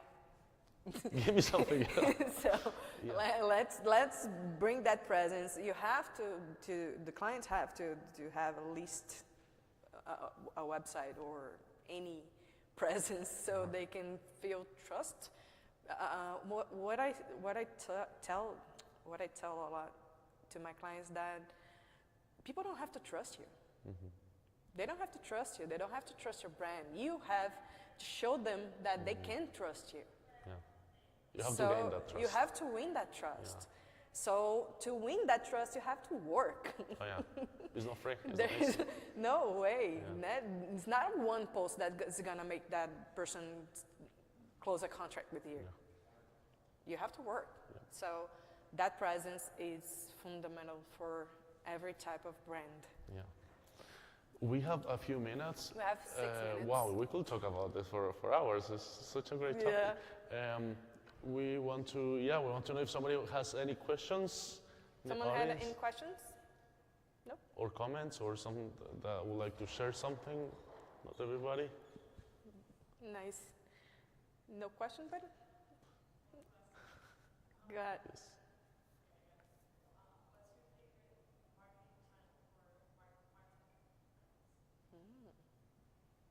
Nice. Okay. Martech channel okay. I am using a lot of LinkedIn, but sites like Crunchbase, G2, those websites really help to get your SEO improved, really help to get your referrals. And sometimes people forget about it. And I think that is one. Medium with some posts from small influencers can help. I'm not from the traditional marketing, social media and everything, because I think everybody's in there. So if you have a company like mine that doesn't have a lot of budget and you have to go all the way around to be known, you have to go to those different websites. What do you think? Yeah, it depends on the product for sure. And that's why it's so important to do all the work of understanding your niche and your customer, and that's why again we go back to data. That's how it's so important to know patterns and understanding behavior, because it completely depends on your product and what do you want to achieve. If you want just presence, or if you want to get engagement, and how. And like I've heard that here several times during the conferences. Like honestly, how many ads do you ignore per day? A lot. Like I don't want more emails. I don't want more ads. So it's a challenge. How my audience is doing the same. They're trying to ignore me. They're like exhausted of We ignore people. Yeah. If we ignore, can you imagine our clients? Yeah, they're going through the exact same thing. So how can we? I think it's about data. That small time and snap of a second, like. Depending on. PR is something that I've been considering a lot, because sometimes we forget that we have to build a brand that is not just social media. We have to get to know, we have to be in certain status to feel trust. How can you bring, like, You have 3 minutes. 3 minutes, okay. Go ahead. You're in the B2B, so how can you make the experience of your customers more human? Direct contact with the client, like you said. Sometimes 1 5-minute call, a text, not a text like a robot, but come on, hey, my boss did one really good thing. He sends a message, hey, this is Kevin from KDPay, and then that contact owner with someone that is in your company that signs in for your app or anything, that is something that changes sometimes. And I really believe that one-to-one. Even in B2B, I really like ABM strategies that bring together brands and customers. Yeah, I think that I agree with you, we're trying to automate, like make everything automatic so we can cut the budget for the people that are actually taking care of our customers. But honestly, I think that's probably what's going to keep a lot of the majority of our customers with us. In my experience, we need that. We cannot make it. That's what's making us different. That's what's bringing business to us. That's what's setting us apart from all these companies that only send you to a chat box and where you can't get any communication with anybody. Human that is contact. completely, and it has a cost, but we definitely is setting us apart for sure. I think that is a whole, in this conference, we heard a lot about AI, data, and all of those strategies, but one thing that stays is that data is fundamental. You need to understand your customer through that data, but you also need to contact and get in touch with that customer as a person. He's not just one brand, he's not just one number. It's a person. And he needs to be taken care of. So I think that's one message that stays from this whole thing that we've been through, those 3 days, is that you need to analyze your data, but take care of it. Yes, take care of it and let them know. They want to know. Exactly. Yes, they want that experience, that connection. This was great. I know, I had so much fun. This was great. Thank you, guys. Thank you, everybody.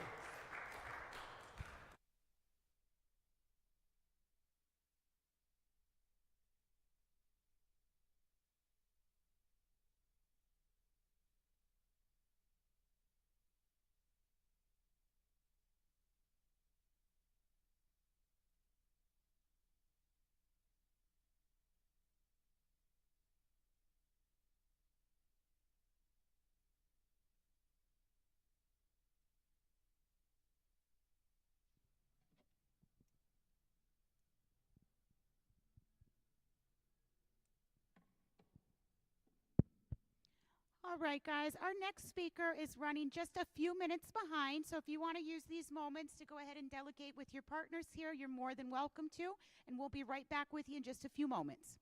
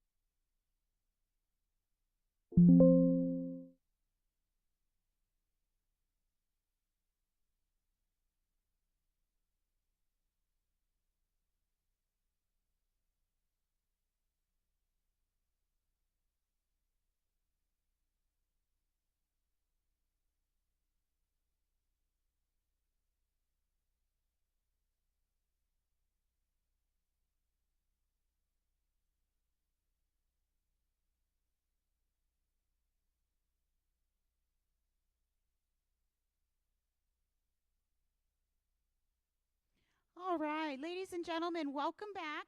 Thank you again for your patience. I know we've had slight schedule changes today, so we thank you again for being here. Up next, for this topic, we are going to switch over to a fireside chat. This will be on regulations and ethics in digital marketing. For this chat, we have Dr. Jocelyn Ramos Campbell, founder and president of MAMI Innovative Media, and also Mr. Steve Weiss, better known as Steve the Hurricane. Now they're going to share their exceptional insights on the topic and take us through an immersive discussion on the day. Thank you guys. The stage is for you.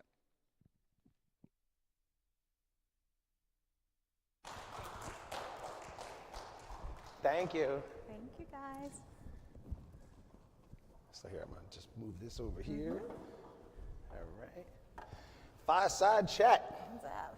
Check it out. Look at the nice fire we got going I here, know, too. it's nice Isn't and it warm. nice? This is Toasty. wonderful. Toasty and wonderful. I'm just so glad that I had a chance to break bread with you and just chit chat and Yes. stuff. That's And so, you know, the topic is on ethics in marketing. Yes. And we're going to talk about ethics in marketing for a little bit, all right? And then we'll switch to also talking about reaching the people who have the resources, the wealth in the world, right? Yeah. Because if we're all in marketing, we're trying to sell something, and we're trying to sell something, you got to be able to reach the people who have the resources, right? So these are things we're going to discuss. But, you know, real quick, why don't you give us a little bit of your background, talk a little bit about some of the things that you've done, and then we'll go from there. Okay, absolutely. So some of you already may have heard this, so be prepared to be razzle-dazzled again. But my name is Dr. Jocelyn Ramos Campbell. So my background has been in marketing and has been in television and radio. So I first started out in PR and working in the Obama and Bush administration and public relations. And then I went into my own media company, and I've been working in PR, marketing and communications for brands and being a representative. And so I've been in both places. I've been doing the digital marketing as an influencer, and I've been working as a PR person for brands and for myself. So I have made those decisions of whether to hire an influencer or I've been an influencer myself. And I also represent disability as an advocate for special needs and for those that need representation in the market for Latinos as well. I love it. I can't wait till we start getting onto that as well, too. So, and just real quick, everybody, I'm Steve Weiss is my real name. My professional trademark name is Steve the Hurricane. I am an influencer. My background is all things sales and marketing. I actually had my own little landscaping company when I was 14 years old. That's how I first got started with promoting that, Neighborhood Kids. And then I went through selling knives. I sold cars. I sold basement waterproofing. And then I found my niche when I got to the healthcare scene. And I started being able to take care of elderly, started taking care of patients. I grew a very small company into becoming a large regional provider. In 2009, the owner of that company made me his business partner. And then in 2011, we flipped and sold that company for several $1 million. And then in 2012, that's when I started Hurricane Marketing Enterprises. And I've been an influencer in pretty much, I want to say the marketing space, but really focused on healthcare for many years until this Hurricane brand, which I'll talk about branding later on, has really started to take off and take things into a whole other different level. And so with the background in marketing for healthcare, you know, we're talking about taking care of elderly, we're talking about taking care of disabled, we're talking about taking care of the vulnerable population, and kind of piggybacking that into our conversation here. You know, when you're taking care of a vulnerable population, as marketing, there is a certain responsibility that we have to uphold to. You know, we can't say we're the best if we don't have the statistics to back it up. We have to make sure that if we say we're going to deliver something, We actually deliver on it. You know, I think about many times when I had my home care business, I was taking care of patients. And when somebody is signing a contract for us to send a caregiver into that house, you know, we are committing that we're going to provide that service. Now, if it's 2 o'clock in the morning and that patient falls out of bed and someone in that organization, that caregiver calls our organization, so we have to answer that phone. Right. We have to continue to do that. Otherwise, the marketing effort is completely shot because we didn't deliver what we said we would. And no matter how great of a marketer you are, you're not going to get the business because in this instance, this exact example, you're literally hurting people, right? Right. So, you know, I guess I'll ask you this question, Yeah. you know, and I love that you served with Obama, that's amazing. Yeah. From the ethical standpoint of things, you know, we want to make the money. We want to get the publicity. We want to get people to come to our services and buy our products and stuff. But what are some ethical situations that maybe you have seen, or what would you recommend to somebody who has to do that and make sure that they're going to deliver on it operationally? You know, one of the things, speaking on that personal as well, I took care of my parents for 10 years and they recently passed away. And so I will say that, Sorry. Thank you. And I will say that those are situations that comes up frequently, is that the home care attendant, you know, having that home care attendant that comes in and says, oh, I'm going to take care of your parents, and that, you know how many times you've walked in and you've seen that and you're like, you didn't do that right, or you know, you're not delivering on your end. It's that customer service, you know, or doing those surprise visits and you realize, oh, this agency is not complying with what they said they were going to do, you know, and then you have to be the one to make that call and be like, I just walked in, I didn't see A, B, C, B done, you know, and stuff. Then you have to then take the second step to then call that agency and say, I'm going to have to call you out. And I'm the one who has to tweet it out or Facebook it and email it and bring it up to the chain of command and say, this is what's happening, you know? It's the same thing that happens with companies. You know, we've seen public companies have epic failures online, you know? Why? Because they didn't deliver, they didn't promise. And nowadays in the social media and digital world, you can't mess up like that because you have literally thousands upon millions of consumers and audience who are going to call you out on one thing that you did wrong, you know? Anytime that something happens, you have got people, look at the airline industry, JetBlue, you know, you've got anybody that will just be in the airport, like, JetBlue, your customer service, I'm standing in line, this and this happened, taking a photo, doing the viral tweets, you know, doing that. Now there has to be full transparency at all times. All times, everything that's happening, you have to know that your client will call you out. You can have the best relationship with your client, but the moment that you mess up, you better believe they're gonna be on that cell phone, taking a video, taking a picture, and gonna be like, excuse me, this and that. Because that's the era we live in right now. We're in digital marketing era, and it's full transparency. Everything has to be done above bar. So you've got to be able to understand that. So when you are doing something with your client, even if you've been in business with them, oh no, but me and Jeff, we know we've been there 10 years together rocking it. That's great. The moment you mess up, even if you have, oh no, they're going to call me or whatever. Listen, if Jeff, you're a subcontractor to Jeff, and hey, Jeff's client's upset and saw something, you better believe they're going to be on that social media tearing you up. Now, everything that you just said there, Jocelyn, is phenomenal. And it's so true. Like, we've all heard the sayings, we're all marketers. We've all heard the saying before that there's no better marketing than word of mouth. Mm-hmm. Well, a lot of people don't realize that people are 10 times more likely to talk about a bad experience than they are about a good experience. Yep. Just the other day, my brother and I, we were having lunch or dinner last night. Remember that, Scott? And we were having dinner last night, and national hockey team, the Philadelphia Flyers, right? Their media person in the background, one of the players was talking to the media, and the media was asking a question. One of their marketing people backstage said, how many times are you going to ask the same effing questions? And the whole audience heard it, and this was recorded on TV. Right. And so then they had to go into, because we're talking ethics and dilemmas, right? They had to go into damage control. Right. The Philadelphia Flyers had to make a public statement apologizing for what that person did. That person probably got fired, ruined their career and everything else, all because of an error, and it's spread like wildfire. Right. Nobody even remembers what the press conference was Right. about. Right. Everybody remembers that this person had dropped an F-bomb right. to the audience there. And so there is, and this is, again, this is actually very relative. Right. Because it is an ethical, like if you're up in that press conference, if you are promoting something, if you're advertising, going back to your parents' situation, Yeah. you're walking in there, that company that advertised that we're gonna have the caregiver to take care of your parents, they're gonna clean the house, they're gonna do this, they're Right. gonna do that. You walk in the house, that's not being done. Right. Now all of a sudden, that becomes, it's an operational nightmare Right. for the business, but it also becomes a PR nightmare. Yep. and you're not delivering on your promises there. What is, I guess maybe let's stay on this topic for a second here.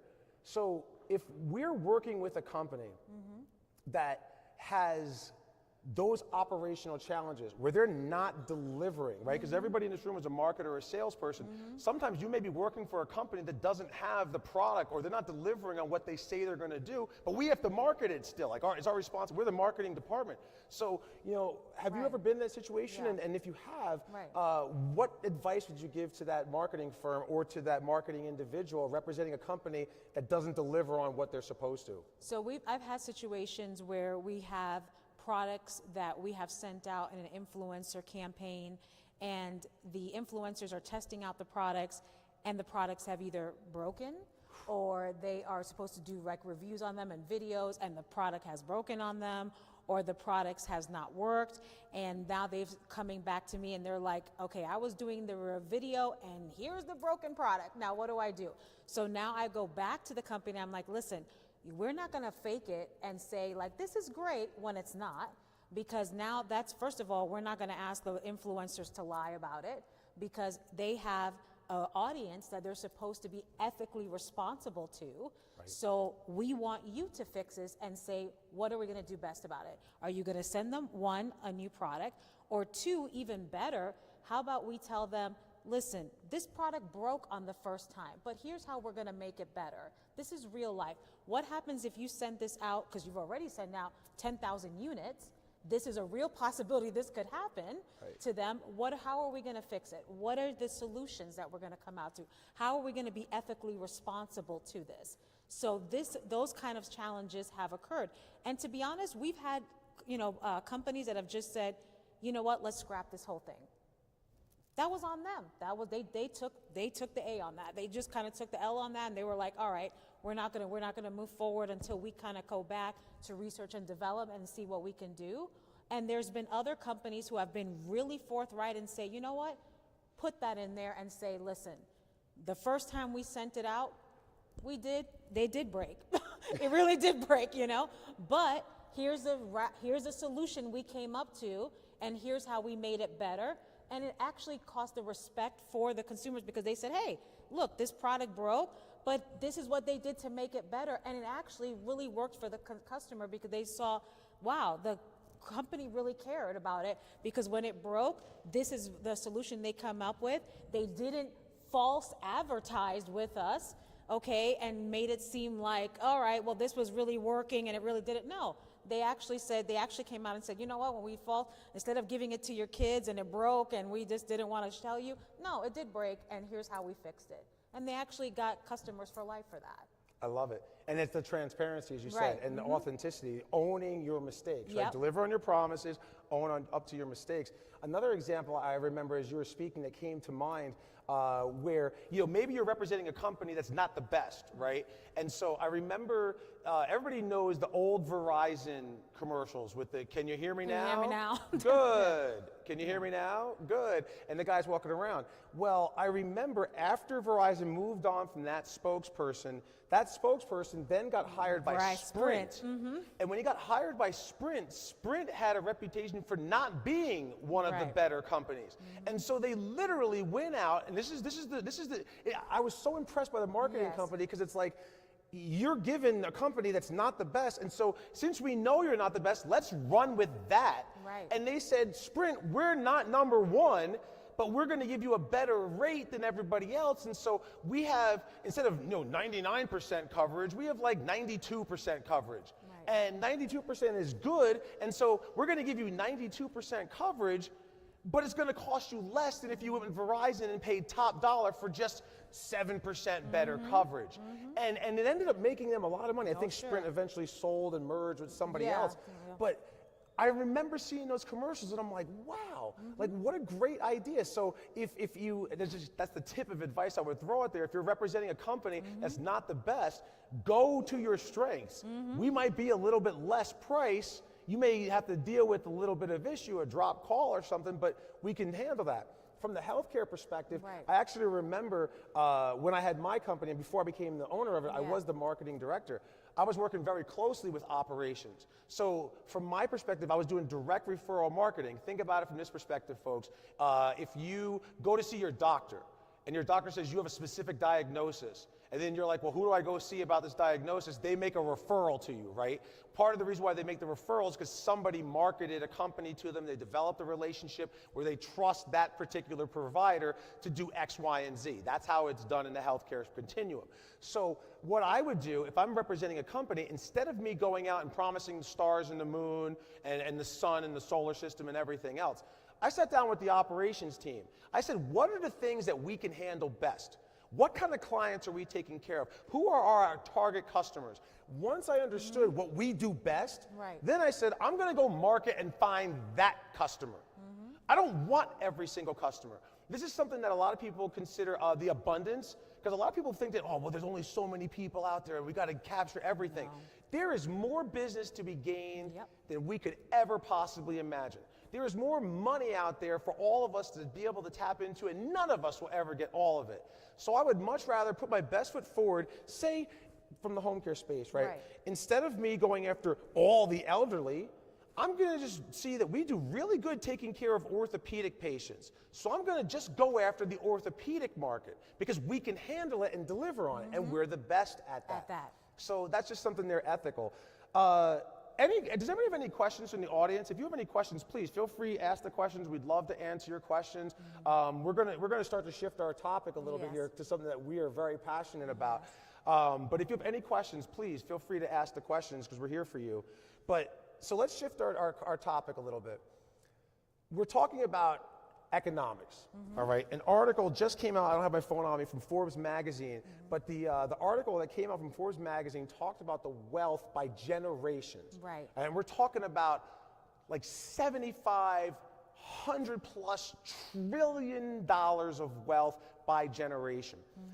The largest demographic by age is the baby boom. The baby boom generation in the United States controls almost 50% of all the wealth that exists out there. The generation coming up, they're like 10%, the millennials are like 17%, Gen X, they're like 20%, but baby boomers are almost 50%, which means that if I own a company, if I'm marketing and sales, if I'm trying to get customers, who's got the money? It's that baby boom generation. So talking to, and I want to hear about with the Latinas as well, because again, now we're bringing it down to further segments. But let's just stay on the baby boomers for a second. Absolutely. What are some things that you have seen towards reaching that generation? Because they're the ones that have the dollars and cents. So with the baby boomers, especially for me when I was dealing with my parents, a lot of it was, especially in Florida, a lot of it is targeting them, and it's their way that they are using the language for them. It's the marketing that is coming towards them in the household. It's always putting them in the retirement space. So a lot of it has been like easy living. It is like retirement living. It is no kids, 55 and over. They're always pushing that for them. And they're putting it, that I will say that they do it in dual languages and multiple languages. Because if you're in Florida, if you are in Arizona, which is the two top retirement communities, which is Arizona and Florida, they are always putting that into the easy living, community living, sunrise, they use those words, sunrise living. They want to make them feel like everything is easy, everything is beautiful, always have them riding the golf carts, you know, grandkids are going to be coming to visit. They don't never talk about like if your kids are ever going to go back home because they don't want them to think about that, you know? So like if your kids are going to move back in with you and stuff, they didn't think about the pandemic that might happen because nobody wanted to think about that, and no one ever knew that the pandemic was going to happen, and that could be a real possibility. But and for the marketing aspect, that's what they were always putting in. Everything was always just like really beautiful, easy living. And the thing about the ethics of that is that they never put in there like things that could be a real possibility for them, meaning that what happens if they were not able to have their own home? What happens if maybe their kids did have to move in with them? What happens if they were living with their kids? They always sold these beautiful brochures that always seemed that mom and dad could live out on their own.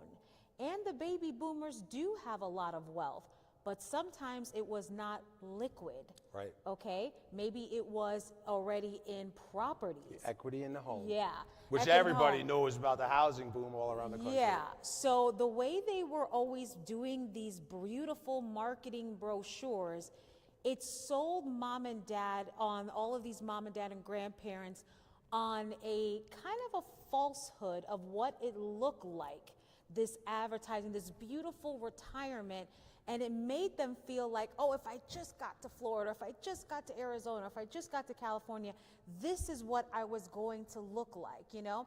And there's a sandwich, there is a CNN, and this is very true for many Americans, the sandwich is called the sandwich generation, the gap. You know what that is? Adult children. Yeah, adult So they have children. mom and dad, Yeah. and their mom and dad needs help, and then I'm a parent or a grandparent myself. Right. And I got to take care of my kids or grandkids Grandkids. and mom, and it's like That- I'm the sandwich. That's the baby boomers. That's the baby boomers. So now we have this in America where everybody, multi-generational home is now they're all living in one home, you know? The mom, the grandparents, the adults who are living there, their kids, and then their great-grandchildren or grandchildren all living in one home because you know what? We're not living in this utopia of retirement, you know, the way that they have marketed this, because mom and dad do need help. And so the kids have to step in and help mom and dad. And the kids still are raising their own children, so everybody's living in this home. So this whole entire beautiful utopia of retirement, that's not ethically true, you know? So it's like almost false advertisement. Right. Yeah. Well, and to that point, it's interesting because now you're starting to see, because the marketers stuff, and again, appealing to this demographic, right? You're starting to see that they're realizing that there's a lot of people who are in this generation that we're talking about, the baby boomers, who are not able to retire. Right. They don't have the resources. Right. And so a lot of them are still working. A lot of them are still active. And Yeah. so you're starting to see, like, I remember before he had passed away, Alex Trebek, and he used to Right. sell the life insurance, Yep. right? And then you remember, who is it? Sally Field. She's always selling different drugs, or she's always selling, and not, you know, not the drugs, but you know what I'm saying. Right. She's No, selling, she's like, not on the block, you know what I'm saying? We're not saying that, okay? Like, chill. but they bring in the spokespeople, and they're bringing them in around being able to talk about continuing to work past retirement age, Yeah. and for the active adult, Right. and the person who's still on the go. I saw Cedric the Entertainer Yes. do an ad. Right. I saw Terry Bradshaw did an ad for shingles. Get your shingles vaccine, right? Right. These are the ads that are out there, and they're appealing to the people of this demographic because that, again, that's who has the resources. Right. So when I think from a marketing standpoint, if I'm representing a company, if I'm representing a firm, if I'm representing someone who's trying to grow an organization, I have to make sure that I'm doing things to reach this demographic because those are the people who are our largest consumers. Now, along that, and this is where I'm so excited for you because you did this great presentation earlier. So when I had mentioned during another session that you were on about the baby boomers, and then you talked about specifically the Latina community. Yeah. So we were talking about how they are the decision makers, they're the purchasers. They cross all of not just baby boomers, but they're all generations, but they make up a certain percentage of the United States. Can you share some insights into that first? Right.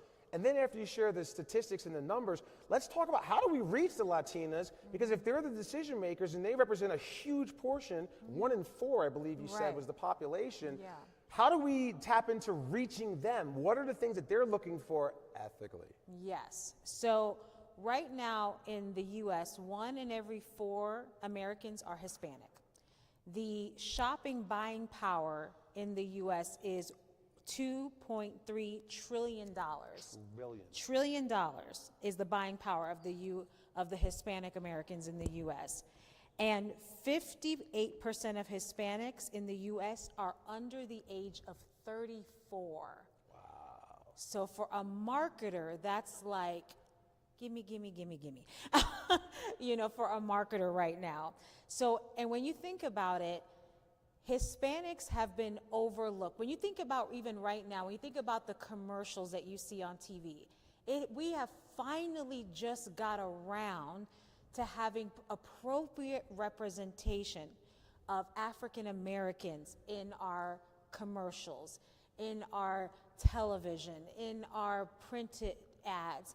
And that is still even not enough for what we see. So can you imagine where we're at with Hispanics? We're like this much, you know? And so Hispanics are not represented, and yet we are the largest right now, the largest minority in the US. And that's gonna grow even more now. Growing leaps and bounds. Leaps and bounds. So with all of that purchasing power, the US Latina American woman right now, she is the acculturated US Latina woman. She is the one that is 2nd and 3rd generation here. She has been raised here. She is the one that has been married here. She's multicultural married. She is raising multicultural children. So she has a fierce loyalty to the US, and she has a deep love and respect for her culture, for her Hispanic roots. But she does not see herself represented in any ads in the US. And it's not enough anymore to just throw up a Google Translate button and I called it a day. I got Google Translate on my website. Y'all should be happy. You know what I'm saying? Look, hola, buenos dias. Y'all should be happy. That's not enough. That is not enough anymore. I will give you a very clear example using myself as this. So I have worked with Disney for a long time. And they went and they contacted me because they wanted to do an influencer campaign, and they wanted to use myself and my family. And so we did with Latina Magazine, we did a video commercial talking about unforgettable dreams and unforgettable vacation memories. So the idea was that they wanted to use myself and my family and my children in a campaign for Disney. So we went to Disney and we had a vacation, and they did us in video. So we were the family. They were following us around with cameras, and we were doing the Disney vacation.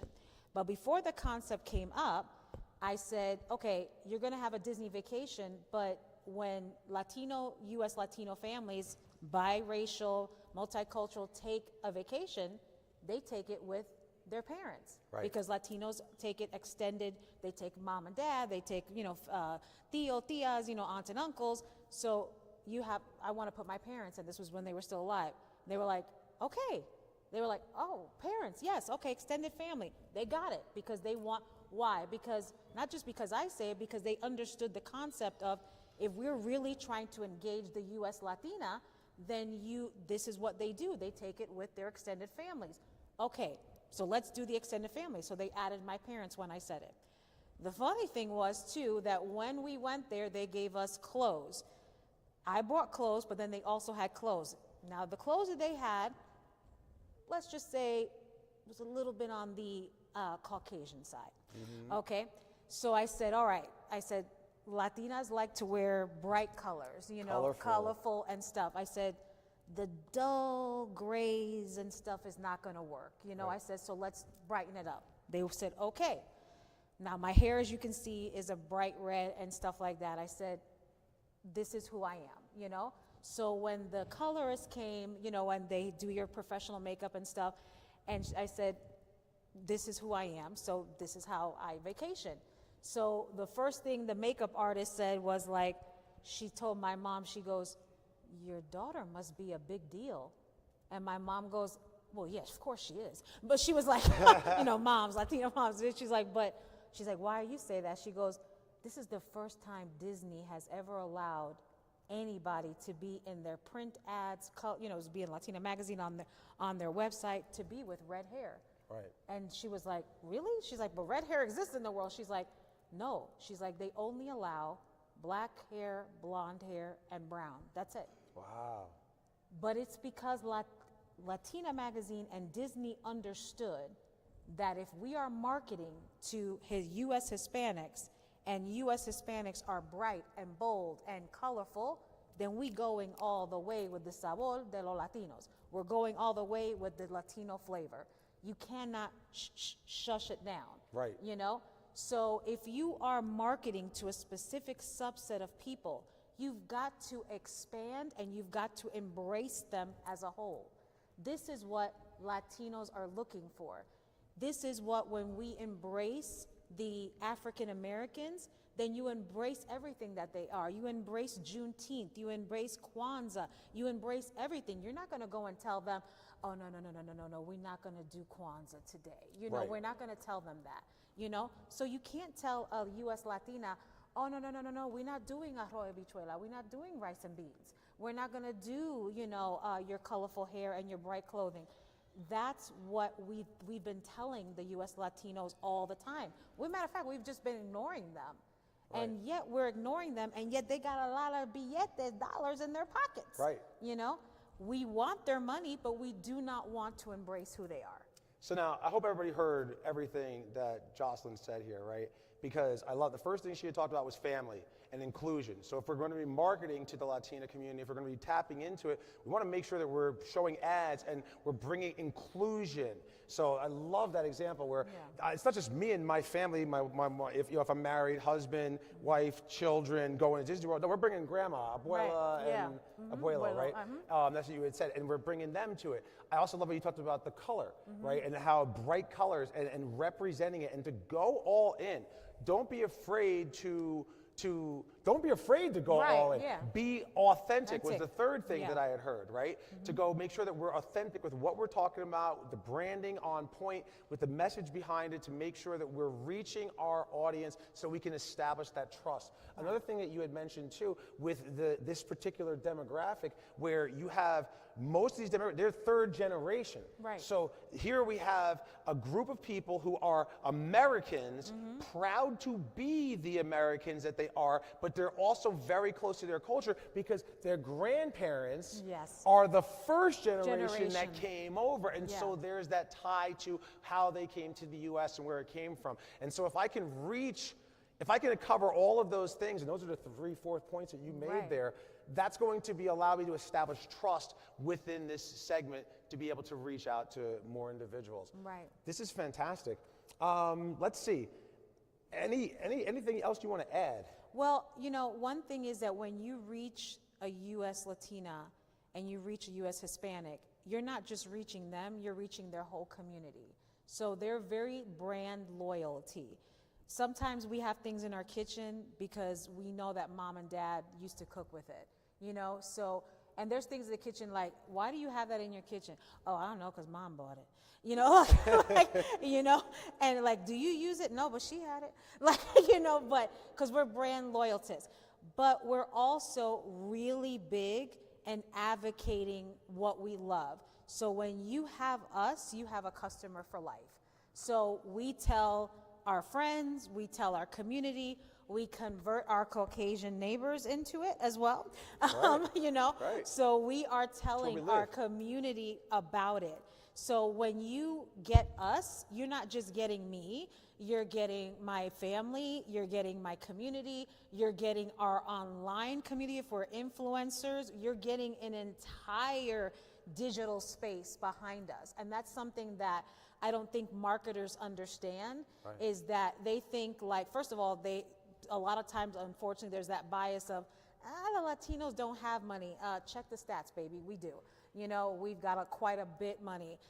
So that's one thing they have to get over. Then two, when you realize, oh, they do have the money and they're the ones that are shopping and they're the ones who are consistently shopping, actually, you might think we have a shopping addiction, but that's a whole nother thing. I have a shopping addiction. See, okay, all right. And I'm Steve's not got- Latino. Okay, and people think he's Latino and he's not, but he gets by. Like he gets a pass. But once you realize that they have the money and that we are shopping all the time, once you realize that, then you also realize that we are advocates of the things that we love, that we're advocates online, that we're advocates in our community, that we love to talk about it. And we also are the ones that are evangelizing for your brands. I love it. I absolutely love And it. we've been doing this for a long time before it was a thing online. We've been always, that's how it was in the beginning, actually. That's how we were word of mouth in los barrios, in the neighborhoods. We're the ones that were like, listen, this is great. You should try it. Because we're the ones that used to go into the stores, in our neighborhood stores, and be like, listen, you got to try this. I found this, and that's how we started word of mouth. That's how brands got actually started in those neighborhoods. So, yeah. I love it. So now as we're wrapping up here, just bringing it all together, right? So we talked about ethics. We talked about the baby boom generation as the largest generation where the wealth is. We talked about the Latina segment as the largest minority, and it's only growing where eventually they will be the majority in the United States with the way things are growing here. I'm an interracial man myself. I'm actually Black, Native American, and German. So growing up, hearing everything you're saying and bringing it all together here, I will say, as we're wrapping up, from a marketing standpoint, the most important thing is your own personal code of ethics, right? Integrity is everything. Right. There was a time when I was working at a company that did basement waterproofing, and the owners of the company, and I was a marketer, salesperson representing the company, and the owners of the company were such shysters that they literally had 2 different price lists. So imagine that you have a house, you want somebody to come in and you need your basement flooded and you need somebody to fix your basement, right? Because you have water in your basement. And they had 2 different price lists. One of, this is the lowest price we could do, and this is the price list that we show our customers. And it was twice the amount on the price list that they show their customers. And I literally worked there for like 3 months. And after around 90 days, I said, I can't do this anymore. Like I was selling at the lowest price, and they were like, Steve, you're not making any profits. You're not doing more than the base. Why not? Why not? I said, because I know that that's wrong to sell it there. I ended up quitting that company. And so I guess advice that I would give to you from an ethical standpoint, if you feel that something that you're representing does not align with you, don't be afraid to leave. Right. If you are the marketing firm and you're representing a company and the company is not fulfilling what they're supposed to, don't be afraid to part ways with that client. I will never forget when I first started my company, Hurricane Marketing Enterprises, in 2012. I had this customer who wanted to take care of the elderly. Every time I spoke to her, she was complaining about this elderly patient, this person, that. Can you believe this person, pooped himself, and I had to go over and do this. And I was like, but that's the job. That's the job. Yeah. That's what you signed up for. And so after I don't even think it was more than 3, maybe 4 weeks helping her grow her business, I said, here's what we're gonna do. I'm gonna let you out of your contract. You don't owe me a dime. Because, and this is early on in my career which I'm gonna talk next, I didn't have the money, right? I was struggling at this point. But I said, I'm gonna let you out of your contract. And as your consultant here, your marketing advisor, the last thing I'm gonna say to you is get out of this business. Because you should not be taking care of people if you're complaining about the very people that are contracting you for services. That's unethical, right? That is not the right thing. Integrity is everything. So I just wanted to share that. Anything in closing, Jocelyn, you want to say to our group here? Yeah, I would definitely say to continue to do things ethically. Sometimes it seems like it's the hardest thing to do. It's easy to take the shortcuts, especially when your client might not know about it. It's easy to do that on social media, but always do the ethical thing. It is the most easiest thing to do, and I will repeat that because in marketing it might seem like the shortcut is the fastest way to get the money and all of that, but ethics is the way to go. Hard work is the way to go. In the long run, that is what will pay off for all of you. Your clients will appreciate it. You will get long-standing, beneficial, mutually beneficial relationships. Always do the ethics, always do the hard work, and your clients will come back to you each and every time. I love it. Thank you so much, everybody. Thank We you. appreciate you. And Jocelyn, that was fantastic.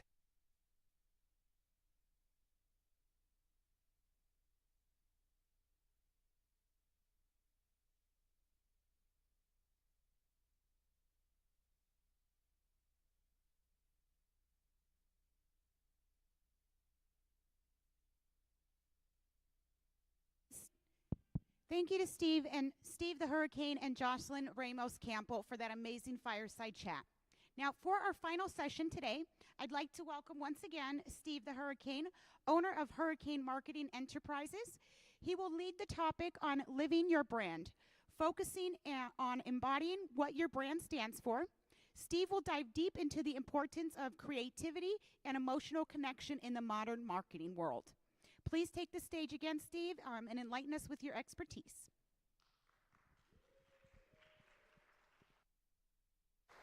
Thank you, thank you, thank you, thank you. First off, thank you all for coming and joining. I feel like I was seeing all of you at lunch and we were chit-chatting and it was like, if you want to come in, living your brand, passionate, so on and so forth. And I'm going to share with you the real truth here. Like my nickname here, you see how there's a TM at the end of it, right? It is a registered trademark. And living the brand is one of these things that it simplifies things, right? Because when you look out there with all the different things that exist, we're at a marketing conference, we're at the internet conference, we're at the education conference. The information age is exciting. It's great, but there are a lot of challenges with it too because it's overkill, right? Every time you go on your phone, you scroll through your news feed, there's an ad trying to sell you something, right? I'm literally trying to look at what my sister shared pictures of my nephews and nieces, and I'm trying to be sold something. I watch a television program. There's commercials always trying to sell me something, right? And after a while, we start to become tone deaf to it. That is the problem that exists out there. That is the danger that exists out there. And so when it comes to, at the end of the day, all the things that we just talked about this last session, all the things this entire event, people are going to buy from who they know, like, and trust. No matter what. People have brand loyalty. But that brand loyalty has to be created. What if I'm brand new in an industry? What if I'm brand new at what I'm trying to accomplish? This is where living your brand makes it easier because it's not so much about what we have to do on our own, but rather just being who we are, being authentic, being transparent. Real quick, is there anybody in the room raise your hand, do me a favor, raise your hand if you are a business owner. Let me see your hands, okay? Most of the people in the room. Is there anybody here who works for someone else, an employee, right? So you, whether you realize it or not, you are your brand. Right? You are your brand. No one is going to sell your company better than you can, right? And so these are where the challenges come in. Now, I'm not going to brag about myself, whatever. I am who I am. I'm on stage here because of it. But I do want to share with you, this is some pictures of me and my family and stuff. Maybe I'll come back to that in a second. But I want to share my story with you. When I first started Hurricane Marketing Enterprises in 2012, I started trying to be something that I wasn't. I started trying to be, I'm Steve the Hurricane. Now, this was a nickname that my business partner gave me from CareChoice, the healthcare company that I was a part of, in 2006. So I didn't don myself Steve the Hurricane. It's the nickname that he gave me, and it kind of just stuck when I started Hurricane Marketing Enterprises. But I started to 2012, 2013, trying to be bigger than who I am. And I would come home from work, come home from my office, and then I'd have to be a father, because I have children. I had to be a husband, because I have a wife. I'm also a minister, so I had to serve at my church and my community and all these other places, and I'm starting to put on all these different hats, and it wasn't happening. And the reason why it wasn't happening is because all of the people that I was trying to be fake for saw that I was a phony. They saw that I was fake. And it wasn't until, and I'll never forget it for as long as I live, it was Labor Day weekend of 2014. I had literally $2,000 left in the bank. That was it. Now, if you heard a little bit before in my previous session, I owned a healthcare company that we sold for several $1 million. That means that in 2012, 2013, 2014, I blew through my cut of that sale. I had a little bit of reserves left in my retirement fund. I took that $2,000, I looked at my wife and my kids, and I said, we're not gonna go on vacation for a long time. So I'm gonna take you guys down to Atlantic City, because I live in New Jersey, and we're gonna have a good weekend, because I don't know when we're gonna get to do this again. I will never forget, for as long as I live, I wake up on Tuesday morning. I'm in tears, I'm about to start crying right now, right? Because I will never forget this moment, right? I literally had like a come to Jesus moment, right? I'm a person of faith. Jesus is my Lord and Savior. I got on my knees, hands down, and I just said, Lord, I can't do this. I don't know what to do. I need to find a way. And if this is what I'm supposed to do, I need a miracle, right? So I get up and I go into my office. And when I go into my office, our phones were literally ringing off the hook. I got my miracle. That day, that Tuesday, September 2nd, 2014, we generated half the revenue we did the entire month of August. The day after, that Wednesday, we matched what we did that Tuesday. So in 2 days, we generated a month's worth of revenue. Fast forward, that was the best month I ever had in the history of my company up until that day. Then what happened with the living your brand? I started appreciating every single thing that I had. I started appreciating every single customer that entrusted me with the services that I was providing. I stopped looking at all the naysayers and the haters and everything else out there, and I just embraced it. And I said, you know, this is who I am when I'm a father. I'm going to be the same way as a husband. I'm going to be the same way as the entrepreneur that I am. And that's what living the brand is. And that's where you see these pictures here where everything has gone before. That's my wife right there in the top left corner. She is the eye of the hurricane. Anybody who knows me knows my wife, Susan. That's where our success comes from. And it's our success, right? You see my children in the bottom right here. And we are New York Giants season ticket holders. That's right. NFL. We just started getting good again. I used to say, I am a season ticket holder of the 31st best team in the NFL. That's what I used to say. But now I say one of the best, right? I'm a boat captain. I'm into physical fitness. I was 40 years old. I wanted to do some fitness stuff. I'm 42 now. And yes, I do have my tattoo on my whole left shoulder here of my logo because I am Steve the Hurricane. And I've been Steve the Hurricane since 2006 when my business partner gave me that nickname, right? But I also realized that it makes things easier when you are yourself because you don't have to fake it. You don't have to pretend it. Those of you who are in this room right now, you see me talking, this is exactly who I was when we had lunch. This is exactly who I am when I was down at the craps table with my brother when we first got here. And we were winning some money. I won $81, right? You like how I did that, right? $81, right? What? I'm going to win some more later on today, right? Because it's the same person. You don't have to try to represent your brand when you are your brand. And to my employees, right, the people who work for someone else, you are your brand. When you represent it in all that you are and all that you do, that creates opportunities for you to advance your careers in new areas and new opportunities or start your own company. These are all the things that happen. Even my tech people in the back of the room and the people here, you represent yourself every single day. So just be who you are at all facets of it, right? And I know it's not easy. This is my company. And again, don't take my word for it. You can see all these pictures of all the cool people who have come to my events over the years and all this other good stuff here. That was last year. That was last fall. This was a couple weeks ago down in Houston, Texas. And these are just some of the pictures of all of the thousands and thousands of individuals that I've been having the blessing to be able to share this brand in. Now notice what I'm doing here from a marketing and sales standpoint. I'm showing you social proof. Do you think I know what I'm talking about? Yes or yes? Yes, right?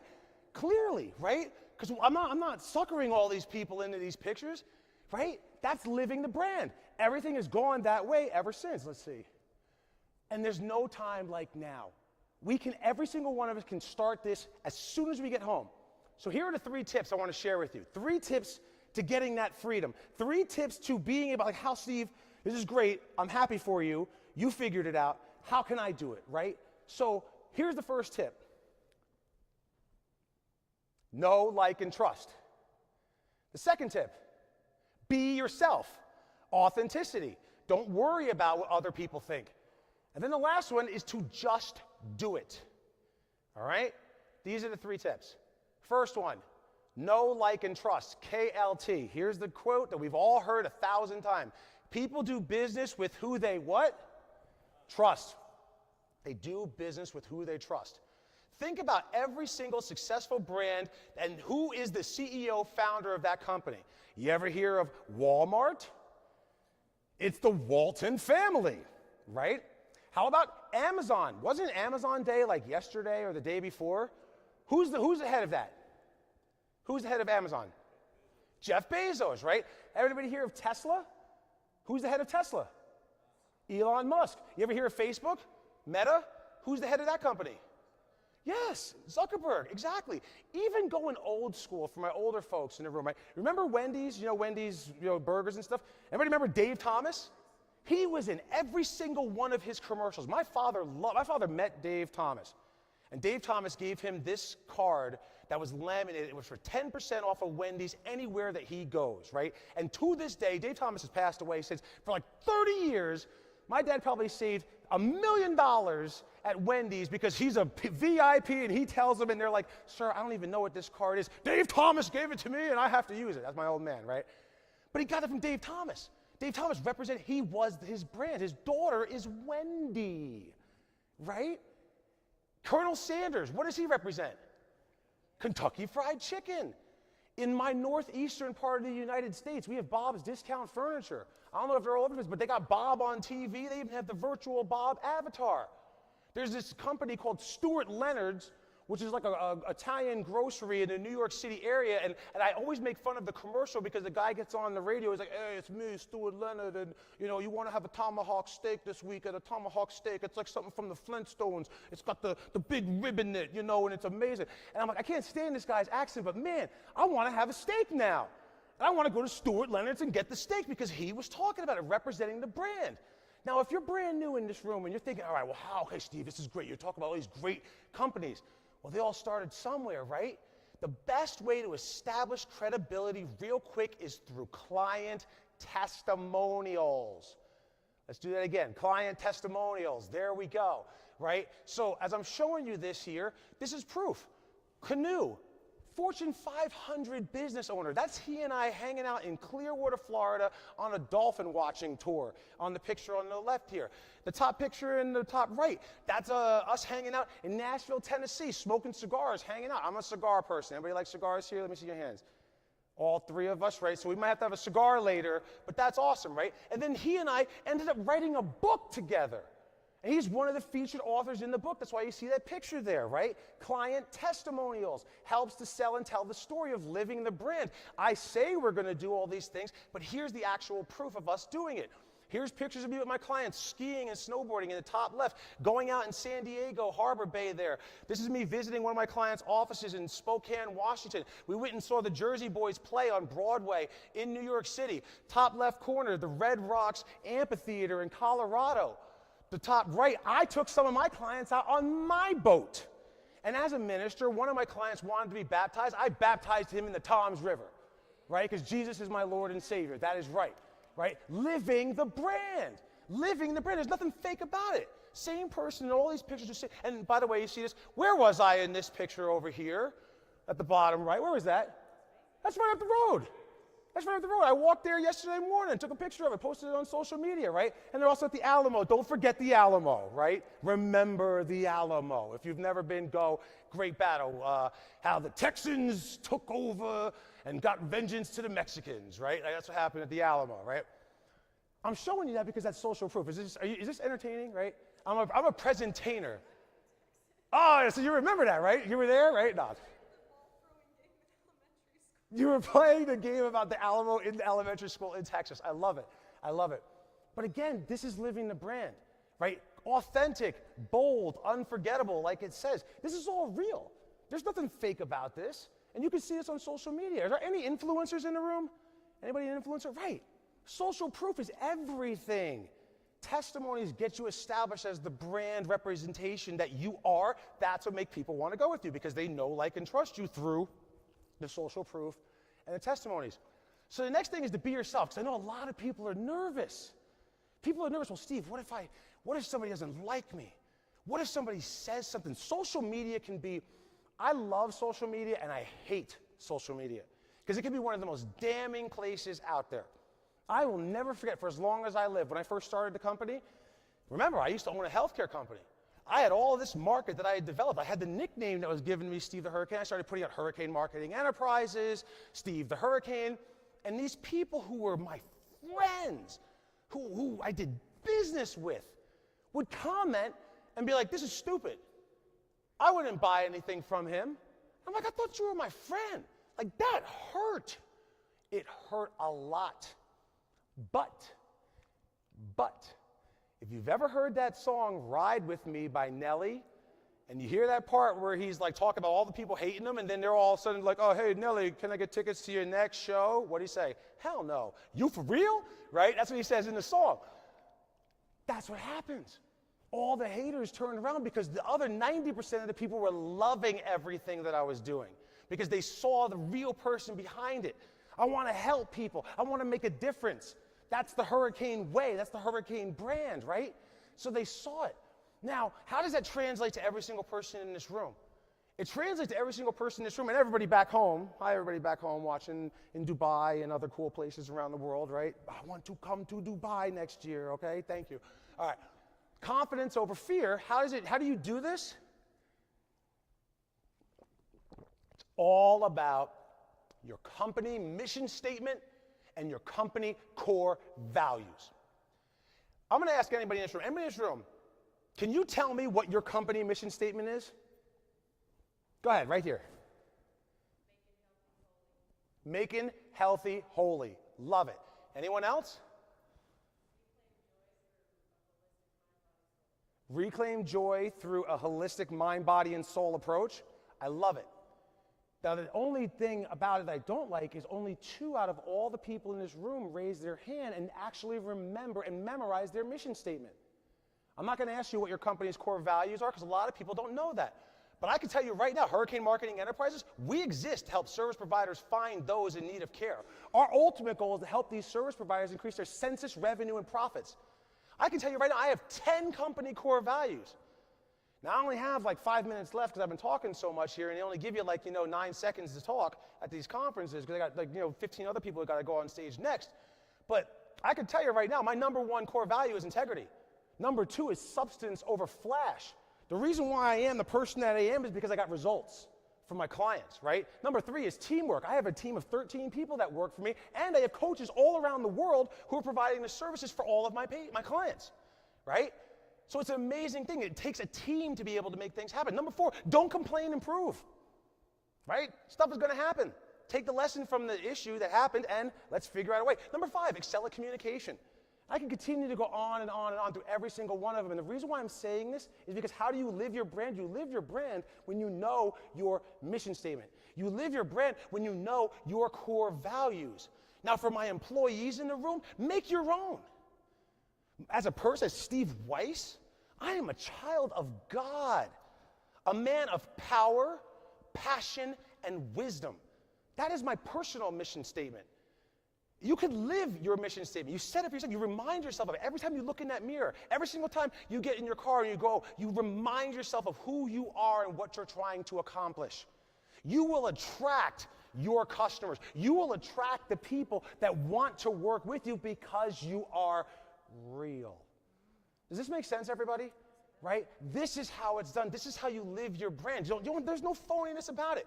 Colleen, I said I was going to call on you, right? So what I love about you, Colleen, right? And you and I were speaking, and you dropped an F-bomb, and you had some of this and that, whatever. You are who you are. And I love it. Change nothing about yourself for your business. Will there be some people who are turned off by it? Of course. And that's fine. They would not be good customers for you anyway. But the people who embrace it and love it, those are your best customers. They're going to be successful. They're going to have the outcomes that you are trying to help them to achieve. Whatever it is, whether it's a product or a service. Is this making sense, everybody? Yes or yes? Yeah? Oh, good. I hope so. You like that? Yes or yes? Only yes questions, right? Last one is just do it. Don't get hung up on the fear. Just do it. This is something that I see happens all the time. Too many business owners, too many entrepreneurs, too many people get caught up in analysis paralysis. But Steve, it's got to be perfect. It's got to be right. I'm not ready. If the stars align, right? My older folks in the room, right? When the moon is in the 7th house and Jupiter aligns with Mars, then peace will guide the planets and I can sell, right? That was Aquarius, right? This is the dawning of the age of Aquarius. I know not everybody in the room knows that song. It's a little bit of an older crowd, but the fifth dimensions are awesome, right? But the reason why I'm saying is people get so analysis paralysis. It's got to be perfect, right? Please write this down right here. Done is greater than perfect. Done is greater than perfect. If you remember nothing from what I said today, please make sure you remember that. Done is greater than perfect. People get so caught up. Let me ask you, are you busy? Who isn't busy? We're all too busy. But getting things off the plate and moving forward, progressing, is going to be the best way to get stuff done, even if it's not perfect. Take initiative. Do it now. If it's not perfect, it's okay. You could do it again. As marketers, we have to stay relevant. As business owners, we have to stay relevant. So there's always an opportunity to do it again. Do you know that I have a YouTube channel? I grew my home care marketing business from YouTube. When my kids tell me when they grow up they want to be a YouTuber, at first I used to laugh, and I'm like, wait a second, I'm a YouTuber. I guess let me embrace this and show them how it's done. That's not how you edit a video, ha ha ha, right? But the reason why I'm bringing this up is because it's so important that people do it, because people get too caught up in the minutia of it. And you know what's happened from it? I have literally been able to take this business and I launched a magazine. 18 months ago, I launched a home care magazine, right? And you see it right here, this is the proof. I promised I was going to, I'll autograph this one for you. Here you go, Colleen, right? That's the first one, all right? And then I'll come over here on this side here. Here you go. There you go, Anju. Nice to see you again. I'm glad you're here. But the reason why I showed you that magazine there, it's not a bragging thing. It's just opportunity that comes along the way. In my space, there's 50,000 business owners in the United States in the home care market. 30,000 of them are subscribing to receive that magazine every quarter. I only put out 6 issues, but that's opportunity of getting it done. Now, are there hiccups along the way? You bet there is. The magazine that went out just 2 weeks ago, we misspelled one of the author's names right on the cover. That was great. I had to have them go back and fix it. I had to go send out a reprint. We had to do this, we had to do that, blah, blah, blah, blah, blah, blah, whatever. But we fixed it and it's done. And those 30,000 people who are receiving it, who are reading it, they're calling me for services right now. That person is getting asked to speak at conferences and events in her area, which is only going to put her business even more on the map than it already is. Does this make sense, everybody? Right? And I'm not saying you have to go start a magazine. I'm not saying you have to start a YouTube channel. What I am saying is be whoever you are. Be whoever you want to be, but live it in all aspects of your life so that when other people see it, that is living your brand. And opportunities will come to you, because I can guarantee one thing. And you heard Jocelyn and I before talking about abundance. We're talking about hundreds of trillions of dollars out there. There's plenty to be gained. Just be yourself. Take initiative, get the client testimonies, share it with everyone, and make it happen. And so in closing here, these some pictures of me. That's Forbes Riley over there in the top left. I introduced her at an event. She and I are really good friends. She sold billions of dollars worth of stuff on QVC. This is Kevin Harrington down at the bottom, not Kevin O'Leary, Kevin Harrington, who was one of the original Sharks in the very first season. He's involved in infomercials. You ever hear of an infomercial? He's one of the people who was involved with founding the way that people do it. I've been written in hundreds of different authors, different magazines and whatnot. I stay at the best, finest hotels with my family and whatnot because I'm living my brand. And then the picture here is when I received an award in 2018 for being one of the most influential speakers on earth. I'm proud of that, but it's all because of just being who I am. I'm the same person you'll see in the gym that's talking right now, that's up there in those pictures. I'm the same person that you'll see later on tonight when I'm going to act a fool with my brother, who's here right there, Scott Weiss, right?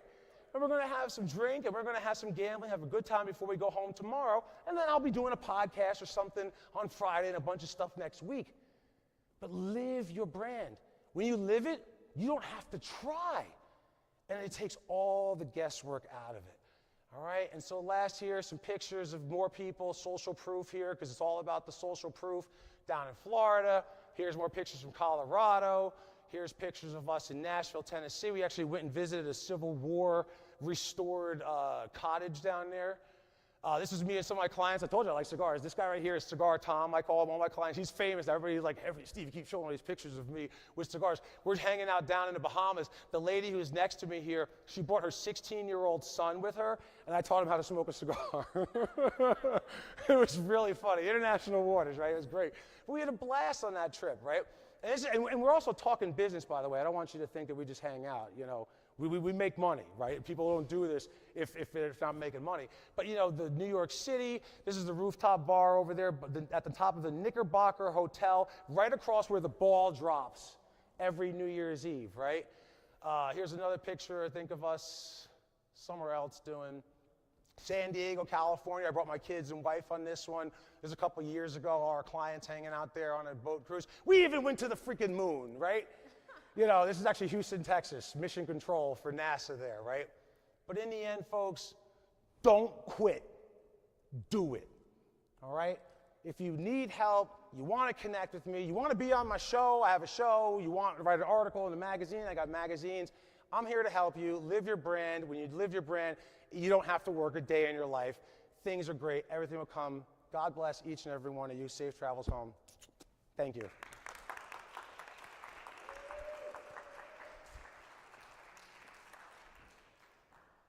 Look at that, I had 42 seconds left. Any questions?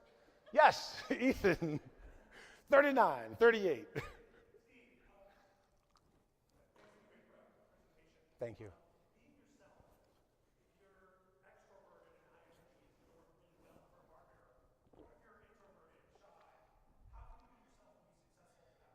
I am so, Ethan, I could not have paid for a better question. Thank you, thank you, thank you. So for everybody back home, if you didn't hear that, Ethan just asked, what if you're introverted? Like, Steve, clearly you came out of your mother's womb with a microphone, right? So you're an extrovert. But what if I'm introverted? How can I do this? What I always say is luck favors the prepared, right? So I have a lot of clients who I'm helping to do exactly what we're talking about here. And you can practice. What I love about social media, what I love about the digital age is you can film and record yourself. I don't like that take. Film and record yourself. I don't like that take. You can do it again and again and again and again and again. Oh, right? But you can do it again and again and again and again until you get it right. But what happens is practice does make better. Maybe not perfect, but does make better. And then with a little bit of social awkwardness from the introverted person who's more nervous about doing it, that will attract customers to you because it's real. Right? It's real. The social awkwardness, believe it or not, 2/3 of the population are introverted. So there are people who are hearing what I'm saying and like, Steve, I could never stand up in front of a room and do all the stuff that you just did. I could never do it. I don't want you to do that. I'm Steve the Hurricane. You be Ethan, what's your last name? Ethan Raziano, right? I said Ethan Hunt before, right? Ethan Raziano, you be you. If you're the introverted person, that's fine. Script, prepare, rehearse in front of a mirror, rehearse with your spouse, rehearse with people that you're familiar with and comfortable with, so that when you are now speaking in front of people that you're not comfortable with, you know exactly what to say and how to deliver it and just stick to the script. So I love that question. So over time now, thank you. I have more time?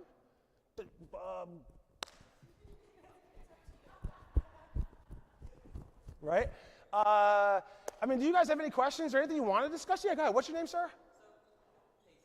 Patient. So you mentioned not complaining about your clients. Yes. I'll be very honest. I complain about clients. I know a lot of people who own businesses or in leadership positions complain about clients. So do you think that's something that people should address individually, that should be addressed societally, or do you just think people should fire clients if they want to complain about it? Ooh.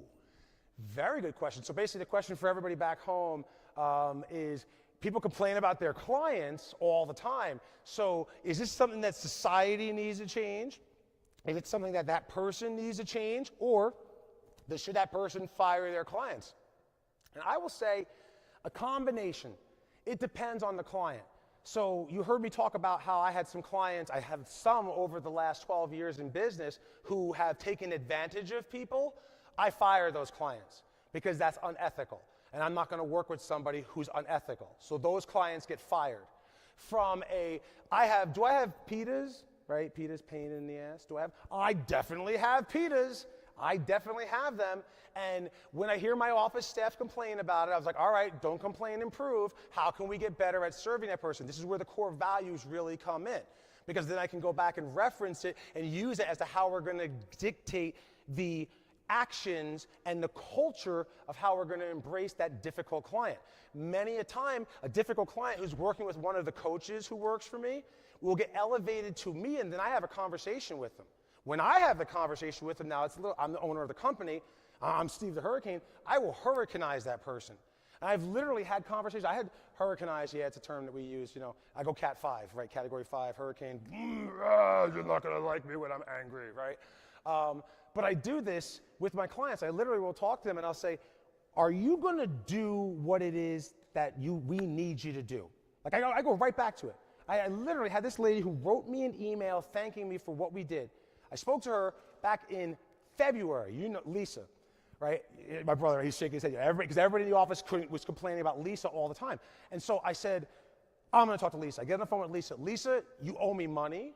We have a contract for $10,000 that you have to pay over a certain period of time. I don't care about the money.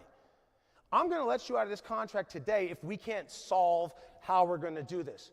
But let me ask you, because she's calling, complaining, my business isn't growing. I'm working with you for marketing, and I'm not growing my business. I'm like, you're the problem. I literally told her, I said, are you going to do this? Do you want to save your company? And it was a straight heart to heart. And this is on video chat, and she was not expecting that. She was expecting me to just, give her this and give her that. I said, no. I'm not going to give you anything. You owe me money. I'm not going to do anything else. We're just going to end right here, or we're going to have this, we're going to make it happen. It was a come to Jesus moment. And after that moment, it was a transformation in her. She's like, you're right. I'm not doing what you're telling me to do. I'm not following through. I'm not getting the things to you that you need to be able to help me help myself.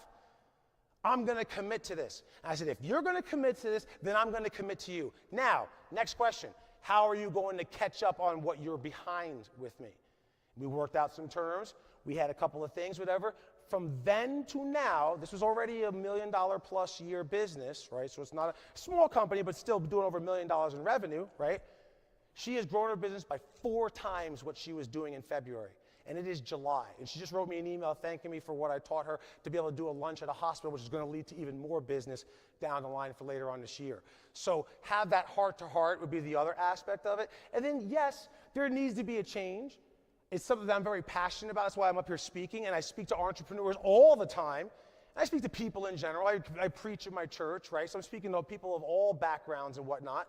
But yeah, there needs to be a change in society, not just from business owners, from people in general, to stop complaining about everything and look at how blessed we actually are. Take a walk down the strip and see all the homeless people laying on the ground last night. We're complaining, and we slept in a beautiful hotel. We slept at Harrah's. It's not, the Bellagio. It's not the Wynn. We're at Harrah's. It was $39 room block, right? Come on. Get over ourselves. Let's stop complaining. Let's actually appreciate what we have, because when we appreciate, I guarantee your cup will eventually runneth over. Fantastic question. Thank you so much. Any other questions? Yes, my friend in the back. Thank you so much. Is it on there? Tony in the back there?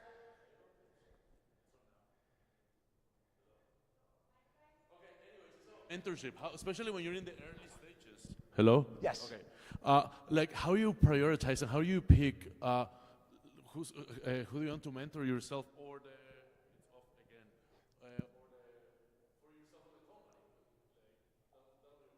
All right. So let me get this straight. So you're in a similar situation as me as a consultant type of thing, and so how do you choose who you're going to work with as the business owner? Right. Very good question. And in what area? So when I first got started, I was a one-man operation. And I fell into this problem real quickly. So even though this was before I had my come to Jesus moment that I had mentioned with the branding there, I did have a lot of success early on. I actually got to a point where I was consulting and coaching with 27 different clients, about an hour a week each one. I would literally wake up Monday morning, and my first client was at 7 o'clock in the morning, and it was every hour with 30 minutes in between until 10 o'clock at night with people in Alaska, Hawaii, and other countries around the world with different time zones. I did that on Monday, I did it on Tuesday, and I did it on Wednesday. And what happened was, while I was making money, great, I had no time. I couldn't even go to the bathroom. I didn't have time to take a shower. I take a shower Sunday night and the next shower Thursday morning. Like, I'm not kidding. You guys, my wife. It was ridiculous in the beginning, right? And so it was very difficult for me, once I started hiring coaches and other people to do the work, it was very difficult to get people to want to work with the people who worked with me, because everybody wanted to work with me. So what I would suggest to somebody getting started, make sure that you value your time. I cannot stress that enough. There are 168 hours in every single week, no matter what. I don't care if you're the richest person in the world or you are homeless on the street. We all got 168 hours in every single week, right? Something that people heard me say this at lunch, right? If you earmark or if you block off 8 hours a day, 7 days a week for sleep, that's 56 hours. 168 minus 56, that leaves you with 112 hours. What I always tell every person, doesn't matter who you are, just spend 10% of that 112 hours on yourself every single week. That's 12 hours. That leaves you 100 hours to do everything else you have to do. But with that 100 hours, put a dollar amount on it.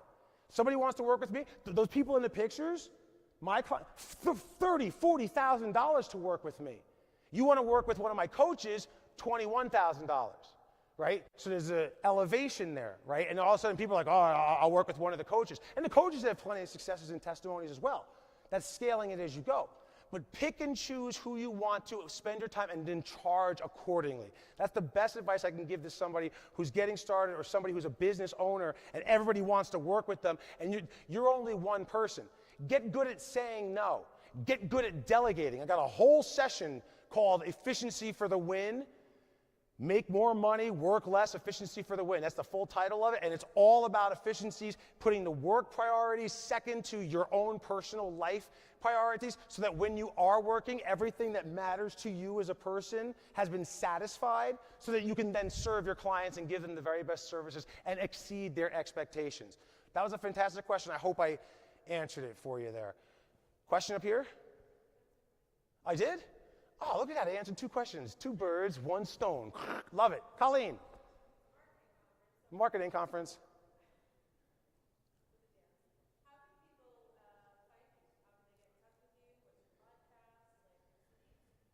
Thank you, Colleen. How do you find me? I'm Steve the Hurricane. That's how you can look up, just look up Steve the Hurricane. There's one in the world. I'm the only one. And that's the easiest way to do it. I'm on LinkedIn, I'm on Facebook, I'm on Instagram. Some channels are busier than others. I'm on YouTube. Just Steve the Hurricane. You can find me that way, stevethehurricane.com. I'm revamping that website eventually when it gets done, but you can reach out to me. If you email me, just steve@stevethehurricane.com. It's the easiest way to reach me. If you want to go through my home care business, because that's like the Hurricane Marketing Enterprises is a parent company. So I have a home care business, I have a speaking business, I have a nonprofit, the Institute for Dignity and Grace, and there's other things that I'm working on for like small businesses and whatnot as time is going on. So steve@stevethehurricane.com is my email, or steve@homecareevolution.com. Yes, in the back of the room, sir. What's your name? Ethan. We got a lot of Ethans here. That's the name of the conference.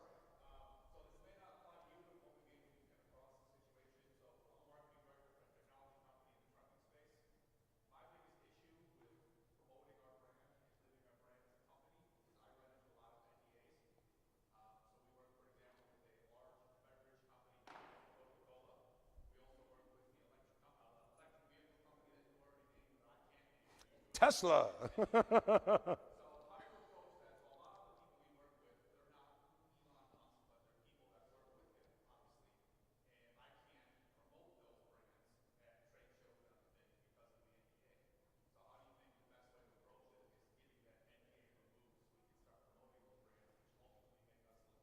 I say in that case, work with them and see what you can come up with. Talk to your legal advice and your legal team on it, because if you can get things removed or modify the end date a little bit, that will be a huge, huge help. Another way that you can do it early on, depending on how much flexibility you have in the business, is maybe give a discount or a percentage off the continuation fee if they give you a testimony. I remember, even though it was a shady company, that basement waterproofing company, one thing I did learn was they said that if you give us a testimony, we'll give you 5% off the bill if we can use your information, and we get people to sign it, and then we can use them as a testimony down the line. So there's different ways that you can go about doing it, and that's how I would handle that. Very, very good question. Thank you. Does anybody else have any questions? Man, you guys are fantastic. Give it up for yourselves. It's been 3 days, right? It's a good conference, but it's been 3 days, all right? Katie, I'll turn it back over to you, and everybody else, again, if you want to have a drink with the Hurricane, that's the name of my show. Let's go have a drink with the Hurricane, and roulette table is where you will find me, all right? Roulette 19, 23, 31, and 13. Just saying, all right? You're welcome. You're welcome. I love you guys. Thank you.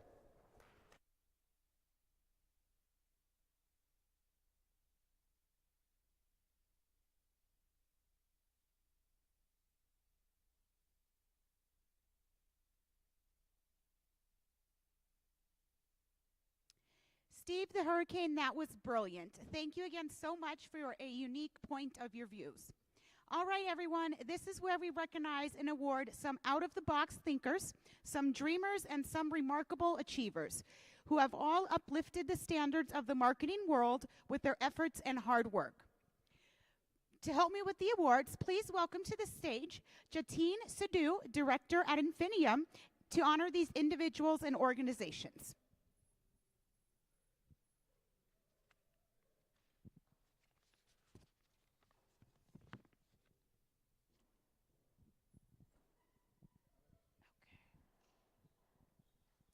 All right, guys, to start off our ceremony, our first award will be going to a Pacey Hilson.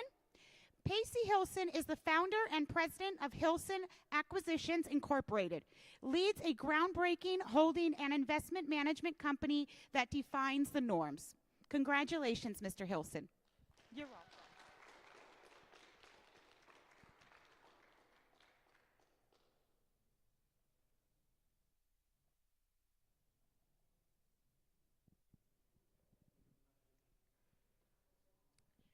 Did you want to say a few words? Did you want to say a few words, Mr. Hilson? No. Okay, no worries. Can we get the award music on, guys, please?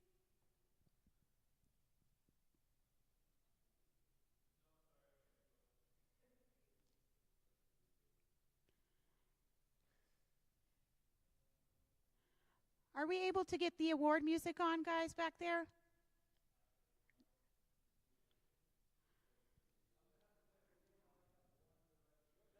Okay, no worries. We'll keep rolling. Thank you, guys.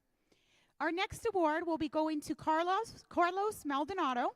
Carlos Maldonado is the CEO and co-founder at Sea Claire, is a Guatemalan-born world traveler and marketing expert with a passion for cultures and languages. He has built a vast network of contracts throughout his career in marketing and advertising. Congratulations, Mr. Maldonado.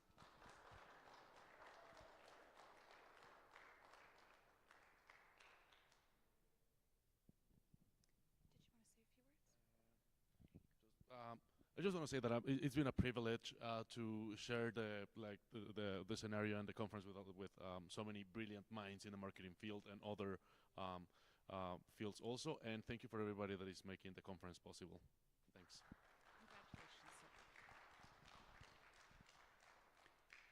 Our next award will go out to Yates Jarvis. Yates Jarvis is the founder and principal of Two Visions, with a background as a managing director at eHouse Studio and co-owner of Scout Advisor. He has achieved remarkable success, including growing online revenues to over $400 million annually and for re-owned clients. Congratulations, Mr. Jarvis. And it looks like Mr. Jarvis is not here at the moment, so we will make sure to get that award over to him.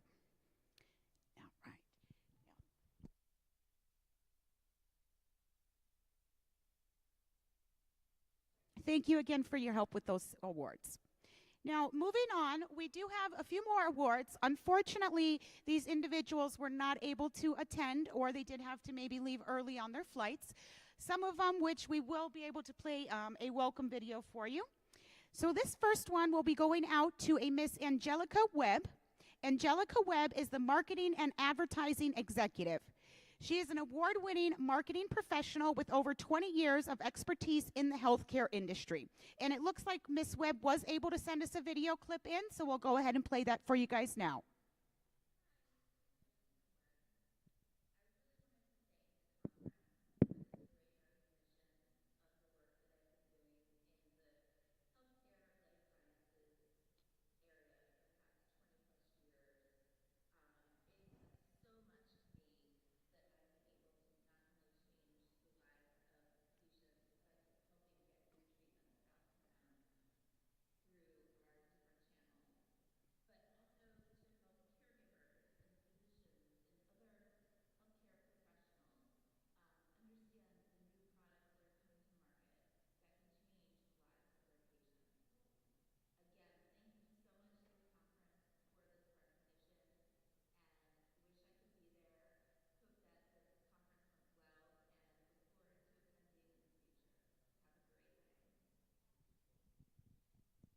Congratulations to you, Miss Webb. Our next awardee is going out to Miss April Van Tassel. April is the CEO and founder of Infinity Digital Marketing and Web, with 8 years of experience driving business growth through effective marketing strategies. And it looks like April was able to send us in a clip, so we'll go ahead and play that for you guys now. Hi everybody, my name is April from Infinite Digital Marketing and Web. I want to thank the Marketing 2.0 conference and everyone there for this amazing award. It's a great honor to have it, even though we're definitely so proud and see how far our agency has come. We were supposed to be there, but unfortunately the New York weather had its own agenda. We have been pretty devastated in a lot of areas here, even in states like Vermont. Unfortunately, we had a lot of rain and bad weather, thunderstorms, and as far as the speech, I hope that everyone there could just give their thoughts and prayers. Unfortunately, we had road collapses, we had boulders rolling down and going into people's homes. A lot of people's homes were flooded, so there's a lot of people here who have been devastated in the state, in Vermont, and other states in the north from this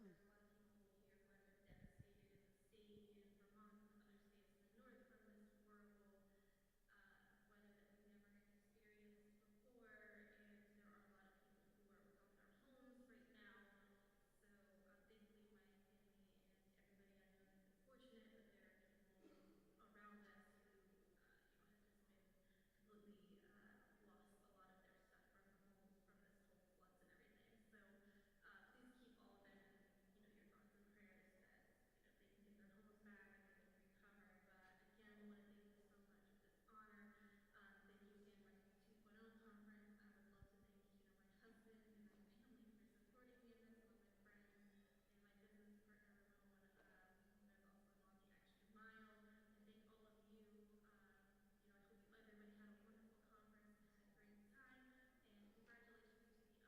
You guys definitely deserved it. So I hope everyone had a wonderful conference and hope to see you at the next one. Thank you for that, April. We'll definitely make sure to keep those folks up in the north in our thoughts and prayers. This next award here will be going out to Ashley Castaldo. Ashley Castaldo is a political consultant and influencer at Ashley Castaldo for Duluth, striving to become the first autistic woman elected to a city council in Duluth, Minnesota. And it looks like Ashley was able to send us in a clip, so we'll go ahead and shoot that over for you guys now.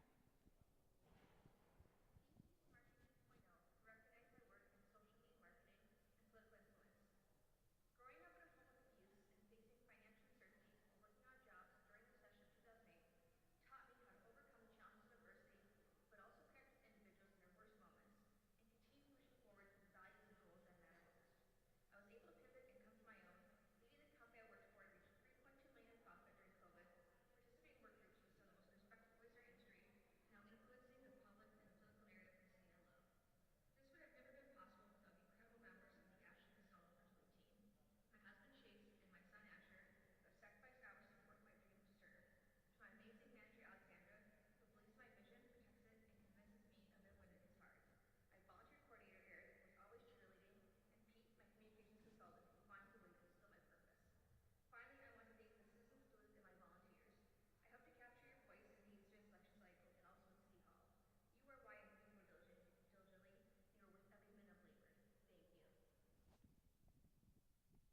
Thank you, Ashley.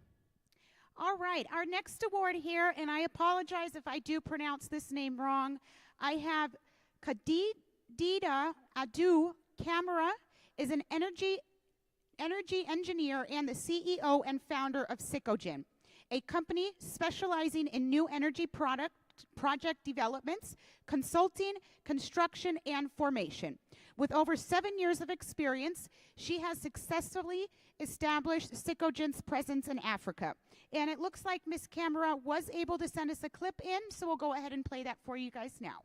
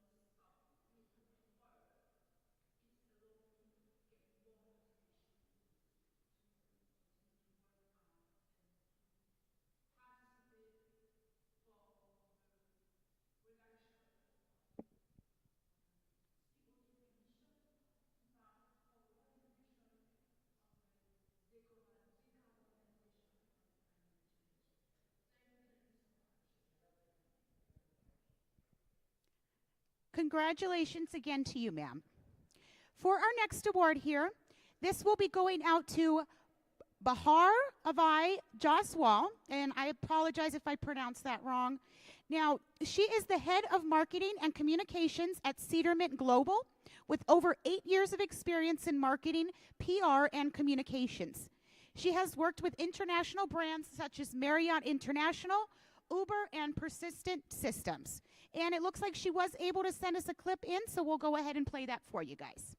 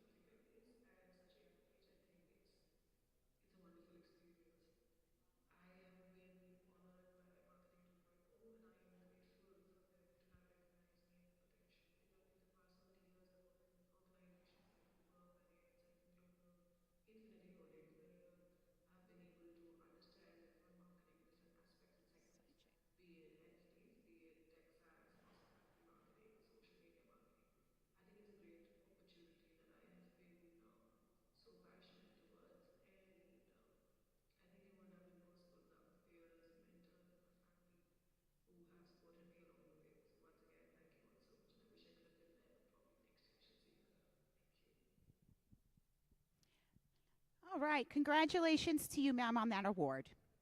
Now, our next award will be going out to a Sierra Bolden.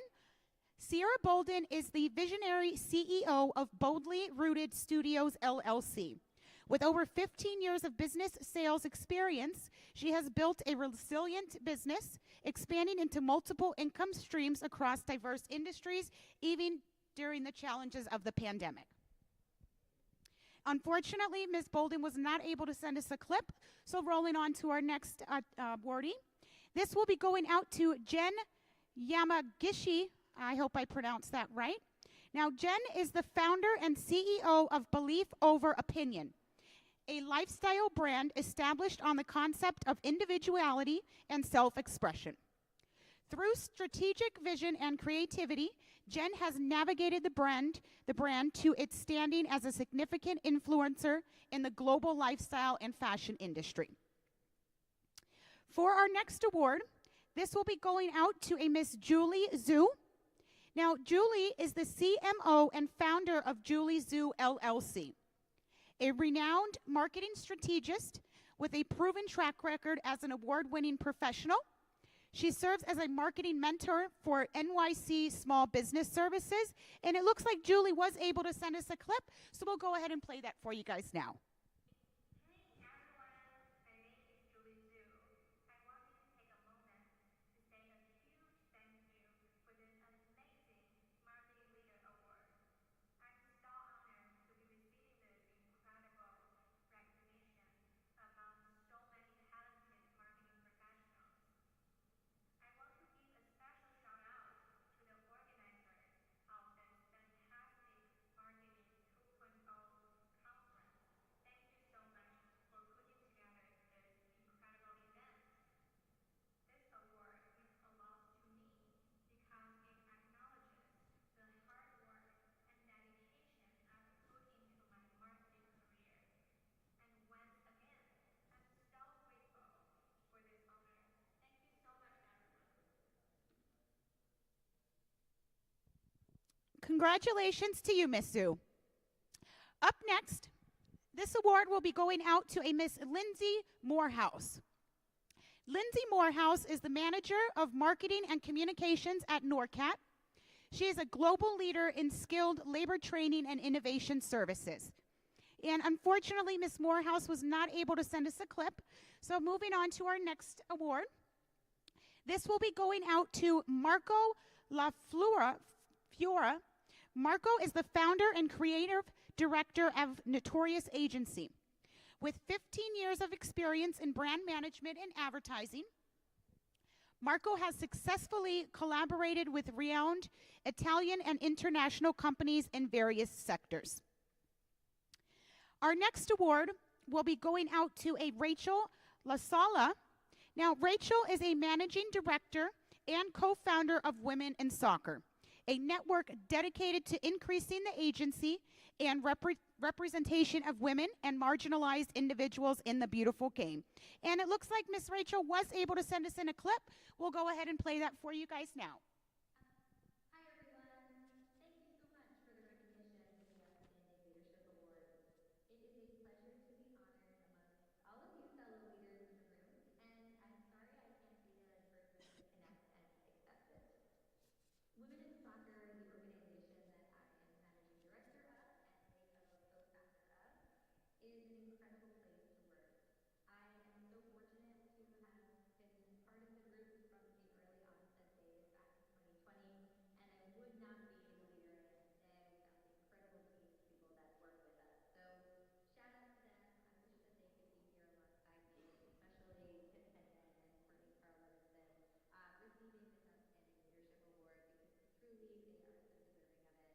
For those that don't know, and also I would love to connect, Women in Soccer is a network on a mission to increase the agency and representation of women and marginalized individuals working in the beautiful game. For those that don't know what the beautiful game is, it is the game of soccer or football, depending on where you're from. We do this through community building, and we welcome all out and empathize the space as well. I hope to connect with some of you further on LinkedIn or in the internet, wherever it is best for you. Please have a wonderful time, and thank you again. Congratulations to you, Rachel. Up next, this award will be going to a Mr. Ringo Mendoza. Ringo Mendoza is the Chief Operating Officer and Chief Creative Officer at GoMotion. Here, he leads a team of creative professionals in content, brand solution, and production. And Ringo was able to send us a clip, so we'll go ahead and roll that for you guys now. Hello everyone, this is Rick Mendoza, Chief Operating Officer and Chief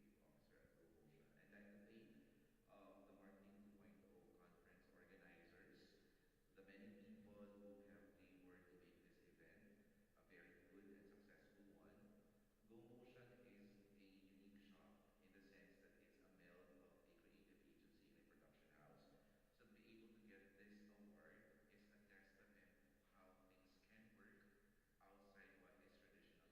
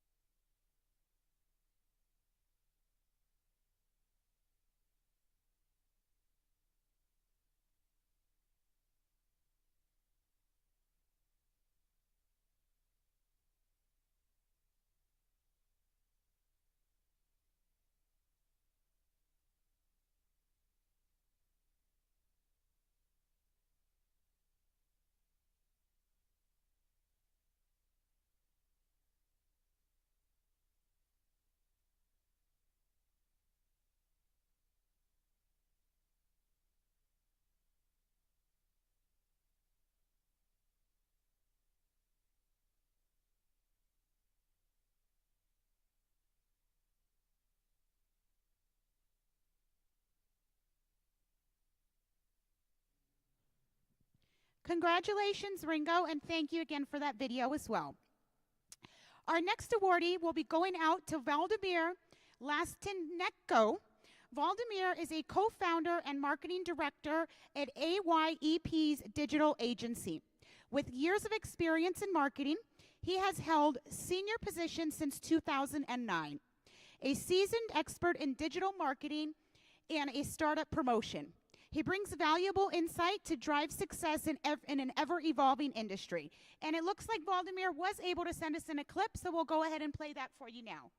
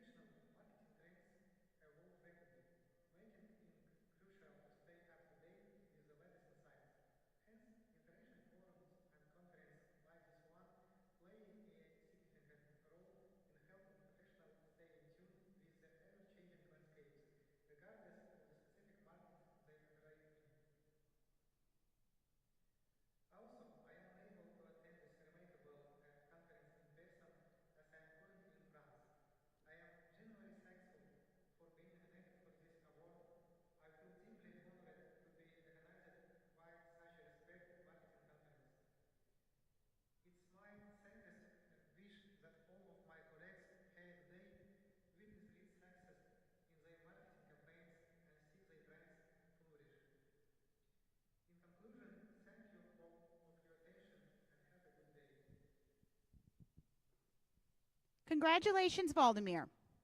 And our final award for the ceremony will be going out to a Yusuke Kam, I hope I pronounced this correctly, Kamaimura. Yusuke is the CEO and founder of Shapewin Company Ltd. Leads the creative communications, PR, and digital marketing agency, which specializes in assisting companies entering the Japanese market. With an associate degree in computer science, electronics engineering from Tokuyama National College of Technology. He combines technical expertise with a deep understanding of market dynamics to provide effective solutions. Through Shapewin, Yusuke enables businesses to navigate the Japanese market with communication and digital marketing strategies. And it looks like he was able to send us in a clip, so we'll go ahead and roll that one now.